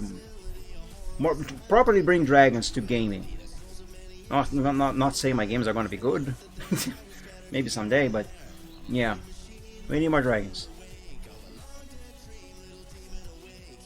Would there be a way to, say, give an existing game a visual makeover? Like take a game and use this program to change sprites and stuff? Well, probably, if it is something that that program can handle, and if you have the original source files, yeah, sure, definitely. But otherwise, we would be talking about debugging. Not debugging. It's no, frick, what is the term? It's not reverse engineering. It's decompiling. We would be talking about decompiling an existing game and its programming and its assets. There are editors for that kind of stuff. Like you can do it for Wii games, for example. But I have no idea how to work any of that. And I'm sure this program in particular also cannot really do that. Keep us posted on any games or programs you can come up with. Have you ever played Spyro? You mean Spyro? Oh hell yeah!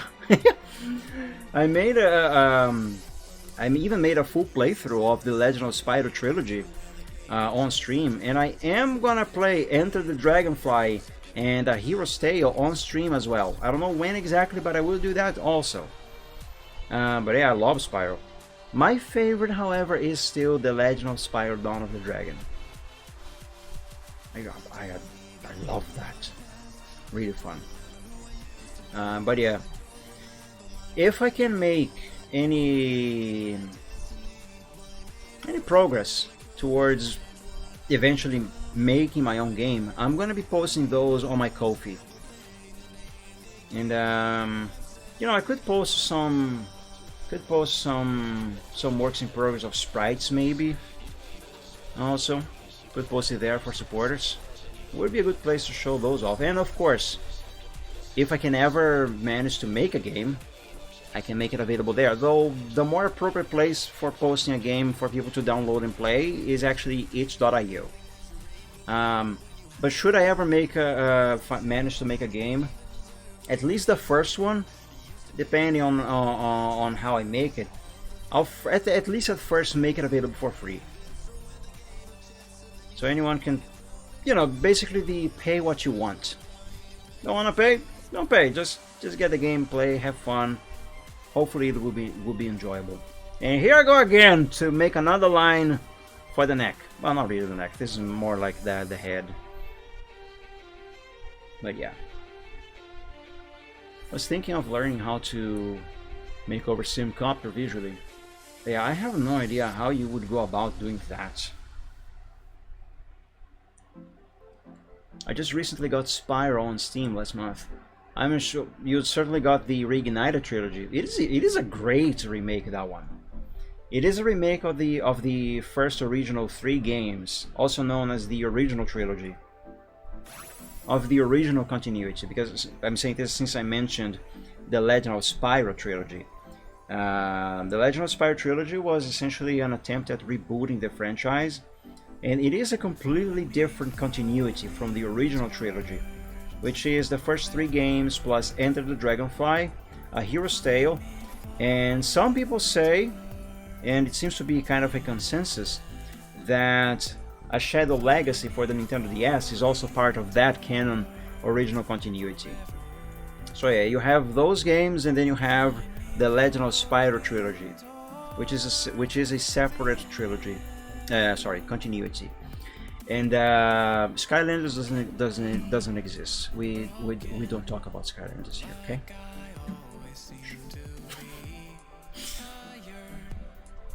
But yeah, it's fun. Only got like an hour, but yeah, it is really fun. It is really fun. After you are done trying that, I also recommend you try the originals for the PlayStation if you can get your hands on those, which of course you can emulate.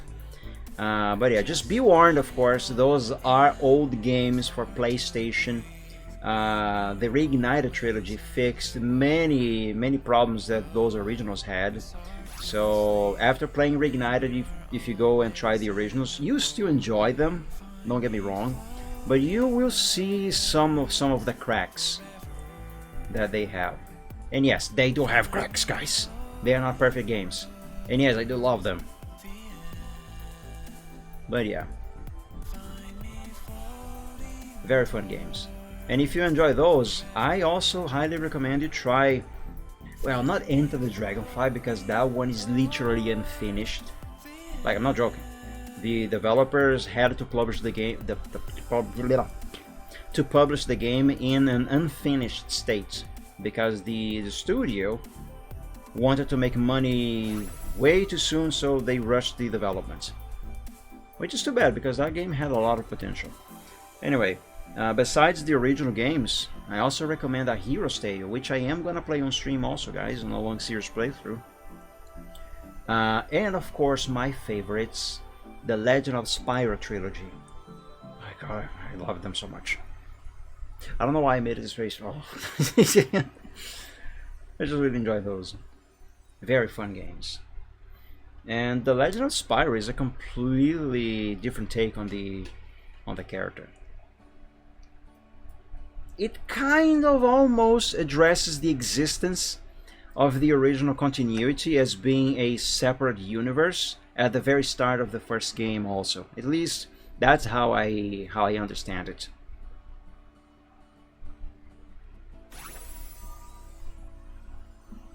It's fun, only got like an hour, but I dig it. Is that a bad egg of a game? What, Enter the Dragonfly? It's not necessarily that it is a bad egg in the franchise, but it also is. Because the problem with Enter the Dragonfly is that, as I said, it is literally unfinished. It is full of bugs, although there is a fan who is making a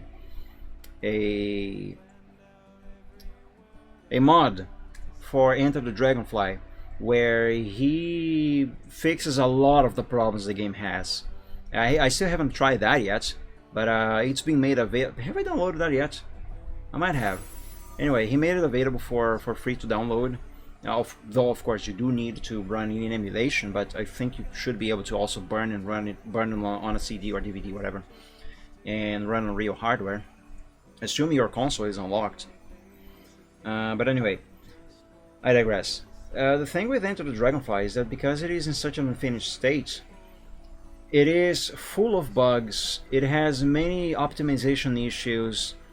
The graphics are not the best either. The graphics actually literally look like PlayStation graphics, just polished up a bit for the next generation, you know. I like it, but it's not a game that I find myself coming back to. You know, so far I actually only had one playthrough of that game, and I just recently found out that I didn't even finish that playthrough.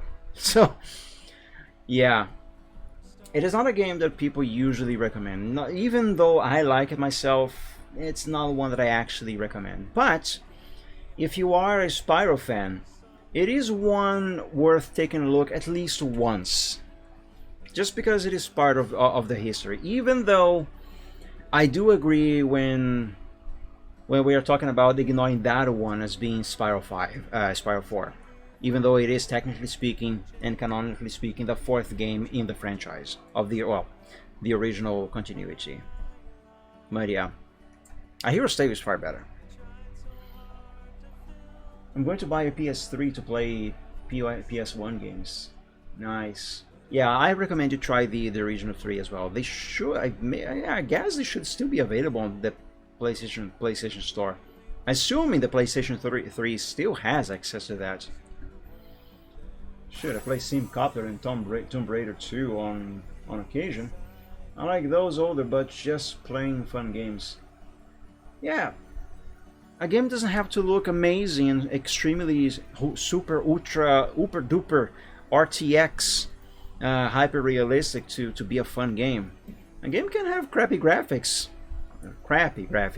and still be a lot of fun. I mean, you guys remember my playthrough of Briley Witch Chronicles a few months back. That's a Commodore 64 game, and I absolutely loved every single bit of it. Well, no pun intended, because it's only 8 bits, but I loved every single one of those 8 bits. But why is that? It's not because of the graphics, although for a Commodore computer, Commodore 64 game, the graphics on that game are really good. But I digress. It's not because of the graphics that I enjoy the game. It's because of the game itself. The game is well made. It is fun. It had a good story.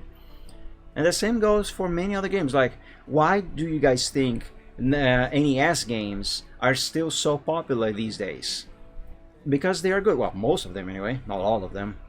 Because of course the NES also had its fair share of garbage. But anyway. Because they were well-made games. Like, who, even to this day, doesn't agree that Super Mario Bros. On the NES is a good game? Even though it was the first, well, not exactly the first one, but let's say the first one. Excuse me. And with its own fair share of bugs. It's because the game was fun. Not because of the graphics. Because let's face it.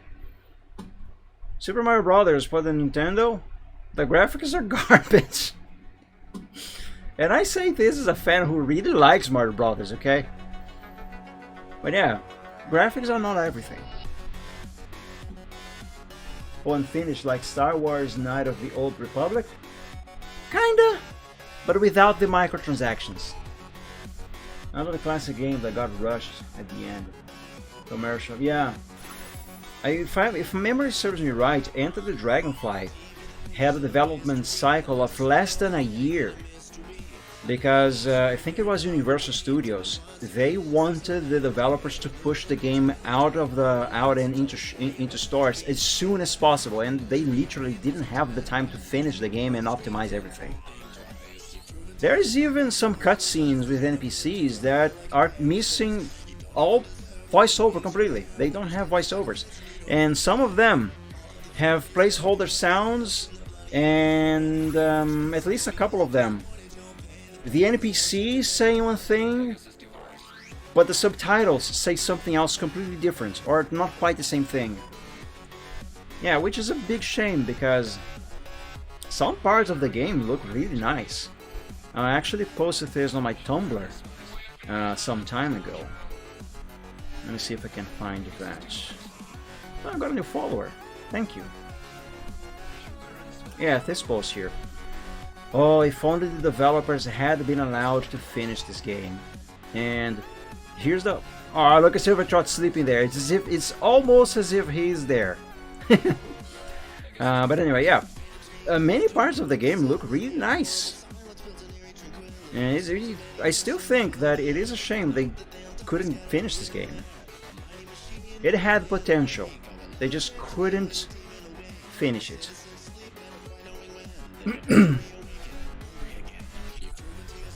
Man, can't Twitch stop loading when I switched on the prog?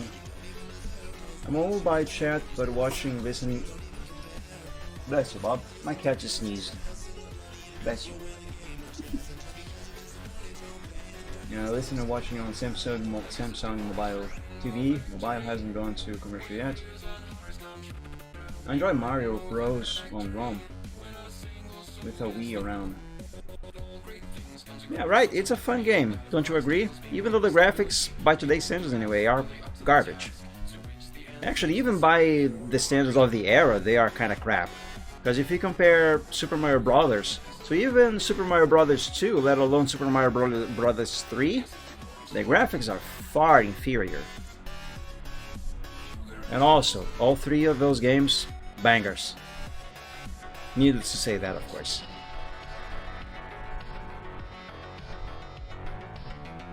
Bless you, Gato.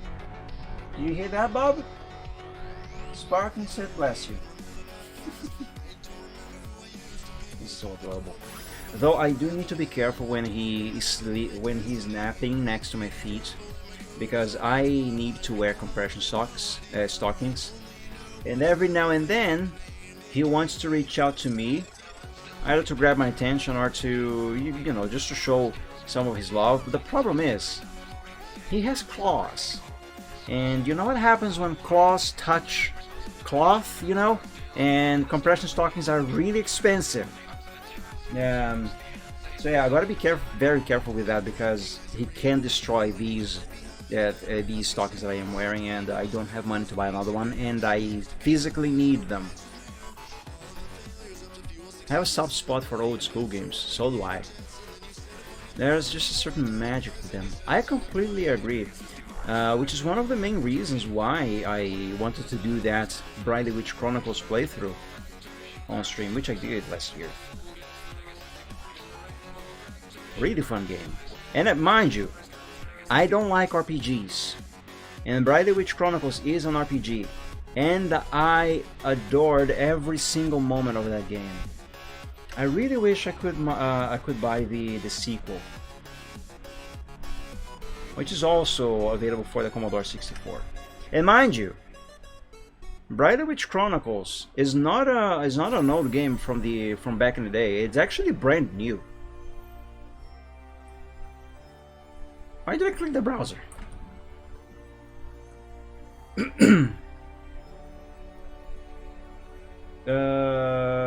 What's up, everything? Phone just finished charging up. 100%. Nice. That didn't take too long.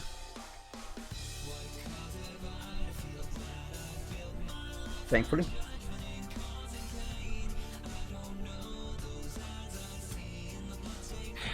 You know, I think I'm done with this sketch for today. Let me check the time. Yeah, it should be. Let me work a bit on organizing those files for the controller overlays, so I can make those available for you guys for free, mind you, on Ko-fi. But of course, if you like to leave a tip, if you download those anyway, to use on your own streams, that would be very welcome. Nuclear-powered Sony phone. Anyway, so let's give a pause to this project. And oh, hold up! I gotta date the progress sheet first. I'm gonna put the date up here next to that one.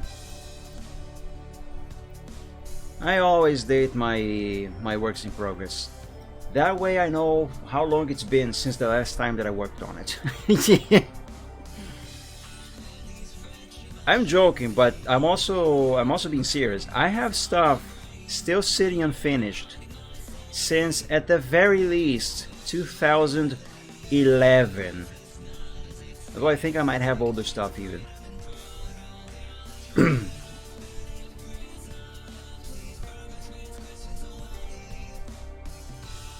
Sunday. There we go. And save. Alright, let's close these.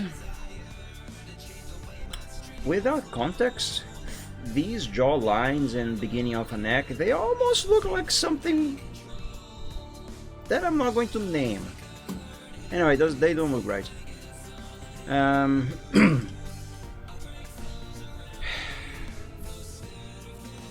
Okay, those controller overlays. Let's go grab them.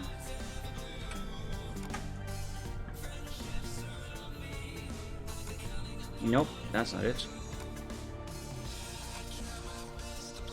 Okay, so I am going to make available my APDO Pro 2 controller overlay, the SN30 Pro controller. I'm gonna make my GameCube overlay controller overlay as well. I'm gonna make it available. Have I finished the Nintendo 64 overlay?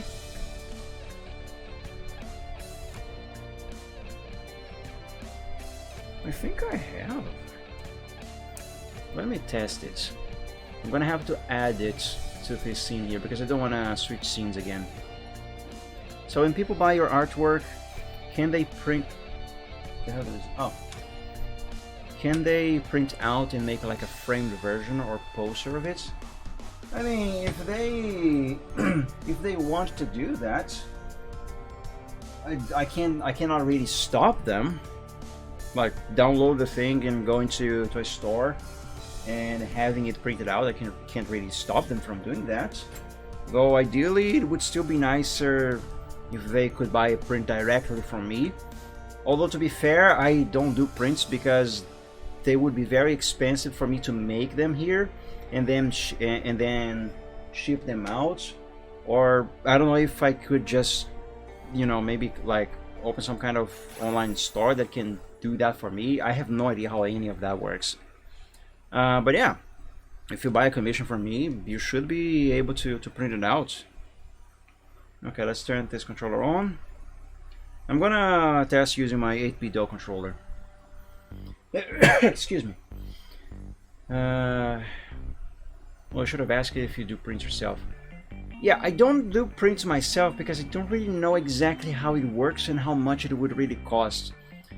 Plus, I do think that if I were to, like, I can get stuff printed very nicely, high quality, good piece of paper or other material here myself.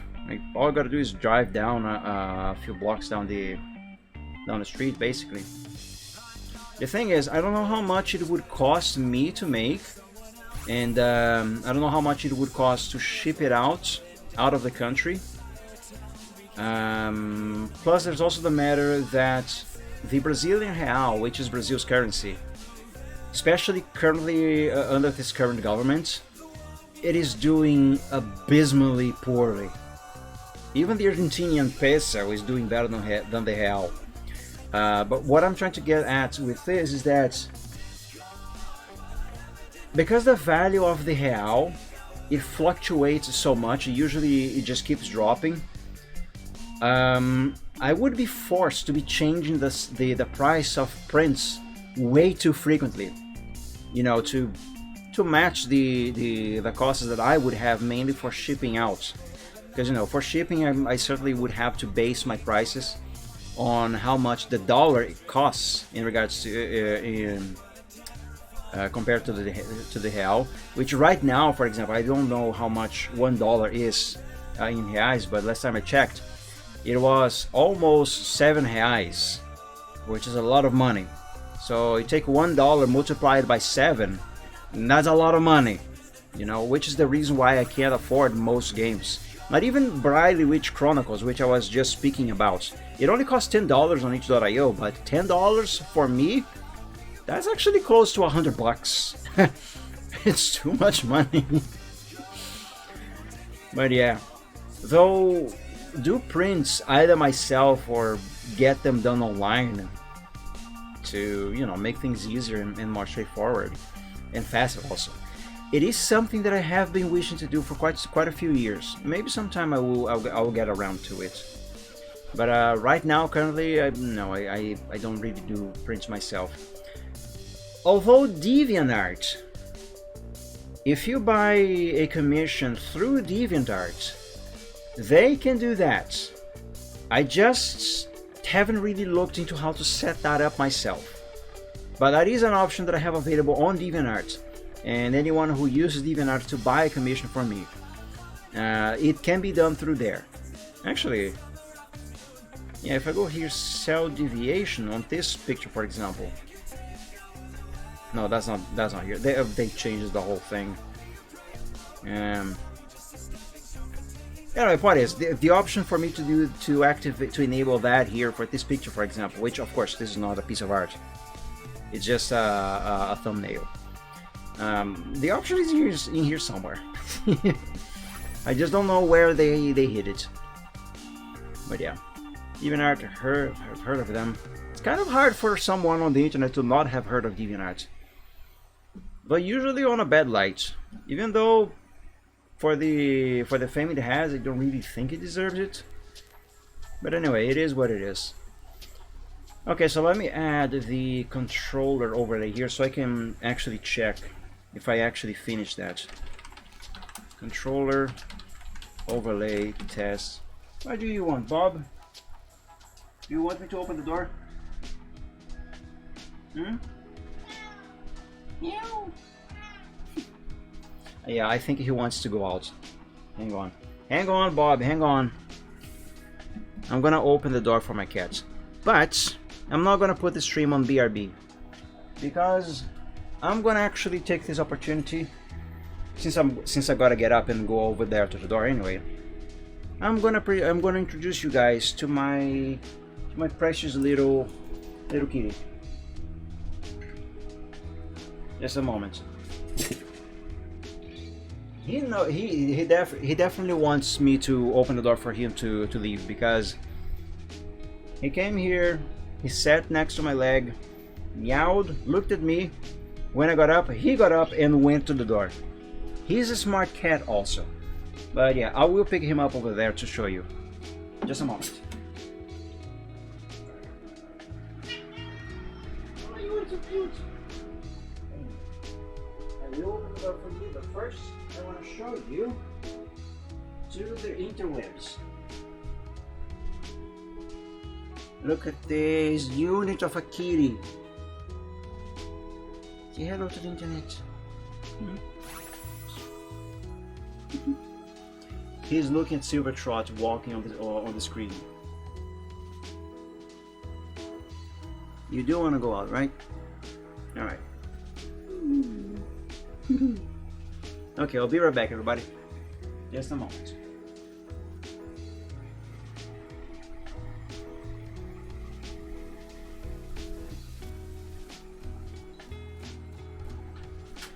There you go. See you later. Alright, let me just wash my hands now, guys, and I'll be back in a moment.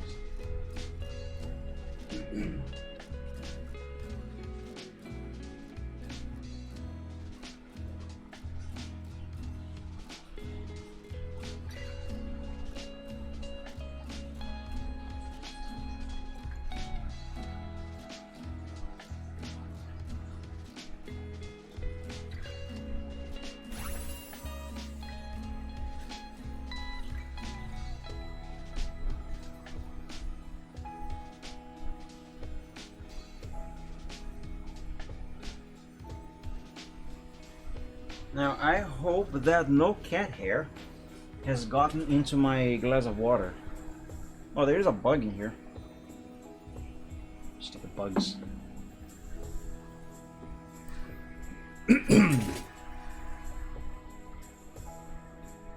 Webcat.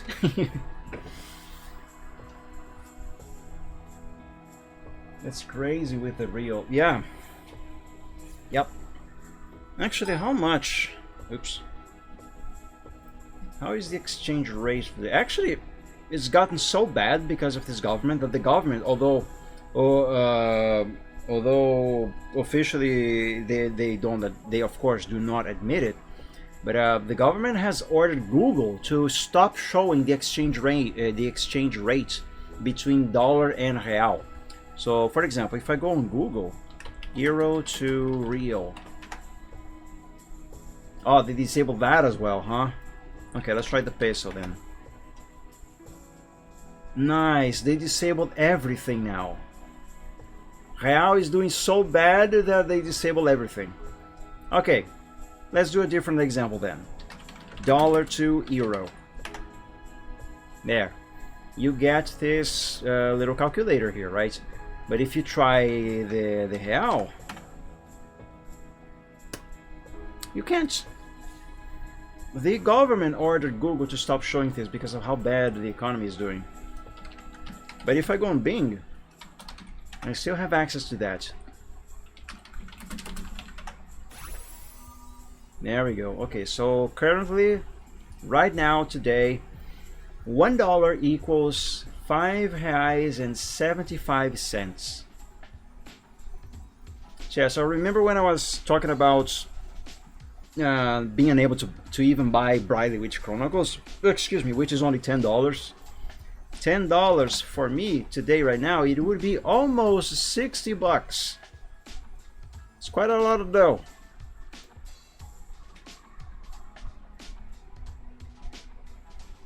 Yeah, there's actual censorship going on in Brazil, and it's been happening for a little while. Just switched out the one for L1. L3 can be switched out of 31 size. Oh, you're talking about the breaker. USD, BRL. Let's see.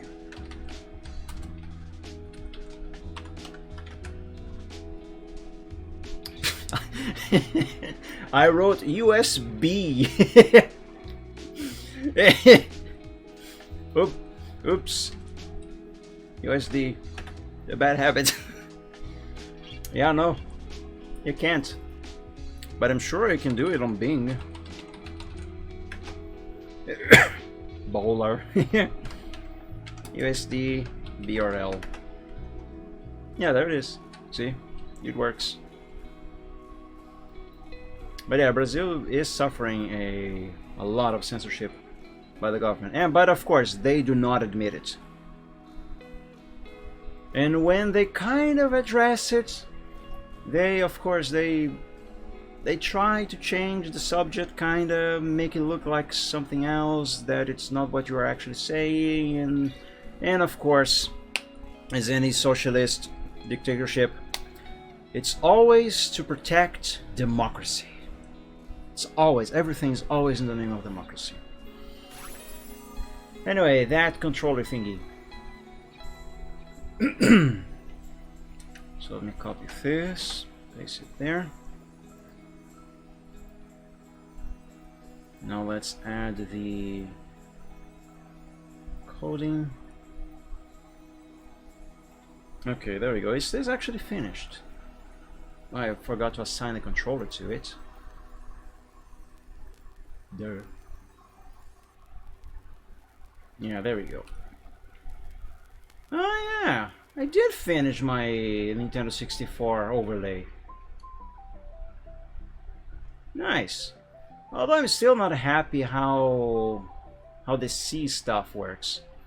I still would rather the buttons to light up individually, like the D-pad does, for example, when you move the C stick here. Well, not the C stick, the right stick, but I couldn't figure out how to do that. This was the best that I could come up with.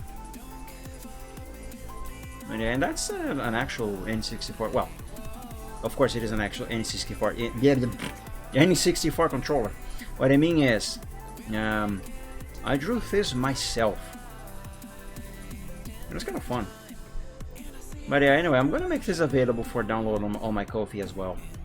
So if anyone would like to, let me get this thing out of the screen. So if anyone would like to download this and use this for their gaming streams, they'll be free to do so. I'll make these available for free, even though it was a lot of work to draw these overlays. Again, I drew all of these myself. It was a lot of work, not just to draw them, but also to program the buttons. It was a lot of work. Anyway, point is, even though it was a lot of work, I am going to make them available for free on my Ko-fi. But of course, if you'd like to leave a tip, it will be welcome. $10 bill. Yeah, I think I'm gonna make all of them available. 8-bit Do, Pro 2, SN30, GameCube, Nintendo 64, PlayStation, Xbox One. Let me copy these folders over to here.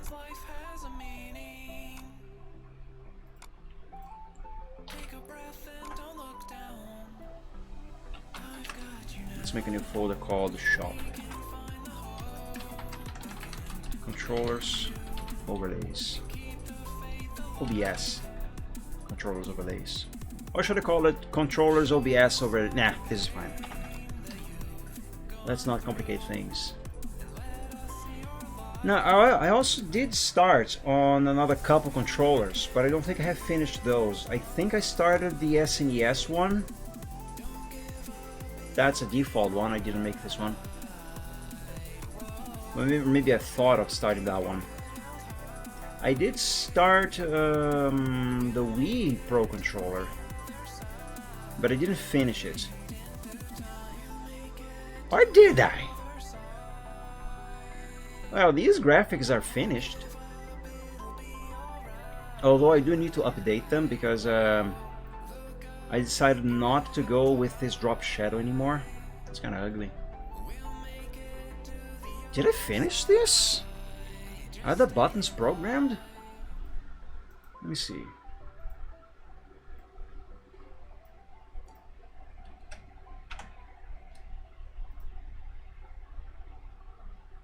Wii U Pro Controller. Now change the graphics. I have Dolphin on PC with a bunch of GameCube games. Would an overlay be usable in that situation? Oh, I mean, you don't control anything with the overlay. You control it with your controller, of course. And this overlay doesn't show for you on the screen here. It only shows on OBS for people watching.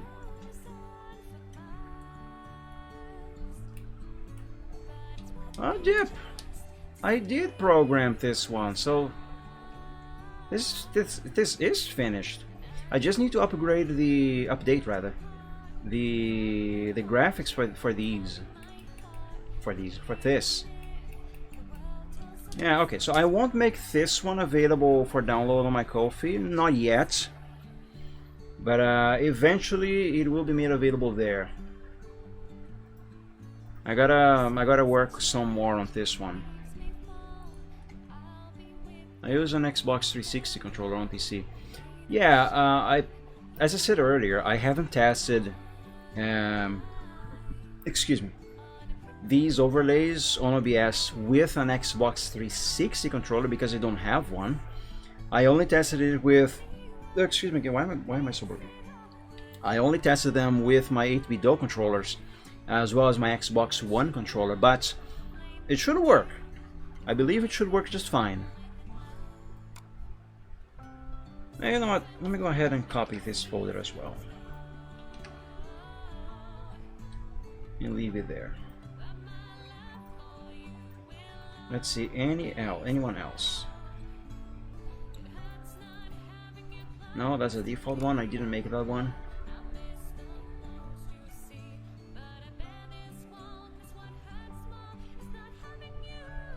Yeah, I think that's all the ones that I have made so far. So I'm gonna say all of these are finished, and just this one is not quite finished yet. Alright, out of these, let's sort out the files that are not necessary. Like this, there's no need for you guys to have the PSD files, and that can go away. These can also go away, and that.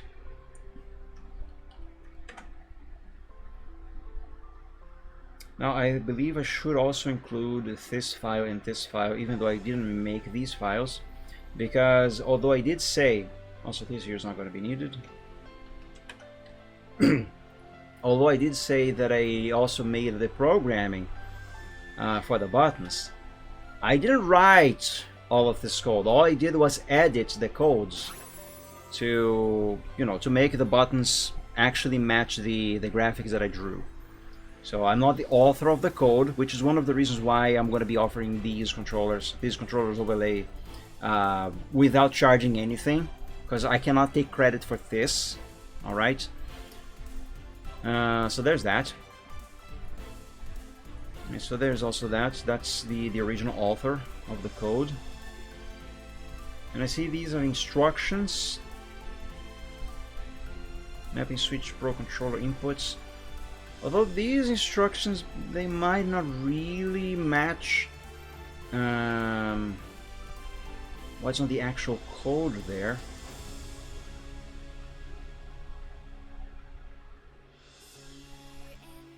To use this preset, you must map your Nintendo Switch Pro controller inputs to those of an Xbox 360. Yeah, I think these should work nicely with the Xbox 360 controller on PC also.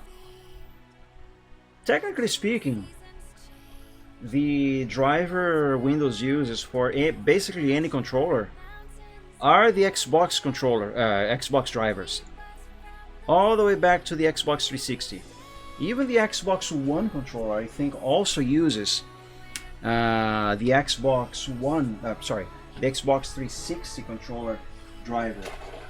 They have just been slightly updated for, and renamed also, for the Xbox One. Hang on, I'm reaching over here into my drawer to grab my Xbox One controller, which is right here in my hand. So just to show you that this indeed does work with the Xbox as well as it does with the 8BitDo, let me turn off the 8BitDo controller. Okay, let me enable this overlay here just to show you. Okay, moving the stick, pressing the buttons, nothing happens on the overlay. But let me plug in, it's wireless. Let me plug in now the Xbox One controller. Let it sync. There. See the lights? It's on, synced. And there. There, see? I'm pressing the buttons, moving the stick. The overlay responds just as it should. And if I unplug the Xbox controller, just unplugged it, and I grab this other controller here, let's turn it on.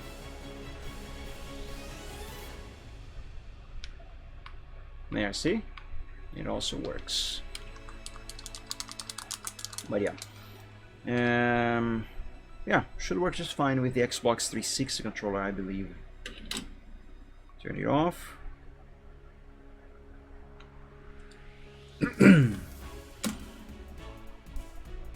Stay there. Okay, I'm gonna have to review. Oops, wrong keyboard. You go there. I'm gonna have to review these two files here, at least this one mainly. And on this one, I might just add my own credits since I made the graphics, these graphics here, and edited the code. But anyway, for the 8BitDo Pro 2 controller overlay, you guys are going to be getting a dark controller and a light controller. So basically this one and the black version of this one. And yes, these graphics here are this exact controller. So yeah, so there's that. So for the 8BitDo Pro 2 controller, you're gonna get those two there. For the 8BitDo SN30 Pro, you'll get just at least for now, I might make more versions of these. I should make more versions of these. You get the green one. For two reasons. One, I like green, and two, mine is green. Just for you to see what this one looks like in overlay form. Let me change it.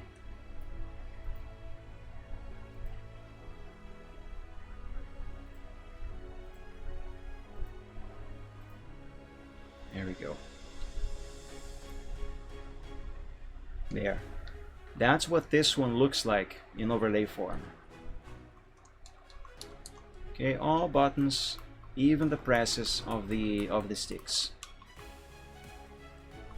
And yes, the triggers on these on this controller, they are analog. Sorry, digital. They are not analog. But should you download this specific overlay here and use it, but you don't have one of these controllers with a digital input on the triggers, you can of course use a controller with analog inputs, and the triggers on the overlay there, see how it lights up as I press more or less on the trigger. They light up just right there. So yeah, for the SN30 Pro controller, you're gonna get this graphic, but you won't be needing these files here. Now for the GameCube controller, which is this graphic here, I'm not going to pull out my actual GameCube controller just to show you, because, well, it's wired. I'm gonna have to untie the wire and, you know, wires. But the overlay works with any other controller as well. So I'm just gonna use this one here since it is already synced as an example. Yes, it is pressure sensitive. Now the important thing with the GameCube controller overlay, let me find it.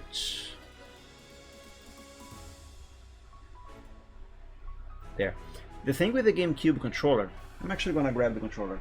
I'm just not going to plug it in. Just a moment. Also, I have too many controllers on my desk now. I got to do something about that.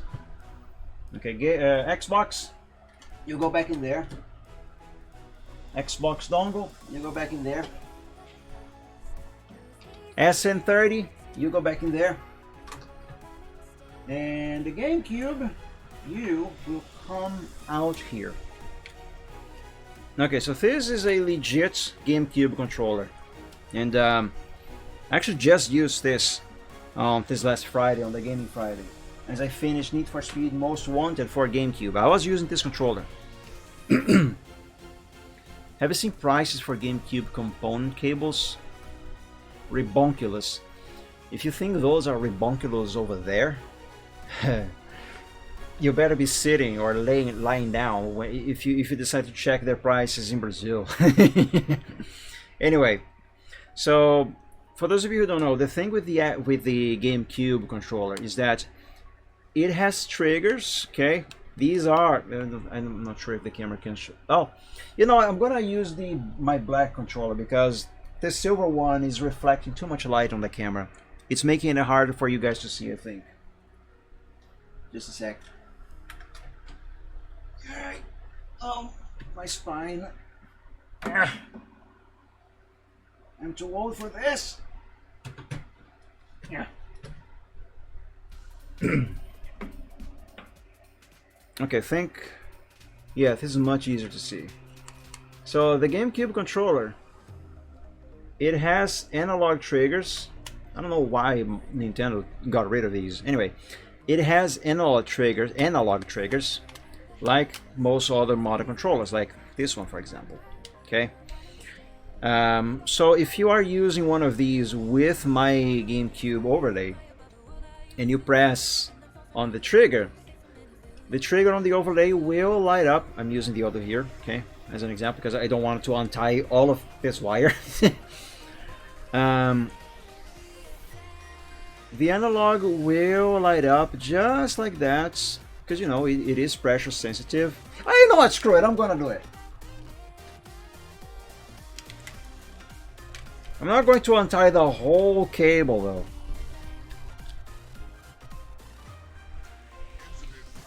Just enough.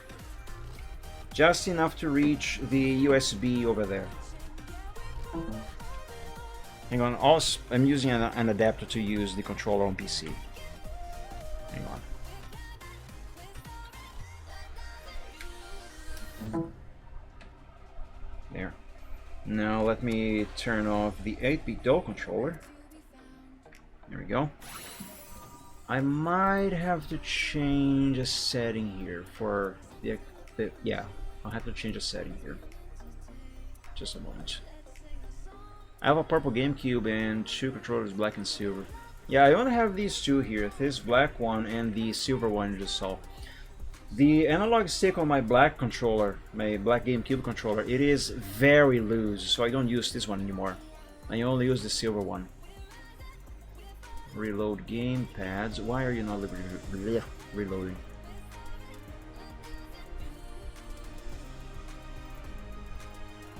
Ah, there we go. Now it worked. How you call a flying insect south of Canada? I don't know. How do you call a flying insect south of Canada?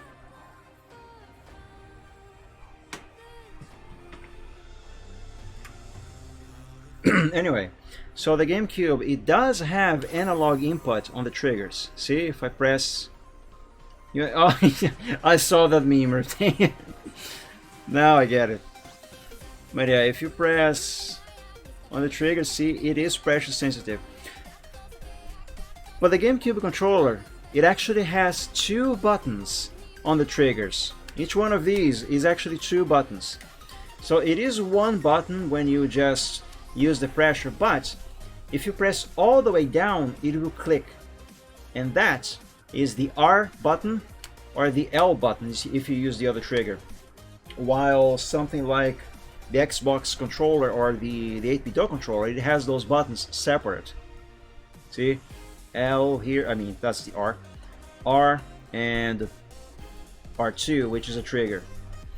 The GameCube also has those, but they are in the same button. So the thing with the GameCube, my GameCube overlay, is that you actually do have graphics for those, for both of those. So say here I am pressing the L trigger like that, see, and I want to press the L button.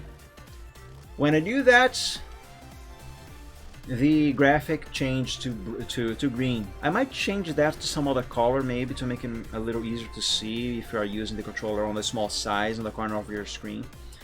But at least on this version, when you actually press, can you hear the click? There, see? When you actually press, the graphic changes as well to, well, to show that you are pressing the button, not just pushing down on the trigger. And yes, the Z button also works in the overlay. All of the buttons work as they should. A, B, X, that's why. X, the C stick, if I can reach the start button down there, there, the teeny tiny D-pad, and of course the joystick. That's the GameCube graphic overlay with an actual GameCube controller. But should you not be using an actual GameCube controller with this graphic, should you be using an Xbox One controller or an Xbox 360 controller or a third-party controller like my 8-bit DO controller? By the way, I just unplugged the GameCube. Should you be using one of these that have clickable joysticks? The GameCube does not have that. This graphic also works with those. So let me turn this back on and let me unplug the adapter as well. Yes, I do need to refresh the setting here. Just a moment. Sounds good, Riptang. No, it didn't work. Why has it not worked? Oh, you know what? Hold up. It's probably because the adapter was still plugged in. So turn it off, turn it back on.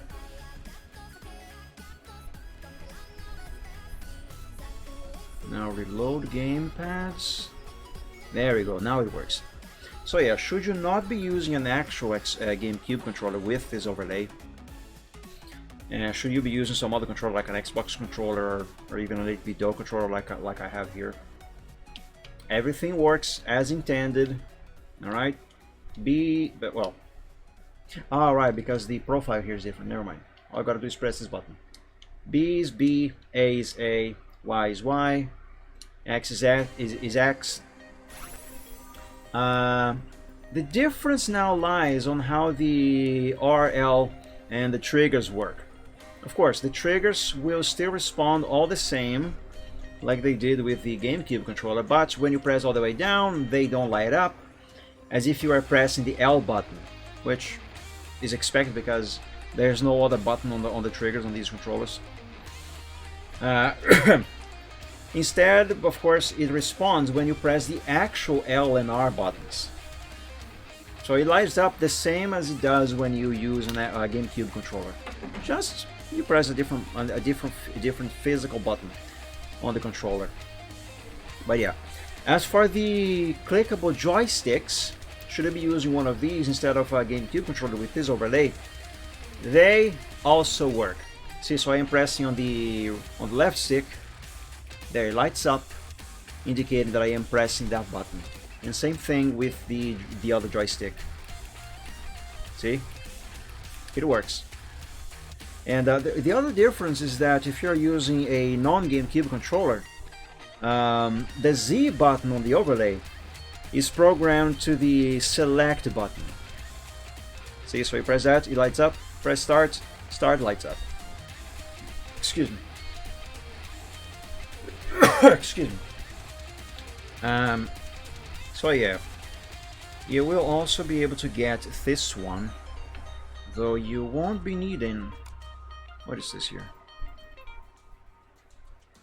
Okay, yeah. So you won't be needing these files.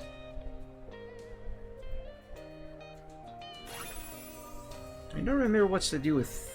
Oh, I think that's an image file. Yeah, so you won't be needing those files.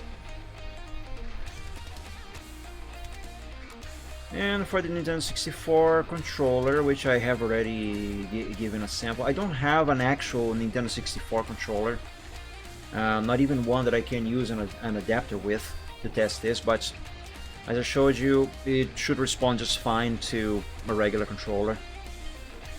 So from these files, you guys won't be needing these. And for the PlayStation controller, this one I'm actually going to change the overlay here to show you it in action. Just a moment. No, wrong file. This is the correct one. Okay, hang on a second. Let me put away this GameCube controller because I already have way too many controllers on my desk again. And my desk is too small.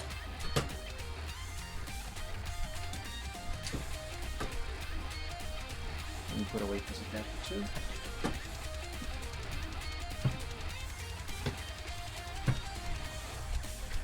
Who's getting caught up there? Oh.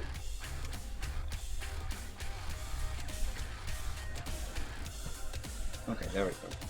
That's better. Alright, and for this is, by the way, the original PlayStation's controller. I haven't made my own graphic for newer PlayStation controllers, mainly because I couldn't care. But since I'm going to be making these available on my Ko-fi, I should probably look into making that. But anyway, again, using this controller as an example, everything works. See, B, B being the X, circle A. Up here, the X button is a triangle on this overlay, square is Y, and of course the triggers, right? There's one trigger, there's the other trigger, and the L and R buttons, they also respond normally, as expected. Select, start, the D-pad, and of course the buttons on the joysticks. They also respond as intended. Everything works. So, I don't know, maybe you are playing some classic PlayStation game on a stream and you would like, you're using one of these or an Xbox controller for example, but you would like your viewers to see your button presses. You could use one of these. I don't know why I'm pointing up there on that screen. OBS is on the top screen. Anyway, you can. So for the PlayStation controller, you won't be needing these files here.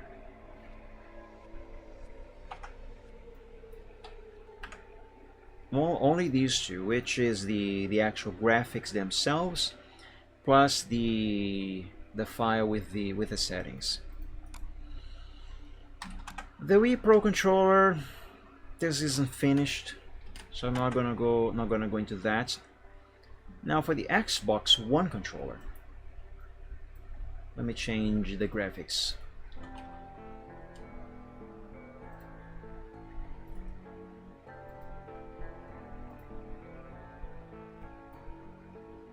There we go. Actually, for this one, I am going to use my actual Xbox controller, because although it does respond to this controller, Microsoft doesn't know the correct positioning of the buttons, so they put the A button where the B button should actually be, and B on A, and X, they put it where Y is supposed to be, so they don't know how to lay out a controller.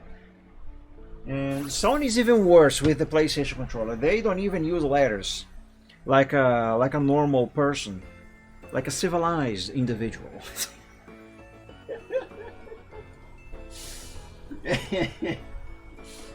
Anyway, let me plug in the Xbox controller again. Enjoy your beer, Riptang.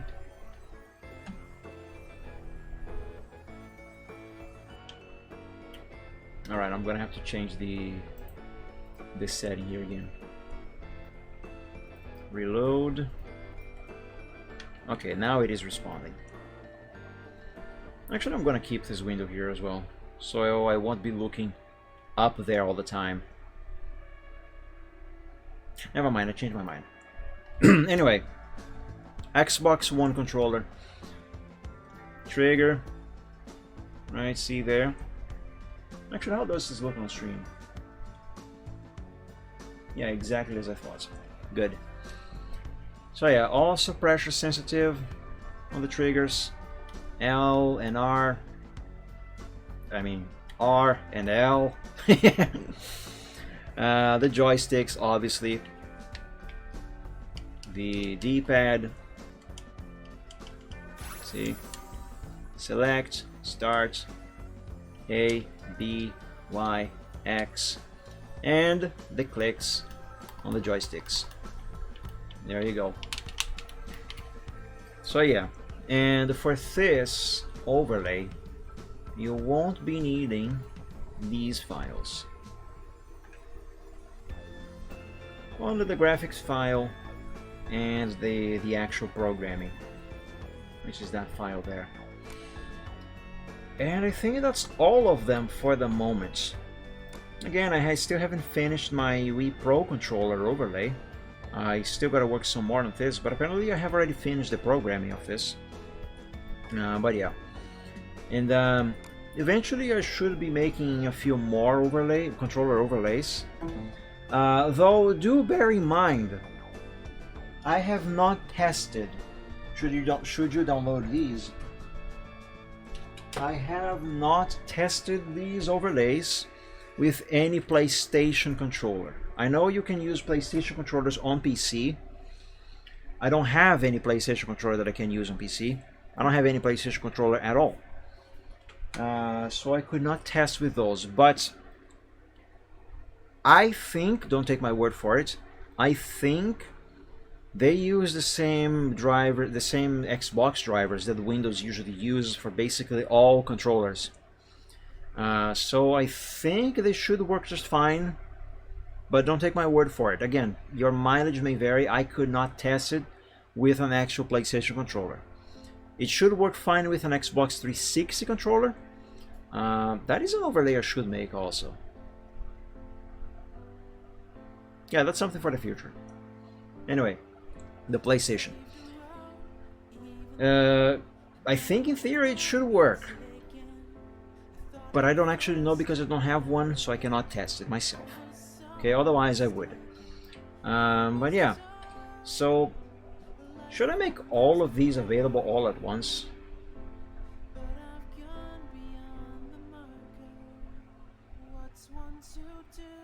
Or should I space them out? I mean, I'm gonna be making them available for free, so I'm gonna make them all available for free at once. Except for the Wii U Pro Controller, because again, I haven't finished that one yet.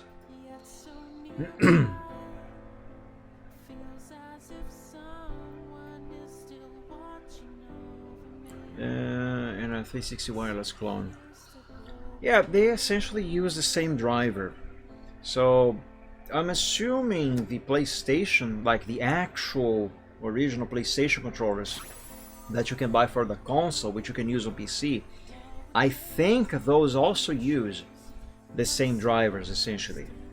You know what? Let's find out. Does the PlayStation 5 controller use the same Xbox drivers on Windows? One of the nice things about the Grok is that it also posts the source for the information it is providing. No, the PlayStation 5 PS5 DualSense controller does not use the same Xbox drivers on Windows. The Xbox controllers utilize Microsoft's X Input API, which is natively supported by Windows and widely adopted by PC games for seamless compatibility. In contrast, the PS5 DualSense controller primarily relies on the older Direct Input API. So little correction. What I was actually thinking is not really the driver, but the API.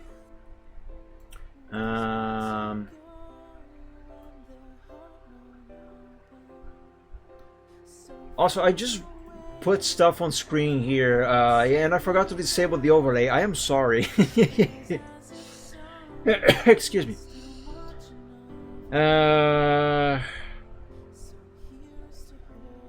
Does this OBS plugin use support direct inputs? Don't know.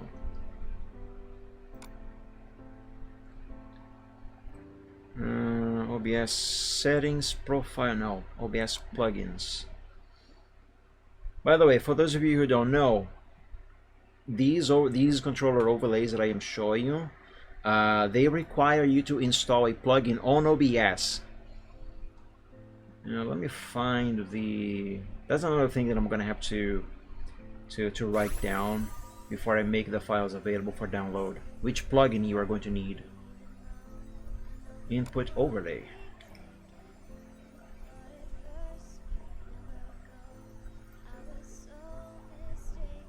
Let's see here. Input overlay plugin OBS.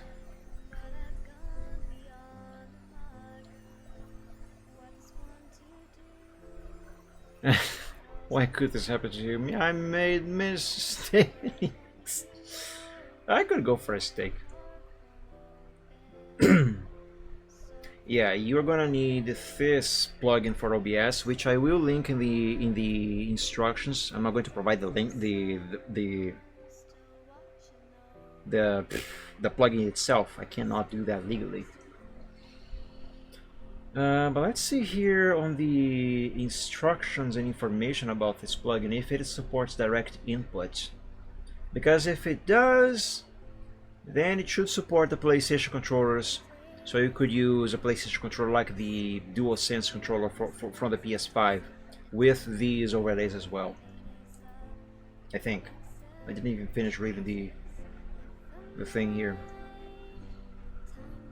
Windows can recognize the DualSense controller when connected via USB or Bluetooth, registering it as a generic wireless controller with basic functionality through direct input. However, many PC games are designed around X input. Okay, so that's more of an issue with the games themselves rather than Windows not being able to recognize the thing. But does this support, what is it called again?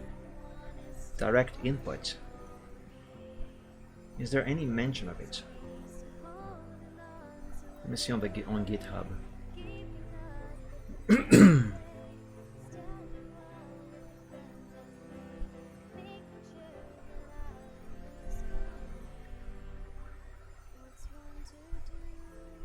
Wiki.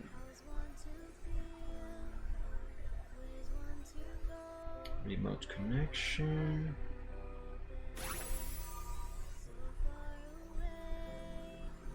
Input history?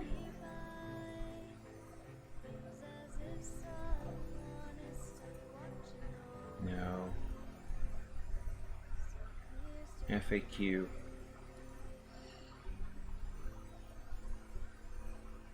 Installation instructions.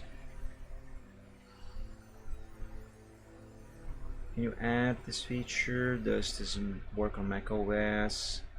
Does this feature work?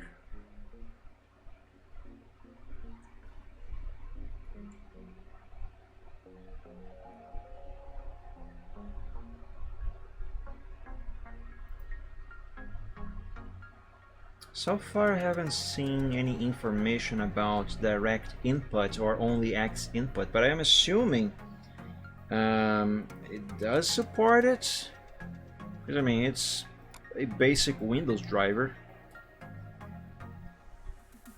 You know what those lyrics now remind me of? What do they remind you of? Also, what song was that? Hoping. What do they remind you of?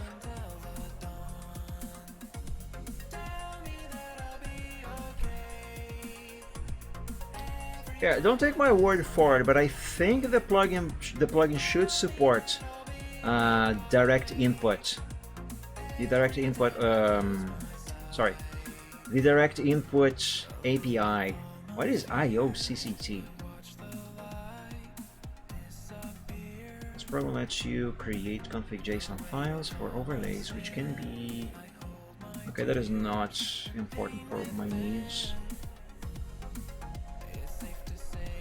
Yeah, I think it should support, but I don't really know. In any case, at least until proven otherwise, in theory, PlayStation controllers should work. Your cursed SFM video with Scout Heavy and seriously? The lyrics of this remind you of that?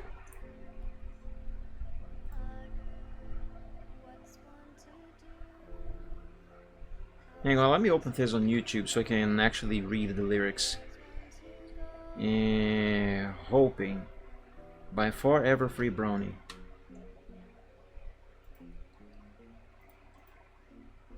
Cause Scout sing. Oh, that there. I thought you were talking about this song here. Yeah. Can I be honest with you? Every time I hear that song, or at least that part of the lyrics of that song, I also think of that. I also think of that video, and whenever I read the lyrics, I cannot. It's physically impossible to me to read that part of the lyrics without reading them in the way Scout says or sings. in that video.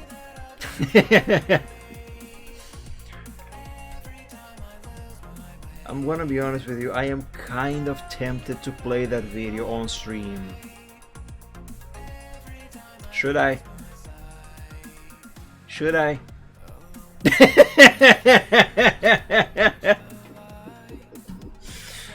Okay, then I won't. The hell you doing? Alright. Then I won't. But yeah, whenever I read at least that part of the lyrics of that song, I cannot help but read them in the same way that Scout sings in the video. How could this happen to me? I've made my mistakes. That was awful. Alright, I won't. I promise. Alright, so, okay. Back to this. Oh yes, also this file is not going to be necessary for this one.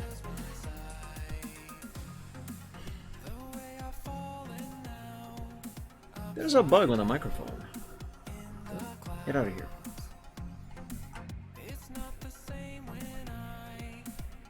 Yeah, I'm not going to work on the README file now because I think I do at least either add this to add more instructions, or I make a new one. I'm not gonna do that now, but I will have to work on this. Oh,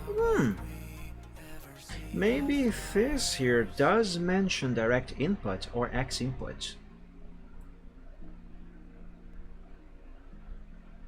or maybe just recognizes it automatically. I don't know. Right now I actually would like to have a PlayStation controller, or at least some other older controller that only uses the direct inputs to test it.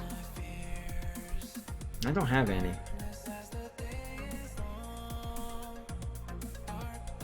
The government has bugged your mic. Is my microphone bugged? Is it sounding like crap? Let me see. Pause the music.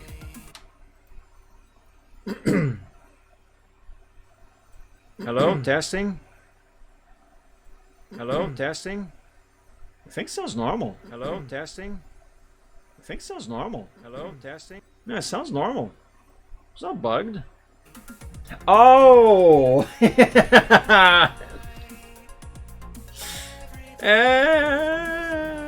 Good one.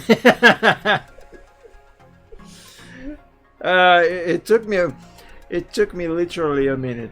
No more than a minute. It took me a couple minutes to get it. Good one. You got me. The government bugged my microphone. It's because I was exposing them for doing censorship and ordering the conversion tool on Google. Ordering Google to hide that, I mean. Yeah. But anyway, yeah. Joe Grenade to come in. Yes. I should be ashamed of that. Okay, so for now, that's all I'm gonna do regarding those overlays. I need to work on those files a bit more to, prepare them to making them available, but very soon they will be available for you guys to download for free on my Ko-fi. So do look forward to that if you would like to use at least one of them on your gaming streams to let your viewers see which buttons you are pressing and when. Right now, since I mentioned my desire to make not a video game, but my desire to make a game of my own, let me give you a little snippet of what I have accomplished so far. Let's open Scorpion Editor. So this is the program that I was talking about. Give it a moment to load. Also, let me grab I'm not gonna put up controller.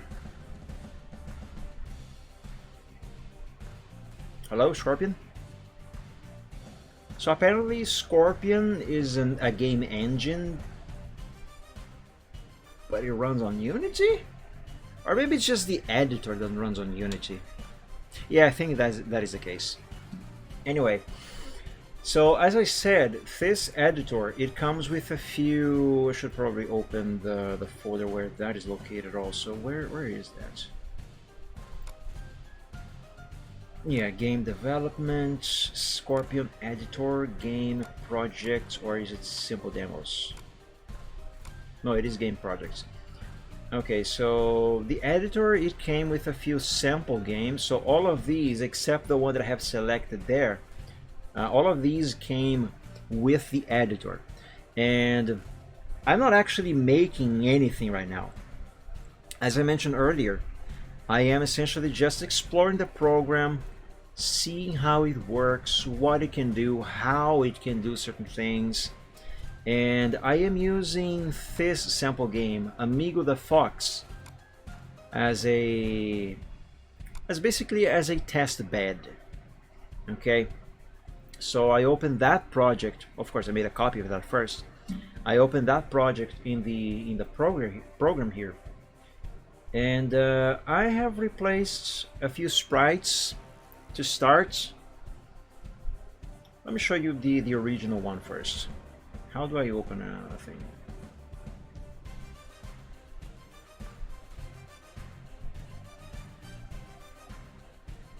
Open folder? No. Oh, I gotta close project first. Okay, open Scorpion project. So let's go back here to Amigo the Fox. Alright, animations. So like if I select the player, where's this sprite for the player? Or the animations for the player rather. Here, Mario Big Walk. Okay, so the original sprite for Amigo the Fox is this little fox here. Actually, I will grab a controller because I do think I have the actual Amigo the Fox game installed on RetroArch. Let me see. Hang on, my controller is syncing.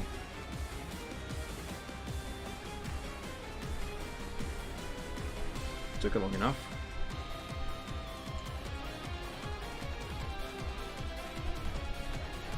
I thought I had it.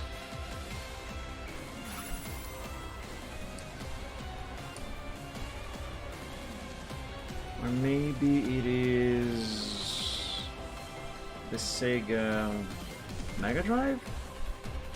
No. I could swear I have it. Hang on. And I could swear it is an Amiga one. Yes, it is. It's here. Just for some reason I did not add it to the playlist there. So let me boot this up and pause the music. That could be Fox McCloud's Little Primo. It could. It's kind of similar-ish. It's cute. Give it a moment. It is loading.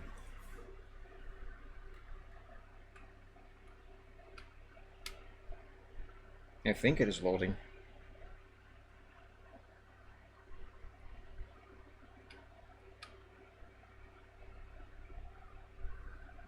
You ever play Star Fox Adventures? Yes, I actually just recently I finished a long series playthrough of Star Fox Adventures on stream. And I do have a physical copy too. I love the game. Though I do understand its flaws. I see where, but still regardless, I really like the game. But yes, I have played that on stream too. And I will play Star Fox. I'm looking at the box up there. Star Fox Assault, which is the sequel. Okay, why is this not loading? Let me try the other the other engine. Core, I mean.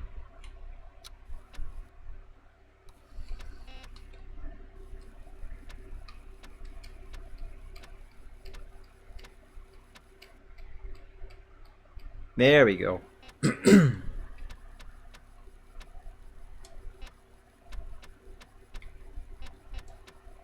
It just takes a minute.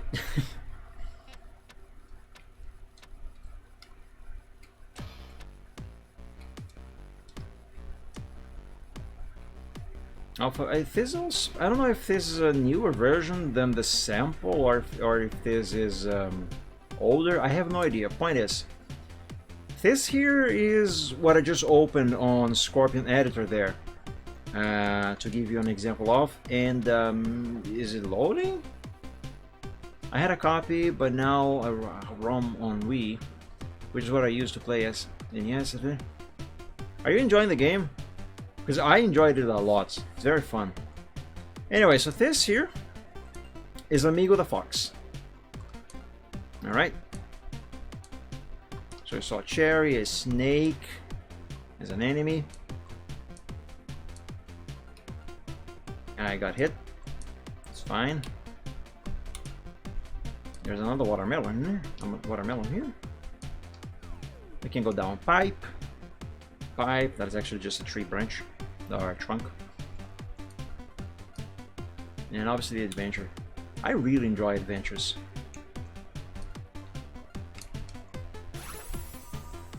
By the way, that sound effect, that was not from the game, that was Silvertrot in the background.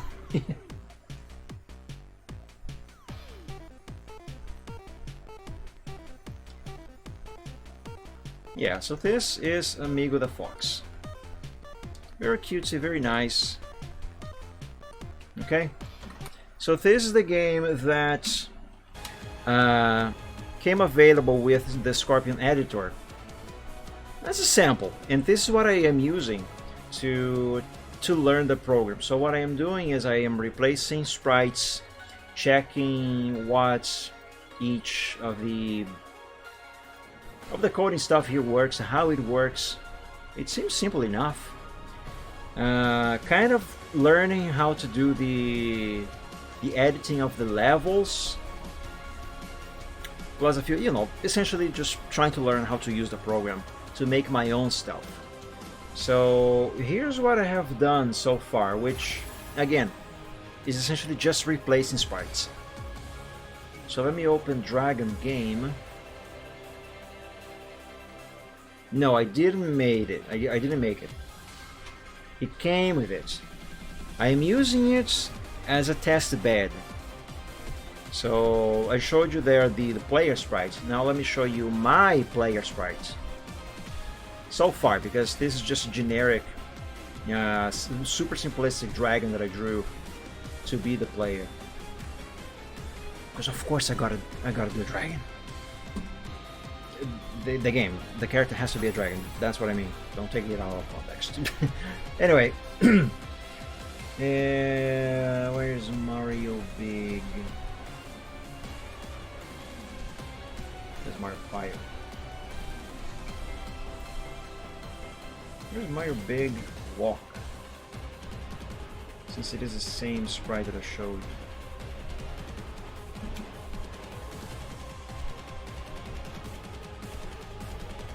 I'm seeing Mario Small. Ah, here it is. Yeah, Silver, excuse me. So yeah, I drew these sprites and replaced the player sprite from the fox with this dragon here. I also replaced the sprites for at least one of those enemies. You remember that snake you saw there that I stepped on? So yeah, and this is what I also replaced a couple splash screens, again, just to learn.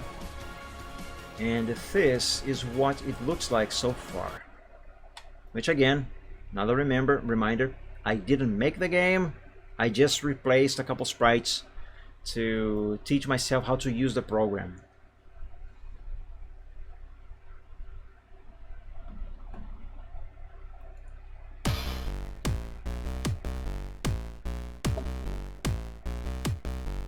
Music, not mine either.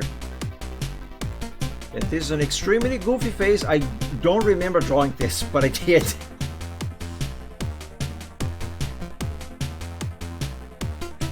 Wait, why is nothing responding? Oh, it's because the controller is plugged in. Okay, and this doesn't recognize the inputs of the controller. Oh, okay, hold up. Turn off the controller and let's start this again. I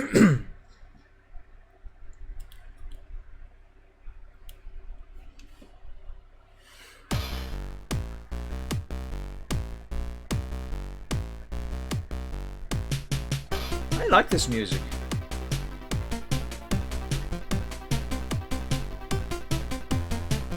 Yeah, there we go. So there's my player character, the sprites that I made for the player character. Now, I don't remember if the fox has an idle animation. Yes, it does. But the one that I made for this generic sample dragon here is more elaborate than the original one. And of course, look at the walk cycle. It could be better, I guess. I also changed the sprites for some items. Like you get this crystal here, now the dragon can breathe fire, or more like spit fire. And remember that snake at the start? It is now a kobold. At least I tried to make a kobold, and when you step on it, it becomes a puddle of goop. And yes, that is blood and bones, and I should probably draw an eye there. Anyway, those shares are now golden coins. Trying to teach myself how to add the levels so I can make my own levels, I added these cubes here, and also some secrets. I also died. And you too. I also added a few extra items here to learn. Like that's the fire crystal. That's a life, an extra life. It's a sheep. Because, you know, dragon, sheep. Nom nom. Another one. Now that there was bad meat, rotten meat, so essentially a bad mushroom if it were a Mario game. Therefore, your character gets powered down. So now my dragon cannot... Well, now I'm dead. Cannot breathe fire. Because I lost that power. So that meat there, because I now have no power. That there is essentially just a mushroom. So if you were a Mario game, I'm starting as little Mario, grab a mushroom, become big Mario. Hello, kobold. Die.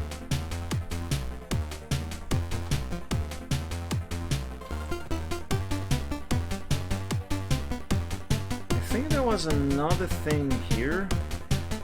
Hold up, let me kill this guy. Yeah, so if you get the good meat, which is the mushroom, then the next power-up is going to be the fire crystal, which is this. So now the dragon can spit fire. There's another one. Another one. No, that's the bad one. That's another bad one. There's a superstar here somewhere, which is not a star. I changed to a crystal. Ah, there it is. Invincibility. Needless to say. I don't know if it is possible to make the character run. I'm still studying the code of the game. Yeah. And remember on Amigo the Fox when I went down this pipe? Check out this animation that I made for the dragon. He's too big to fit! I haven't made sprites for the dragon coming out of the pipe yet, though. So that's why there was the fox. Though the hitbox of the dragon is a little too big for me to break this block, to activate this block, and also the one. There is another secret one over there. I can't reach it because dragon too big. But yeah, look at the animation of the dragon going into the pipe. He's too big. He has to He has to squeeze himself.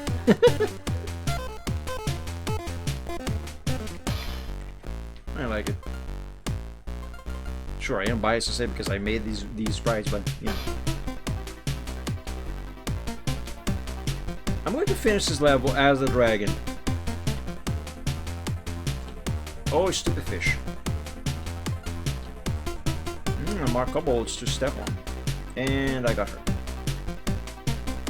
Should have went butt first, then hit fit.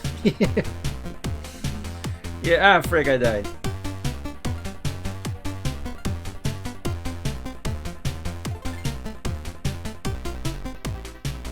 Yeah, I could make that work. Could make that happen. Or head first. That way, when he comes out of the pipe, he can land on his front legs first. Frick, which one do I jump? Oh, there we go. I'm playing with a keyboard, by the way.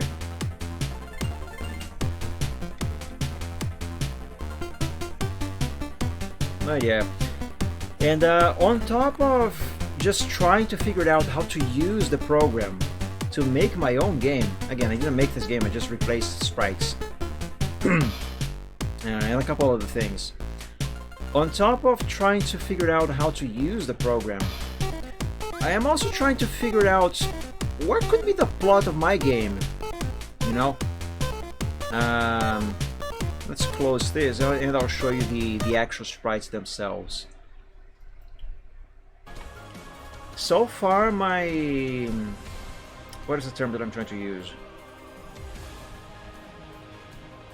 So far, the most that I could think of in terms of what the plot of the game could be. Silver, don't go there. Oh, he's now napping on the dragon's back. That is adorable. Oh, actually, you know what? At this zoom level, if this dragon were Michael Braveheart, Silvertrot, I think no, Silvertrot is actually supposed to be smaller than this. I was gonna say Silvertrot would be about this big next to Michael Braveheart, but no. Silver is actually smaller than this. Braveheart is a bigger dragon than this here. At least at this zoom level. But anyway. What was I going to say? Right. So the most that I could think of as a plot, a basic plot for what could be the plot of the game that I want to make, is that some evil kobold found a magic wand or some source of very powerful magic and he's misusing it, and he's kind of disgruntled with dragons. Even though kobolds usually worship dragons, but this one is disgruntled because he thinks dragons get everything, all the attention, everybody loves dragons, kobolds are usually ignored.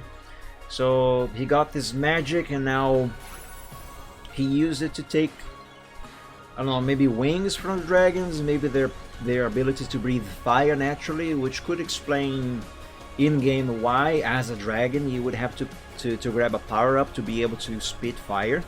You know, and if you get hit, you lose the power-up. So now you are this one dragon who is on his way, or her way. Actually, I'm thinking of making the protagonist female for some reason.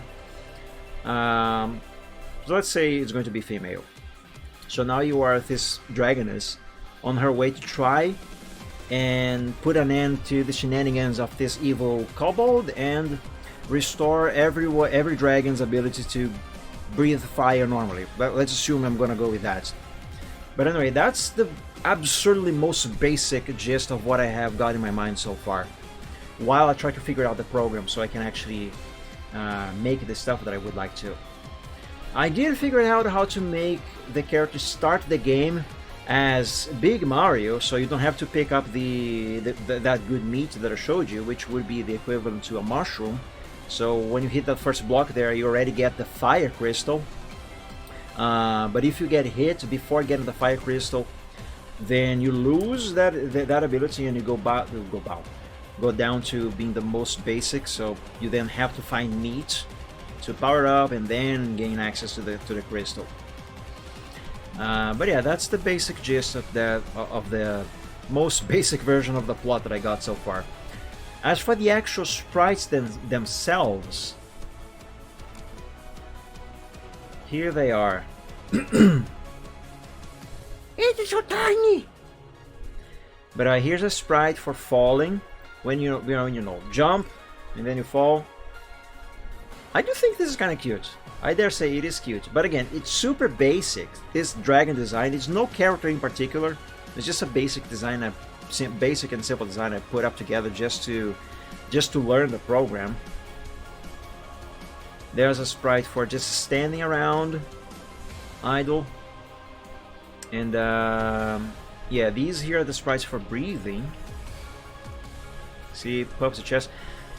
Kind of feel like there should be another sprite between this one and this one, because I know it is very small on the screen for you guys, but going from this one, well, first one, to this one is fine, but from this one to this one, the chest is just way too puffed.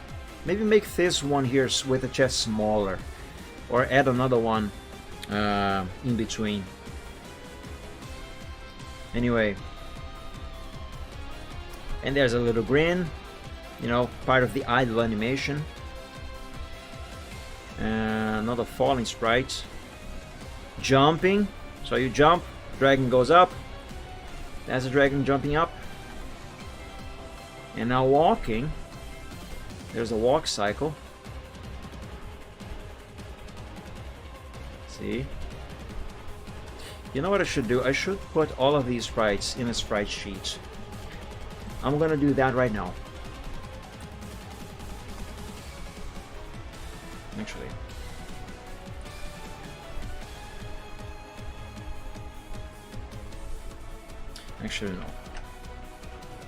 No. Yeah, I'm going to start. No. I don't know which one do I start with. I'm gonna start with idle.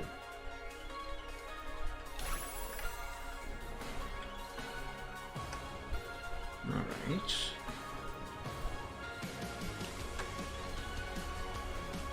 You think this is cool? I hope so. I do want to make it cool. Whenever I can manage to make a game, I would like to make it to be cool.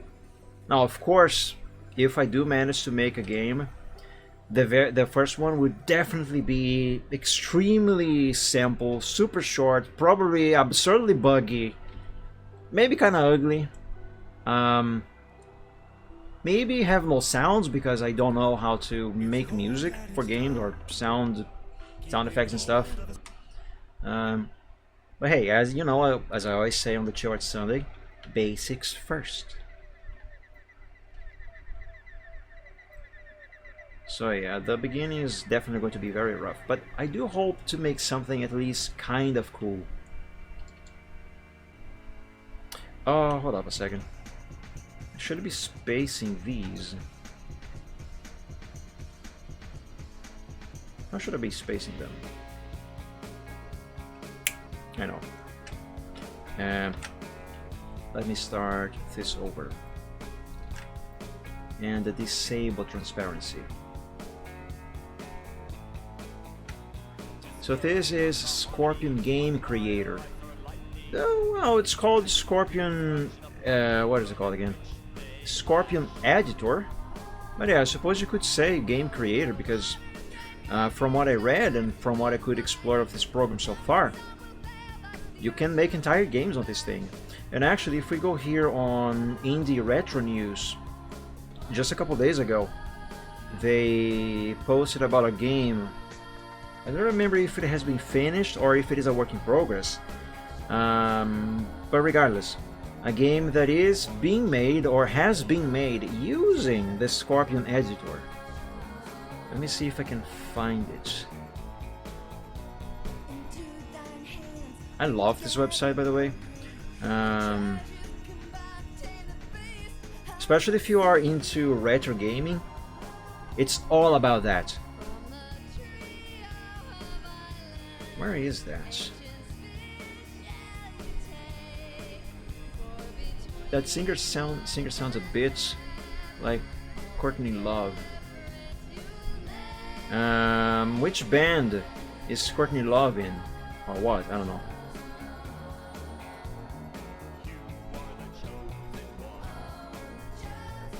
Where did I see that post?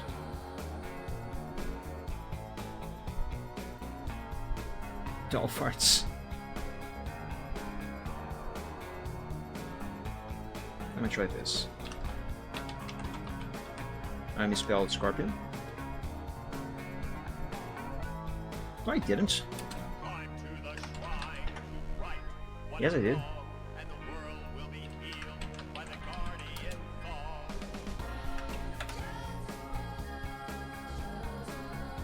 Oh yeah, here. Aeon's Legend, an old Amiga demo level to show the progress and game features of the Scorpion engine. Now, I don't know if whoever is making this is actually using this exact same program that I have here, but the engine is the same. Here, let me play this video of the demo. Because Amigo the Fox is super simple, but you can make impressive stuff using this engine. I just don't know how to do it yet.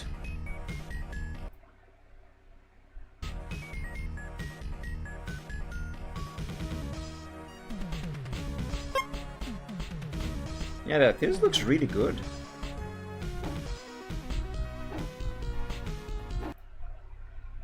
So yeah, apparently this is a work in progress. But yeah, being made using that engine. So yeah, you can absolutely make good stuff with this. I just have to learn how to do that. Alright, now back to placing all of my sprites into a sprite sheet. So first is going to be idle. I should probably label these. Well, instead of labeling, I should just name the file. Duh. Where am I going to save it though? Oh, here. Okay, so I already have these sprites individually. Also, I just remembered I might need to update a couple of these.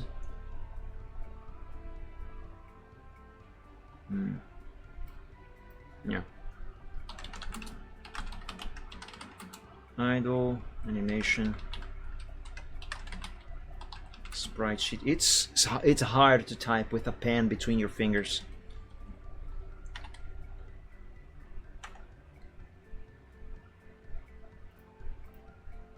I don't know why I'm doing that.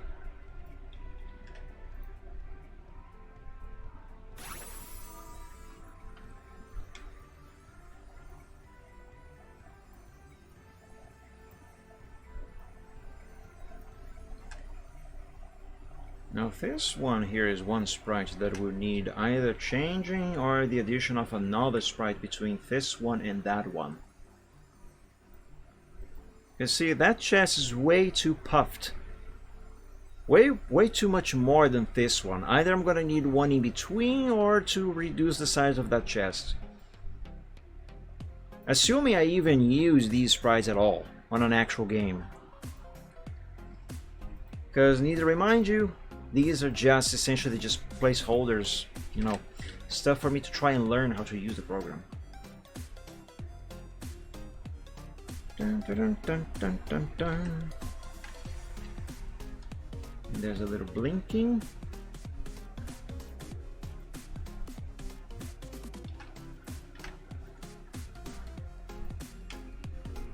And now the greening at the camera. That one reminds me of La Camisa Negra. Which one? This one here? This last one? With the grin or smile, whatever that is.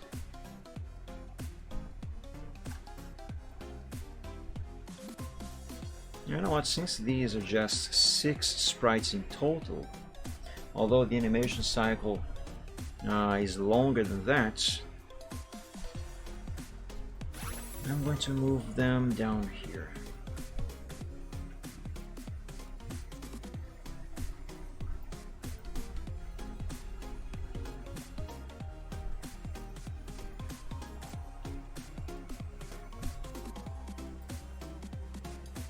Oh, the song. This one that is playing right now.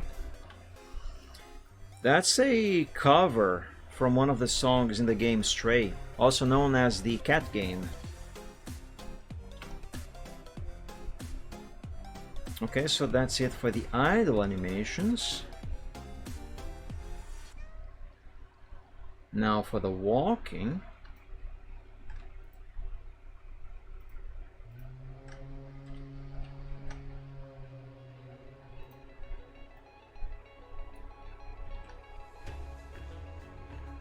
Wait. Why is this here first?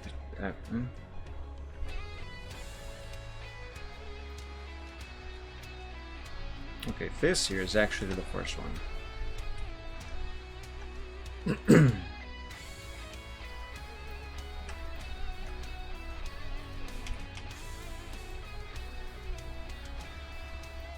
I maybe might make these sprite sheets available on Ko-fi for supporters.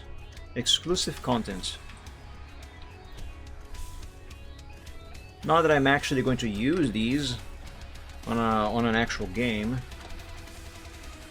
but I absolutely want to make whoever the protagonist is on whatever game I might end up, assuming I do manage to make a game. Of course, the protagonist is going to be a dragon. And I do want my dragon to be quadruped. I don't want any bipedal anthro bullcrap. No, sir. It's going to be a quadruped. As God intended. Walking animation. I should just name it Walk. I'll just name it Walk.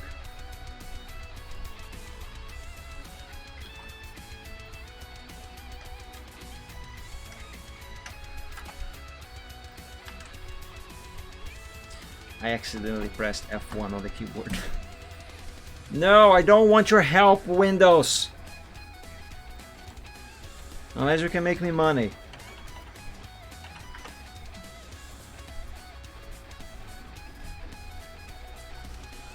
Okay, so that was idle, that was walk. Let's do jump.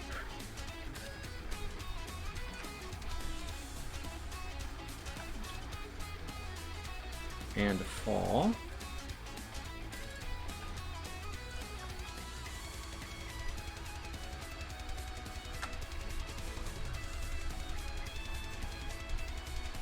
And I think that's it. I will have to rename the file again though, because this is the walking animation for when the character is powered up, the big. Let's call it big walk animations. And this one, big idle animation. Now because because I use the same sprite for when the character has the meat power up as when it doesn't, you know, I made the same sprite for big and small Mario basically. I should probably just copy both of these and rename them to small, but one thing at a time. First,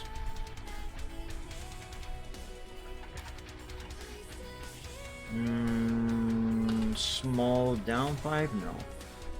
Big downpipe.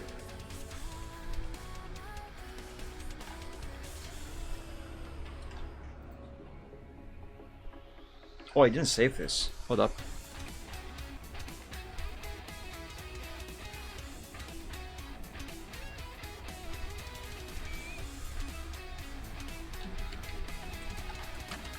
Big jump and fall animation sprite sheets. All right. Now let's go down a pipe. Close this. And now you actually get to see what these sprites actually look like outside of the game's of the game. Poor dragon's just too big to fit into the pipe. Although these sprites are more male than female, but I still, for some reason, I want the protagonist on whatever game I might end up making. For some reason, I want the character to be female. I don't know why.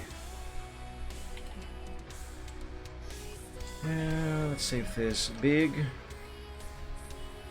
Go down pipe.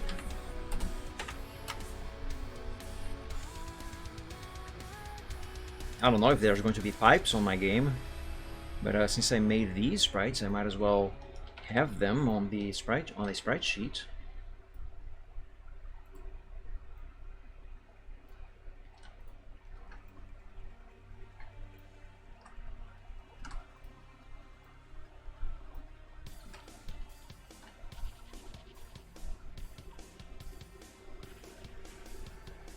Oh, I expanded the canvas to the exact size that I needed to fit all of these like this.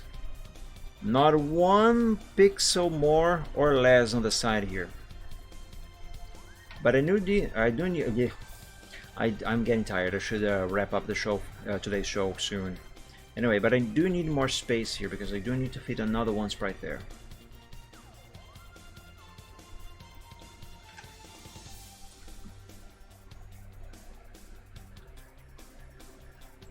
You know what? Let's make this sheet a 7 sprites ordeal. 7 on top, 7 on bottom.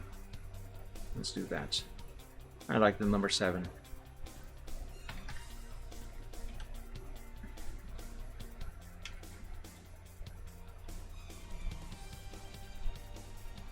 Hang on a moment. 0, 1, 2, 3, 4, 5, 6. Next is going to be 7. 0, 1, 2, 3, 4, 5, 6. Next is going to be 7. Right? That's what I said. Okay. Just making sure. 3, 6, 7. Yes.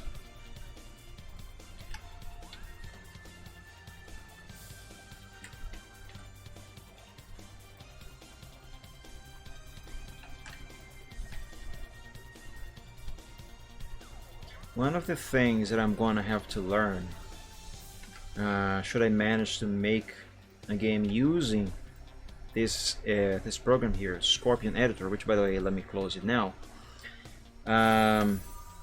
It's not really how, actually it's not at all how the program works, but rather is in regards to the actual art of the game. Because I will have to learn how to work with a limited colors palette. Oh, it's the same sprites for going up the pipe. Okay. I just haven't made sprites for dropping out of the pipe yet. Okay, though I do think that is also just a placeholder. Is it? Yeah, I mean, it works fine. Oh well, whatever. I'm gonna have those here as well too. All I gotta do is copy and paste these in a different order, or the inverse order to be exact.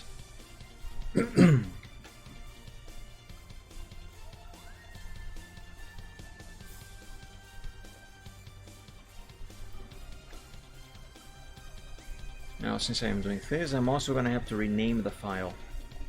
Because I named this Go Down Pipe. I have to rename it to Go Down and Up Pipe, I guess.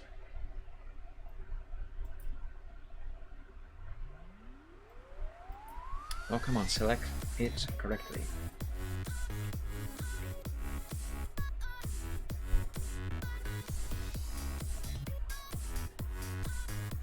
By the way, where is Silvertrot? Haven't seen him in a while. Oh, there he is. I'm your stallion and shining armor. My name implies it, far from famous, but in bliss. I live my dreams to find it. Little nerdy, but all too sturdy till you arrive. Knock me down, feel it. And you know, even if I don't use these specific dragon sprites for an actual game eventually, I could work these out a little bit more, make them a little nicer, and use them on desktop ponies to create another character to have in addition to Silvertrot over here. Hold on, I lost track. Where am I? 0, 1, 2, 3, 4, 5, 6. 0, 1, 2, 3, 4, 5, 6. Okay, so this one here is the next one.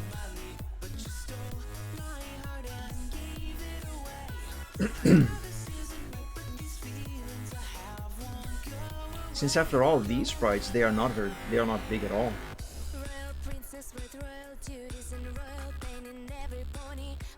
This here is the next one, right? Yes. Actually, I am now curious. How big is Silvertrot's sprite next to this dragon here? Let's find out, shall we?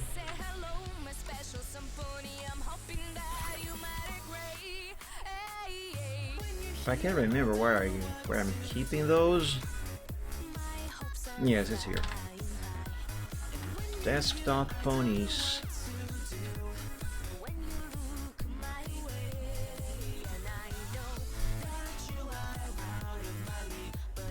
Trot left.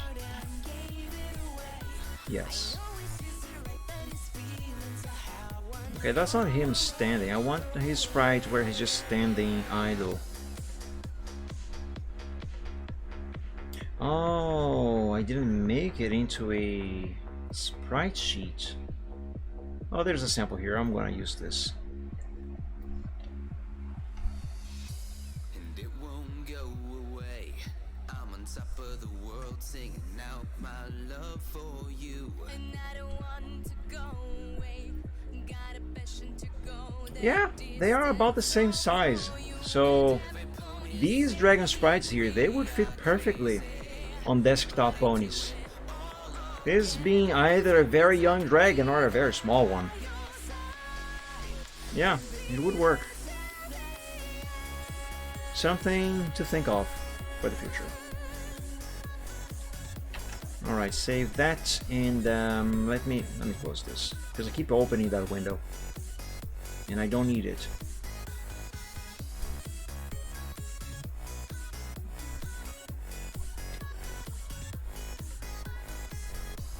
Ah, there. Big, go down, dash, up 5.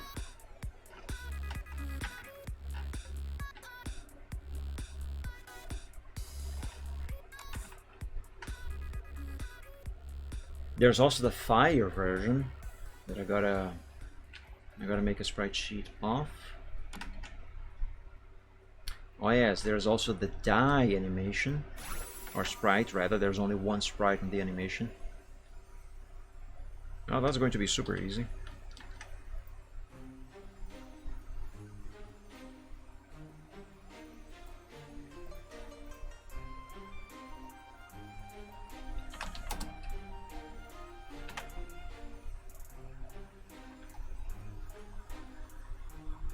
Okay, for a moment I thought that it was missing teeth, but no, the teeth are there.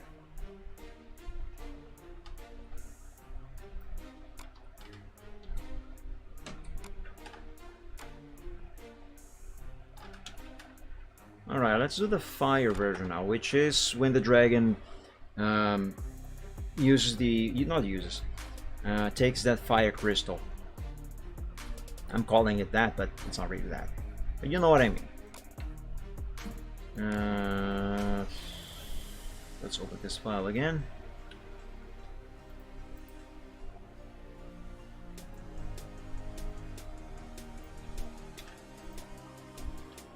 Now do that. And here.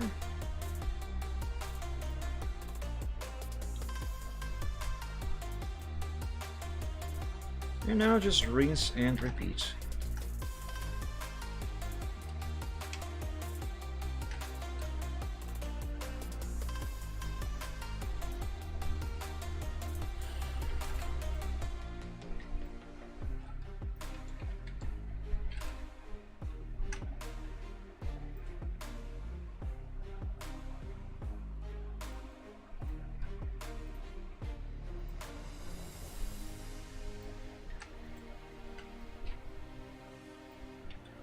You know something that I really would like to add to my game, if I can ever make one?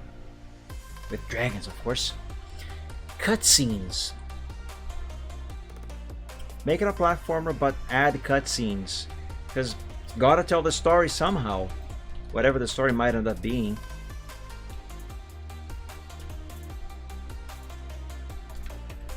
And I still have no idea how to do that with Scorpion Editor. There is another game creation program, but this one makes games only makes Game Boy games, and it seems to be a lot simpler to use than the Scorpion Editor. And I think I kind of figured out how I could make it between gameplay and a cutscene and then back to gameplay on that, although I didn't fiddle about much with that program. The problem with that one is that I can't use these sprites or anything big like these here. It crashes. The Game Boy cannot handle dragons. Which is why I searched for some other program, by the way, and I found Scorpion Editor.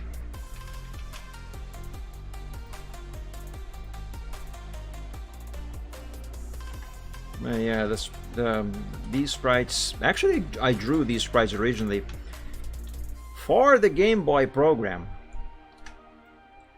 but it just crashes. But it doesn't actually crash, but it bugs out real hard. I'll show you. Let me finish doing this sheet here.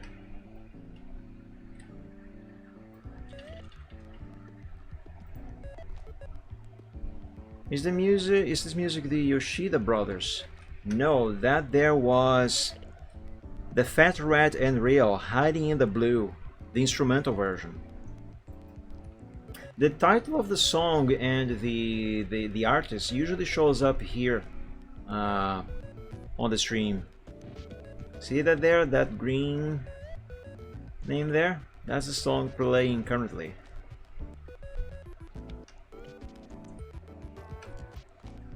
The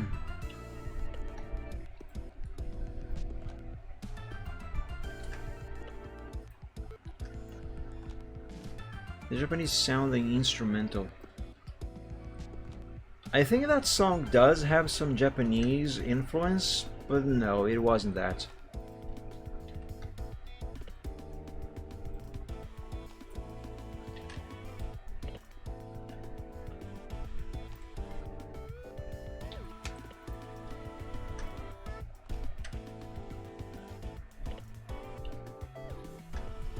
There we go. Now let's save this with a different file. I mean, file name.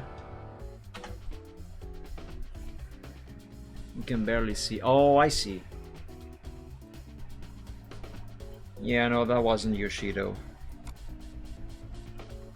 Now, Mario Fire. Wait, is that walk or idle? That's walk and jump. And oh yeah, hold on. I said I was going to show you these sprites on the Game Boy program. That's not it.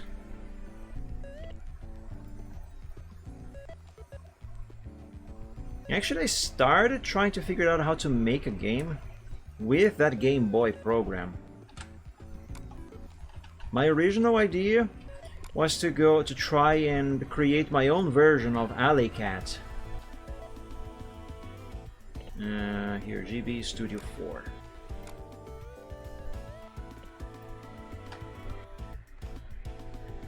Some real thematic tracks. I see, I don't think I ever heard them. Should give it a try at some point. Yeah, remind me later.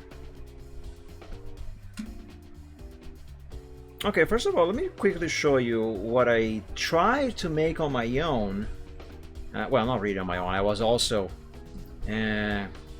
just editing a sample, something that already came with the program. I essentially just changed sprites. and added a few more. So this is what I was saying when I mentioned that this program, I think, would allow me to more easily figure out how to go from gameplay to cutscenes, because it has these boxes that I can just link to one another and add a trigger on each. So the trigger tells, hey, you gotta go to that scene over there. So like for example, this one has a trigger that links it to this screen over here, which is actual gameplay. The problem is that dragons are too big for the Game Boy, apparently. Anyway, I just clicked on run just to show you what this looks like. This is of course all unfinished stuff. I only changed a few sprites on this, but I did actually intend on making my own version of Alley Cat for the Game Boy, kinda. Okay, so now this is the game actually running.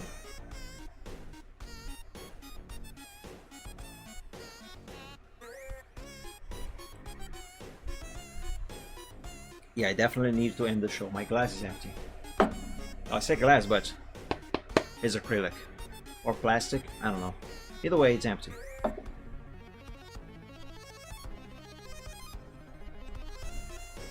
Let me pause the music because this has some sound.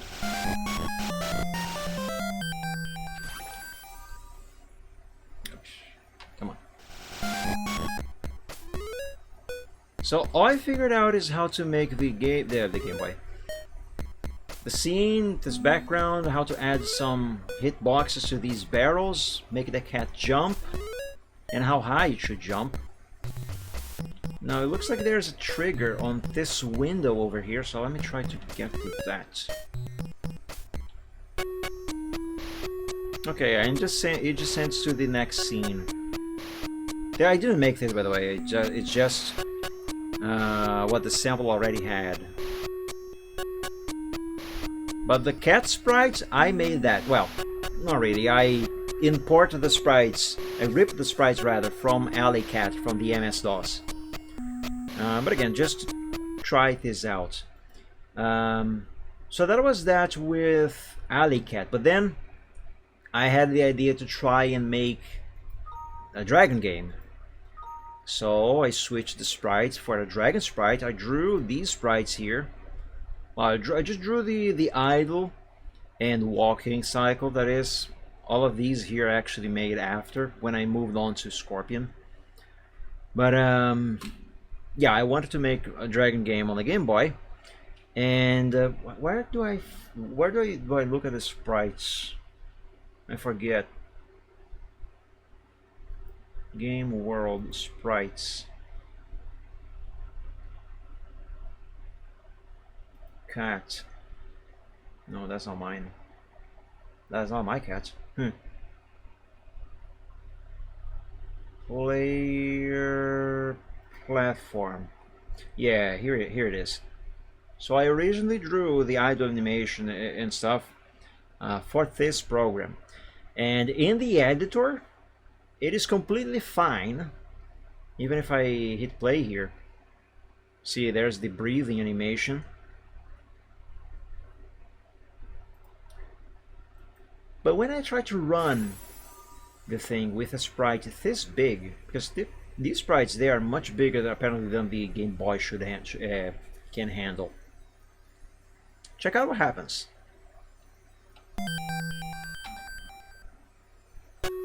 Oh boy. Yeah, that happens. So that's when I couldn't figure out how to get this fixed. Though to be fair, I didn't try very hard to figure this out. But anyway, when I couldn't figure out how to get this fixed, and I absolutely did not want to make these sprites any smaller than this, because they would lose just way too much detail to them. That's when I tried to find something else that I could use without having to dabble much into the programming side of making the game. And that's when I stumbled upon, I don't know why I lifted this controller. That's when I stumbled upon the Scorpion Engine editor. that's when I started making these. And I think that is what I'm gonna go with to try and make my own game. When I can finally figure out how to use the program. Alright, so this is done. Let me do now the idle animation of the fire version of the character.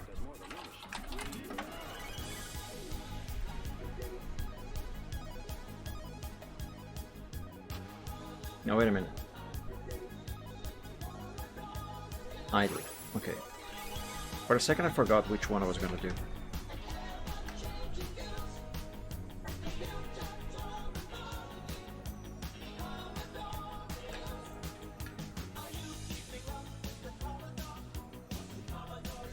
Wait a minute, that is not right.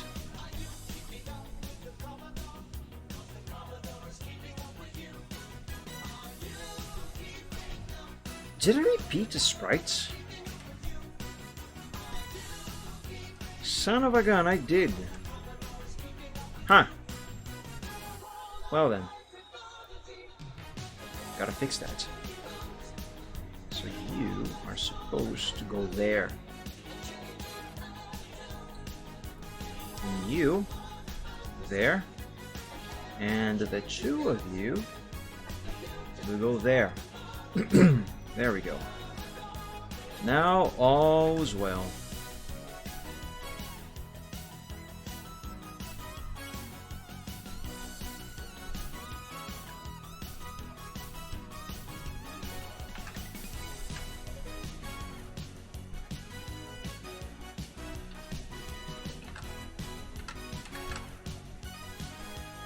Now the smile.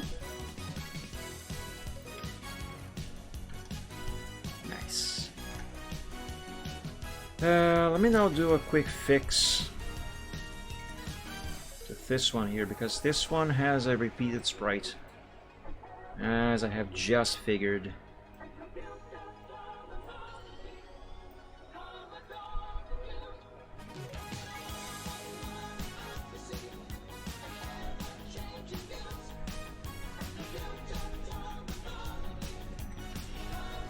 There we go.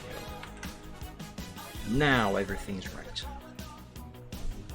Now for the, let's do the jump.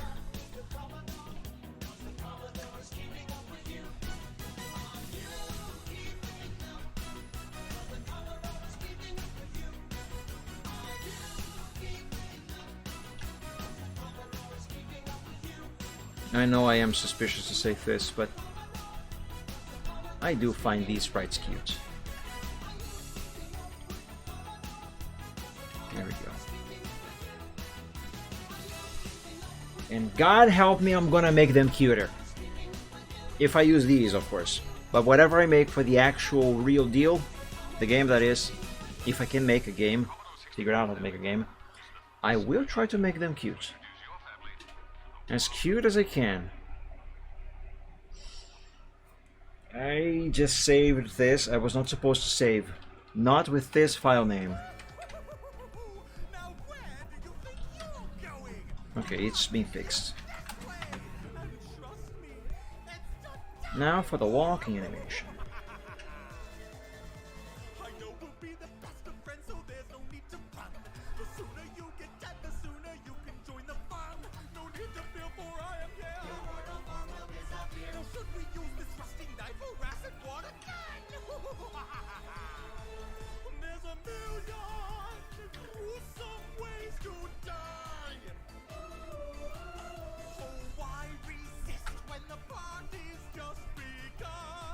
Now here's another thing. Assuming that I actually do end up using the Scorpion editor to make my game using the Scorpion engine, that means I can only make this game available for 3 specific platforms. Windows, of course, the Mega Drive, also known as Genesis in the US, and the Commodore Amiga computer system. So, no Game Boy, no nothing else. Only those, as far as I am aware anyway. Which I'm perfectly fine with it. But, I think I'm only gonna go with Windows and Amiga. I'm not a Sega fan. Anyway, so that does it for the walking animation. Right. Now, the death animation should not have a fire version, but I'm gonna make one anyway.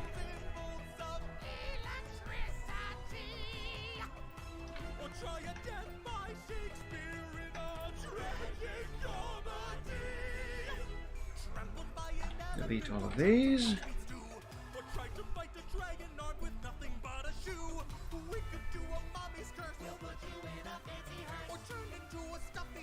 And grab my pen.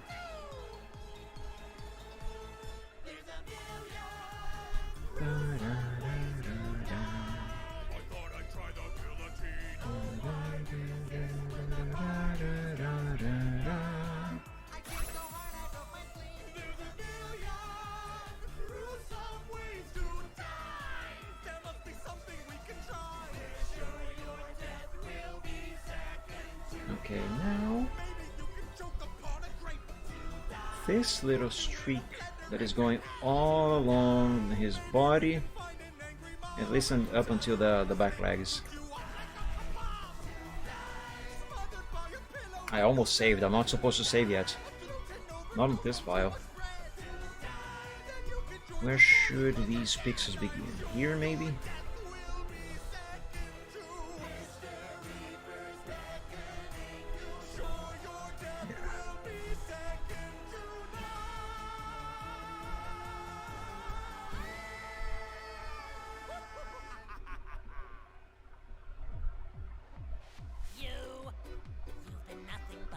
Yeah, let's do this. Oops.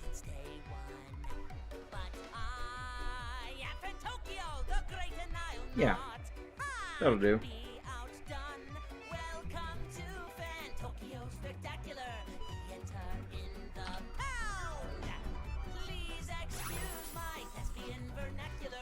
Now copy this. I did not select it right.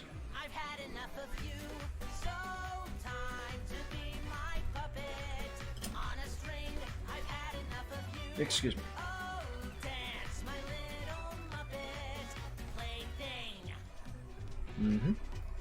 That looks good. Certainly a sprite that would never be used, but it's there now. It exists. What else? This doesn't count. I've done these. What's going on with this one?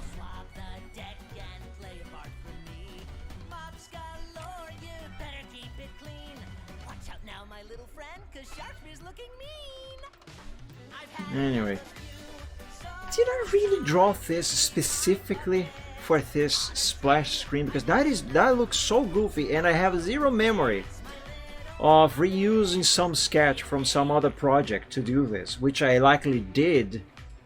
I just don't remember, and I don't recognize this. Right? It's so cheeky, so goofy.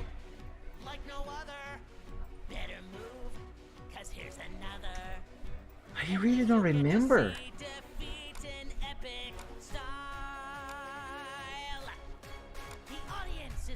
You know, I'm gonna go through every single one of these folders to see if any of them have a sketch that at least resembles that one. But it's definitely not this. That there is much older than this one.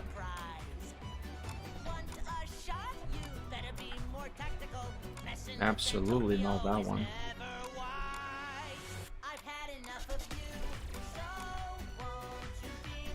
No. No. No. No, that's not even a dragon.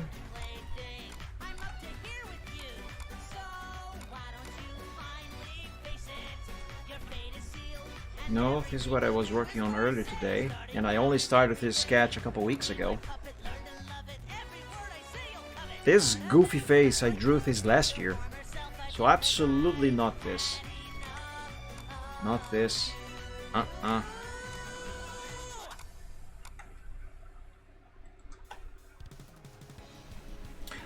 There it is! I found it! I reused this. Oh, Jesus Christ. Get out of there, super. I reused this sprite. Not sprite. Sketch. For this here. Yeah, also this isn't finished. That's where this came from. I knew I had to reuse some sketch. I just couldn't remember what it was. This is another thing that I started on stream, but I haven't finished yet. I gotta finish this. That's where this came from. Okay. Alright, now I know. Now I know. I mean, I already did it, just couldn't remember for the life of me. What is it? What exactly is on this PSD file?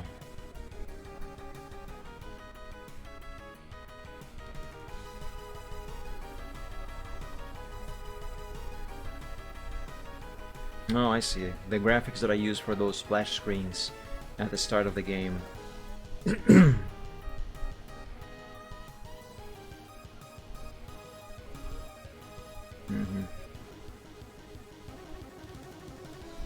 Now, in case you might be wondering, why Viridian Draconis? Well, one, I kind of like the name. And two, let's say in the absurdly remote possibility of a future where I eventually, I don't know, figure out how to make games and the stuff works out and I make a studio, maybe I might want to call the studio Viridian Draconis. I don't know. Regardless, that is only a placeholder. Just to test and learn the program. And yeah, there we go. Yeah, I think that's gonna do it for today, everybody. So, yeah, if you would like to use those controller overlays on your own streams, I am going to make them available on my Ko-fi very soon. Probably within the next few days. They will be free, of course, but if you'd like to leave a tip, you'll be very welcome to. That would be incredibly appreciated. Thank you in advance. But regardless, if you'd like to try and use those yourself on your own streams, and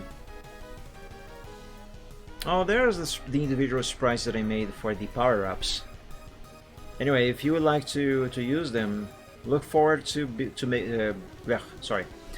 look forward for them becoming available on my Ko-fi. Again, link below, or you can just type exclamation Ko-fi in chat. Did I add that? Regardless, there's links below. So yeah, this is supposed to be power up. I mean, extra life, mushroom, bad mushroom, firepower, star power, and I don't think these here are in use.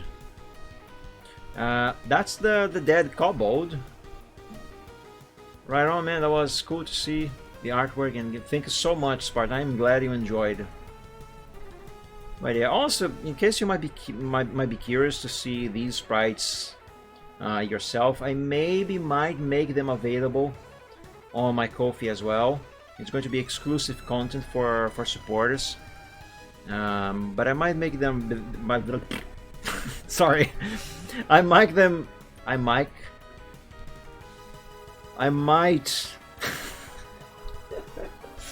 I might make them available there for download, because I likely will not use these sprites at all on any game. Whatever I end up using on an actual game that I might eventually end up actually making will obviously be something much better than these. But I don't know. I might make them available there. These are I just made them for me to learn how to use the program. So yeah, in case you might be curious to see these yourself, I might make them available. There again, we may say I might make them. I might make them available there for supporters. When? I don't know, because I don't even know if I'm actually gonna do it, but I might. Anyway, and yes, of course, why not remind you guys that my Ko-fi is now available. I have some the supporter tiers are finally available. Membership, got 3 tiers. Subscribe to any one of these and you gain access to exclusive content, sketches of works in progress, early access to finished art as well, of course, and other goodies that I might make available eventually, because I do want to improve this stuff. And as for those controller overlays, again, I'm gonna make them available here on my Ko-fi. When I make it available, there should be another tab showing here somewhere, probably here, that I will be labeled shop, so you can go there and you will be able to download those for free. Okay? Yeah, that would be very appreciated, Spartan. Were there bad mushrooms in Mario? Yes, in the Lost Levels, also known in Japan as the actual real true Super Mario Bros. 2. And in more recent times, they brought back the power up, which, well, it's actually a power down. But yeah, there are bad mushrooms in Mario. Actually, here, let me quickly boot up Mario 2. Syncing. Just to show you, because if I'm not mistaken, you can find that very early on in the game.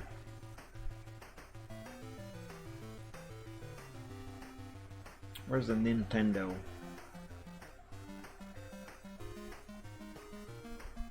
Oh, it's right here. Oh my god, it's right in front of my face. No, not that Mario. Oh, I don't have that ROM here. No problem. Super Nintendo, Super Mario Superstars, All Stars, I mean, I need you.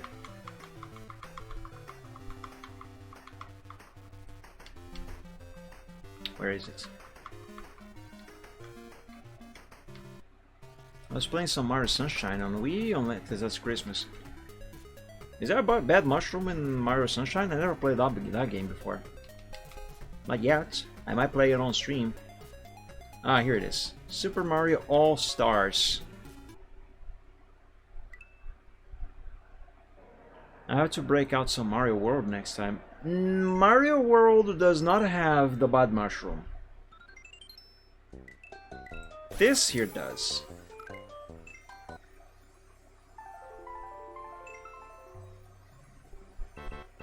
Though I don't remember if it is. Yes, it is on the first level. So that's the good mushroom. Ugh, I can't reach. Frick, I messed up. Hold up, let me start over. I forgot how to Mario.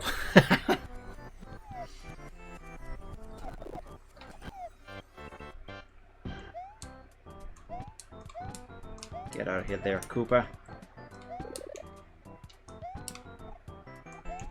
Nope. Yes. Alright, so that was a good mushroom. And this is the bad mushroom. And you lose your power if you touch this thing. And of course, if you have no power up and you touch it, if you're a small Mario, you die. But yeah, I do think they brought the bad mushroom back on newer games, but I don't remember which one. Maybe New Super Mario Bros. For the Wii? What is it called again? Hang on, I have it. I have it up there. New Super Mario Bros. Wii. Yes, I think that one has the bad mushroom, and a few others after that one. But I may be remembering this wrong. Anyway, point is, yes, Mario games do have bad mushroom, and that is actually something that I do want to include on my game whenever I can figure out how to actually make one.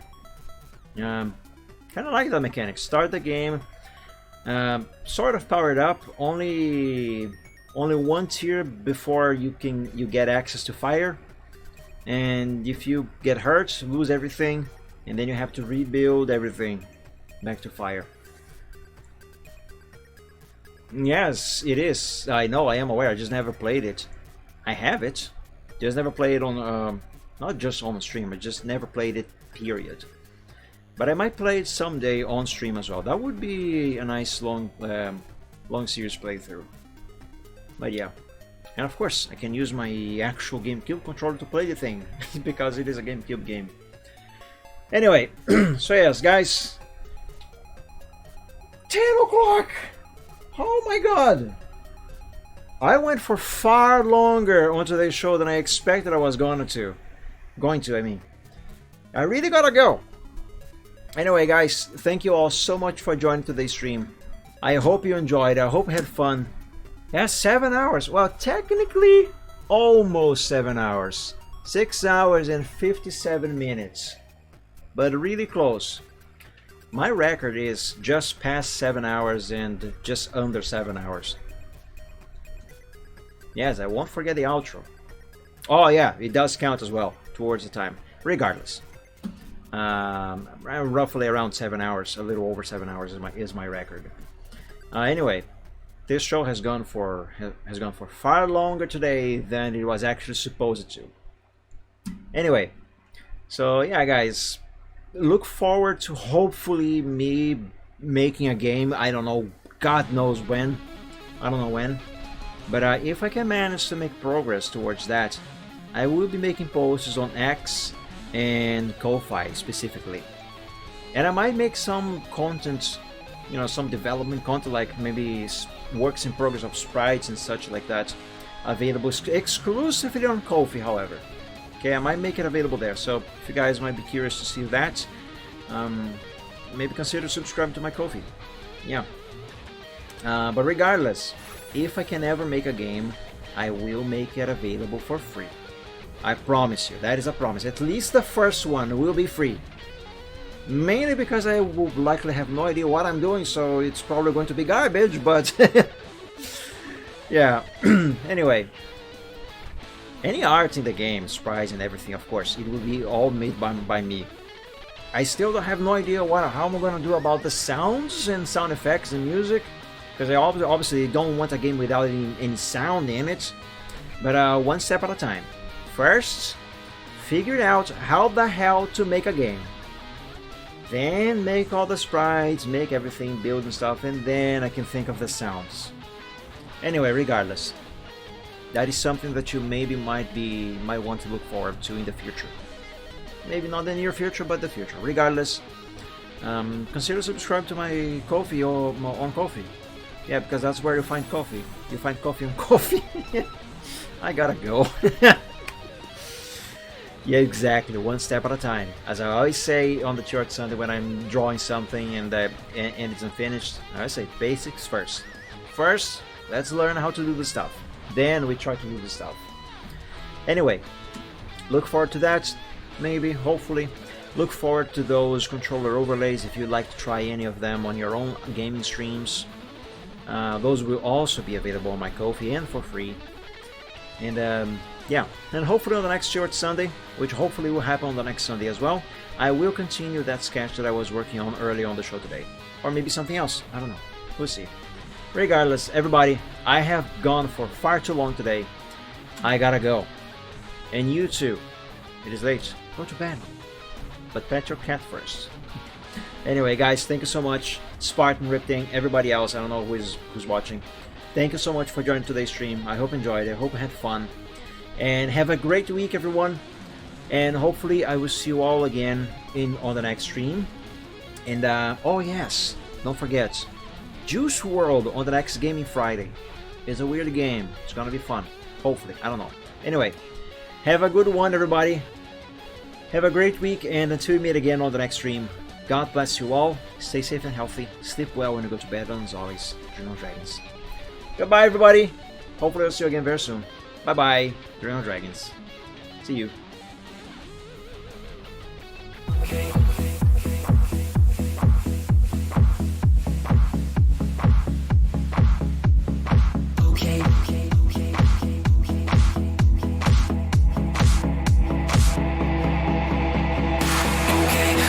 Present some problems and we don't know what to do.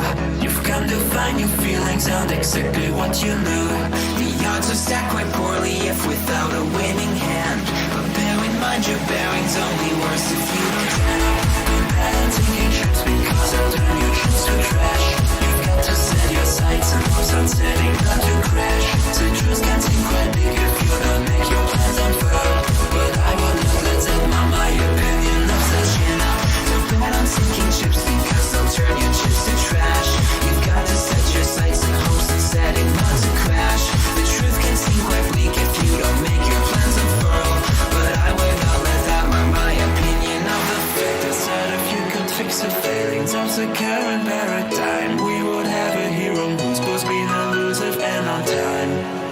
just on time.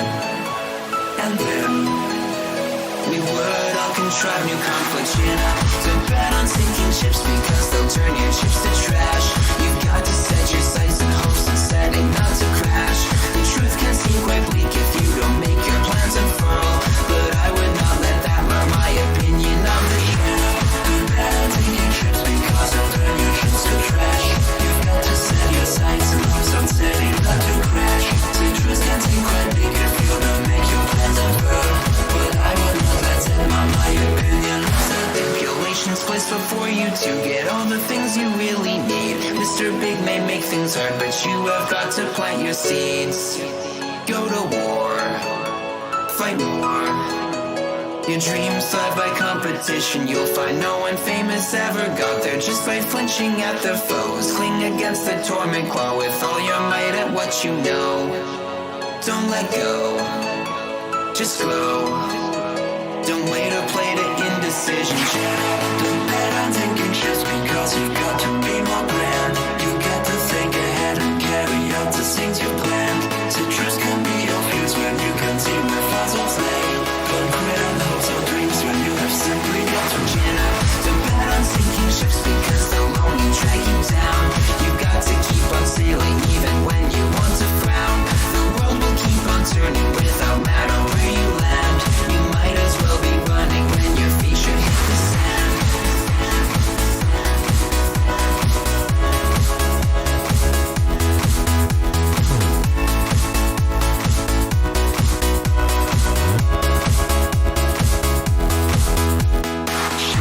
Don't bet on sinking ships because you've got to be more grand.